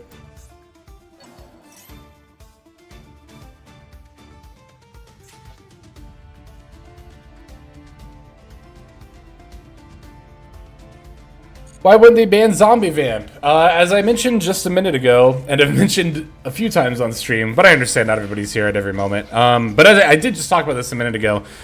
If you ban Zombie Vamp, you really only hurt Crystron. Snake Eye absolutely still plays the Millennium cards, because Snake Eye doesn't even play Zombie Vamp every single time with its Millennium stuff. So, like, why would you do a hit that only hurts the weaker of the 2 good Millennium decks? Like, why would you not just hit the Millennium cards and get them both? You know what I mean? Like...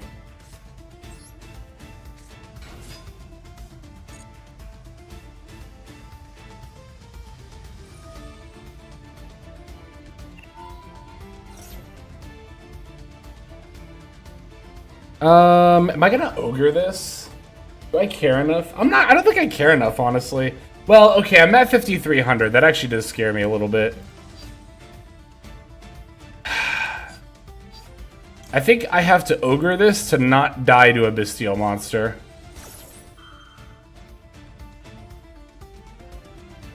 Ogre! Mill effects are banned in the past, so I wouldn't be too surprised. Well, speaking of mill effects, here's another reason you don't ban Zombie Vampire. Because you can still use Millennium cards to go into Fiendsmith, to go into Pilgrim Reaper. And now we're kind of at a point where, like, what do we ban? Every single Xyz monster that mills? Or do we just limit the Millennium cards? I think we just limit the Millennium cards. But yeah, ban Zombie Vamp actually doesn't even fully solve the Millennium into mills problem. Sure, you have to play a Fiendsmith engine in Crystron, but darn, I have to include the best engine in the game in my deck. What a shame. Like, oh no. God, now I can only bait out Appaloosa before going into my Crystron plays too. What a... You know what I mean? Like, it's not... Banning Zombie Vampire does not solve any of the problems. It actually just doesn't.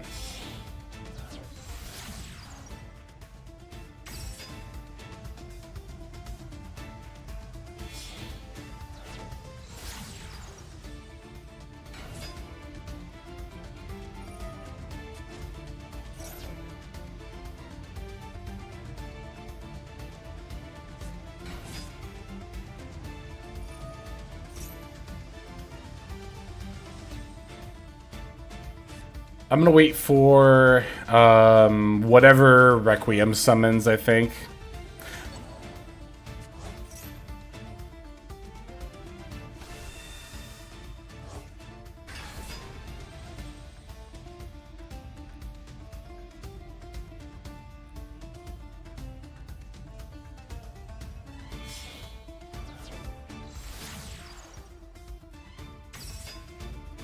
Yeah, I'll even let them use the sequence F.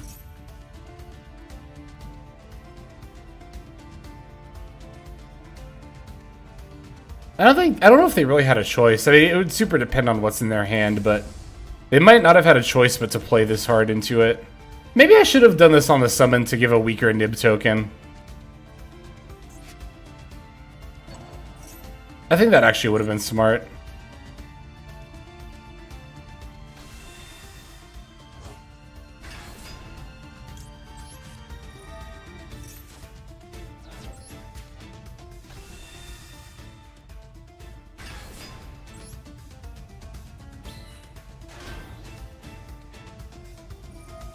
Also, I take 1200 here. Yeah, I should have just nibbed on the sequence summon. Well, okay, but I didn't know if they were gonna summon Desiree. I probably should have figured they were gonna summon Fiendsmith's Lacrima. I guess even if they had summoned Desiree, would that really have changed? Well, yeah, it would have, because then I could have waited till end phase, but they were probably always gonna go for Fiendsmith's Lacrima. That's an insane top deck. Hopefully it doesn't get, They didn't recycle Drill Beam, right? Yeah, because they didn't get Ether Barrel back, unless they have a second one. Wait, did they recycle? They did recycle Drill Beam. I'm just a dummy.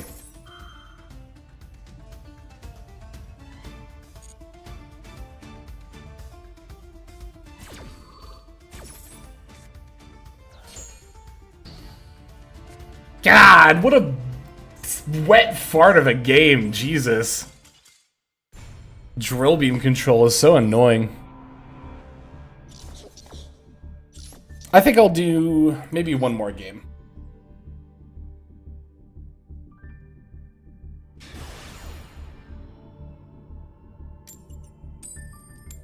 No way to play around Drill Beam without a starter. Yeah, unfortunately true.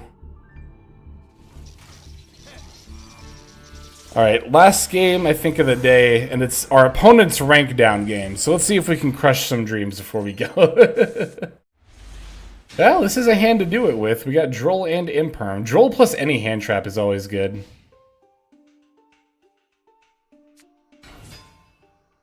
Oh, it's even... You know what I was gonna say, you know what I could do? Is I could even imperm this, but they could still send for cost, so it doesn't really matter, right? Yeah.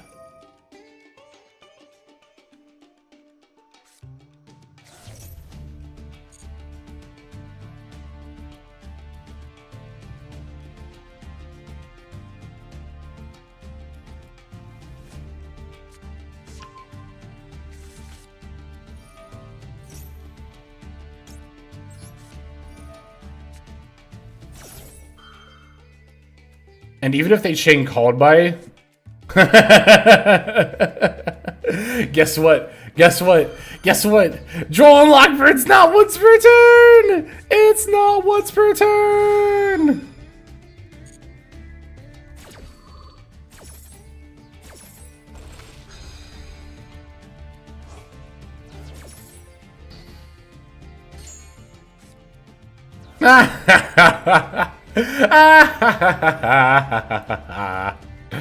Oh, that's good. That's good.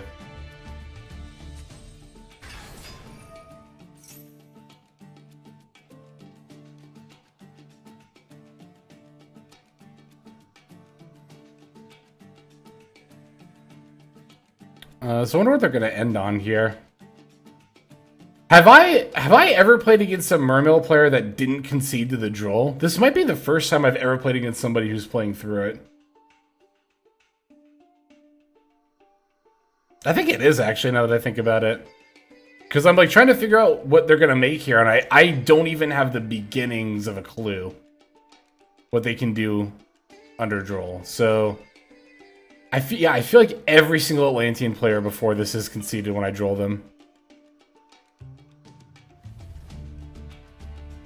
Yeah, I think this deck folds pretty hard too. I'm just trying to figure out like if there's like I don't know what the Link 3 does off the top of my head. They could make that Link 2 again. I don't remember if that was... Oh, looks like they are making it. Oh no, this is Quarrel and Enemy! They're waterlocked, right? They can't just go into an Appaloosa here? Yeah, they're waterlocked, okay.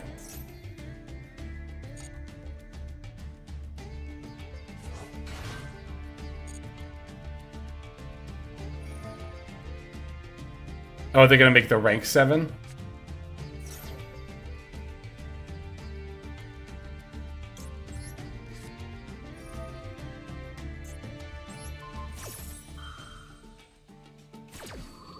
I don't know if that was right, but I'm gonna do it.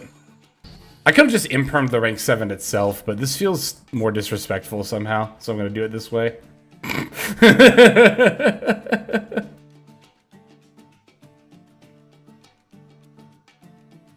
You just know this person has to be seething right now. They're on their rank down game. I had a second droll for the called by, and then I had an imperm so they can't even make the rank 7.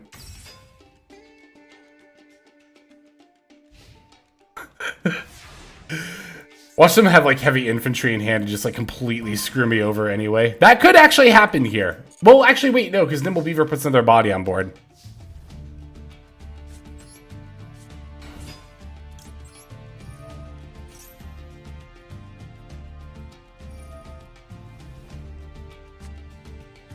What does this do? Does this do anything when it's sent? Hang on. No. Okay.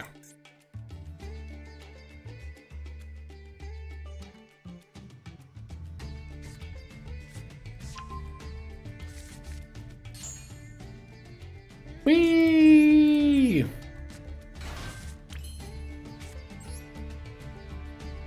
Concede question mark?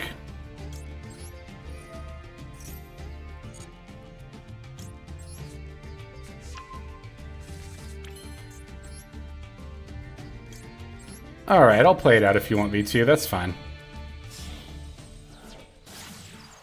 These are both link 2s, though. Shit, we gotta keep that in mind. Ooh, we gotta keep that in mind.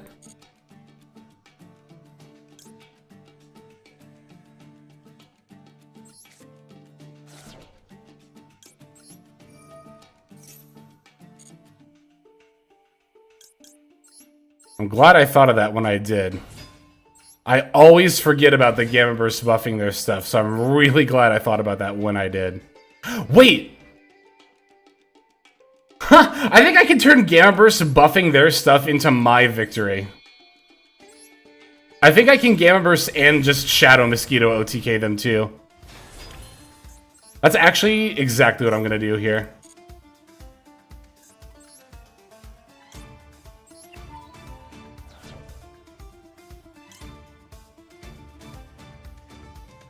Let me think for a second. Blue, red, boom, boom, mosquito. Yeah, that'll definitely be enough.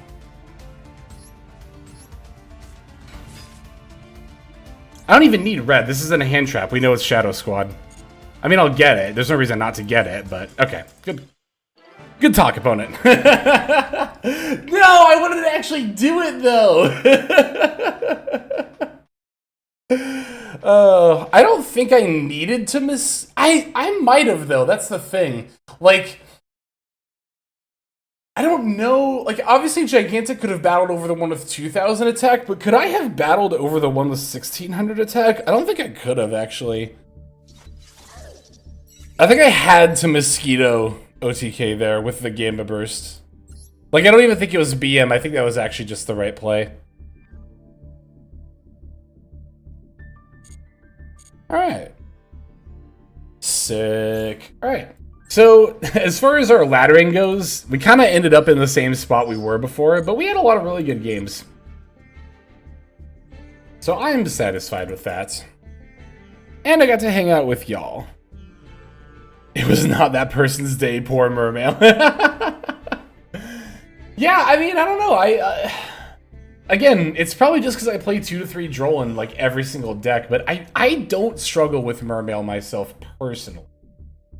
But I do definitely see why people think it's annoying. Again, that Minstrel, ooh, I do hate the Minstrel. I am really not a fan of the Minstrel, but yeah, thank you everybody for hanging out with me today.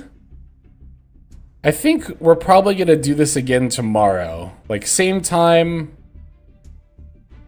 Maybe the same deck, I don't know. I might switch over to something different. I do really, really like playing with this deck. You know, again, this list might look a little bit weird.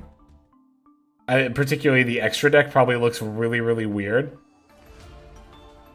But we didn't even come close to missing Desiree. We still never summoned it.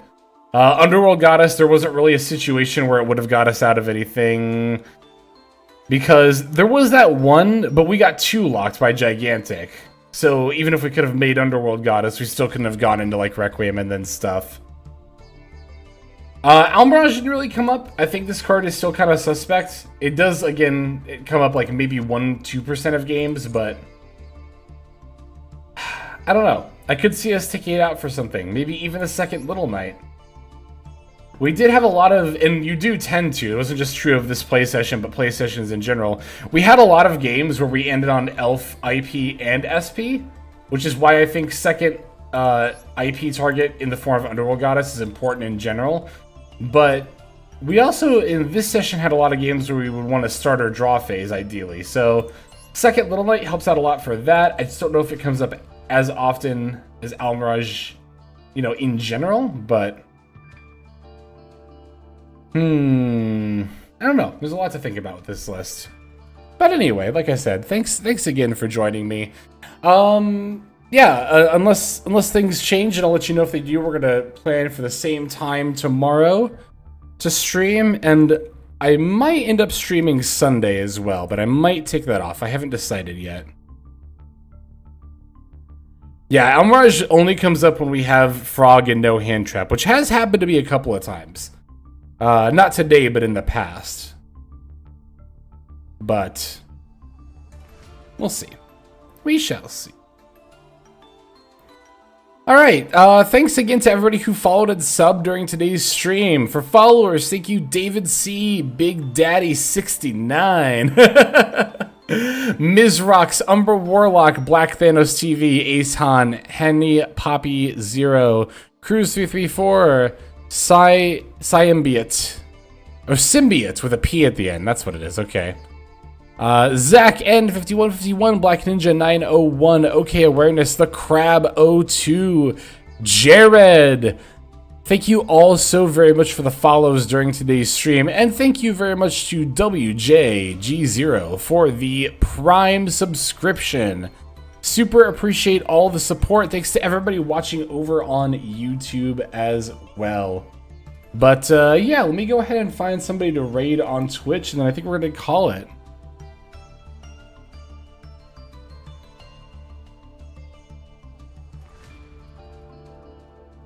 All right, Nifroth is on. Let's go raid Nif. Nifroth is on and playing Materiactor. That's awesome. All right, let's go join Nif in the Materiactor adventure. All right, thanks for coming by, everybody. I will see you in the next one. Peace.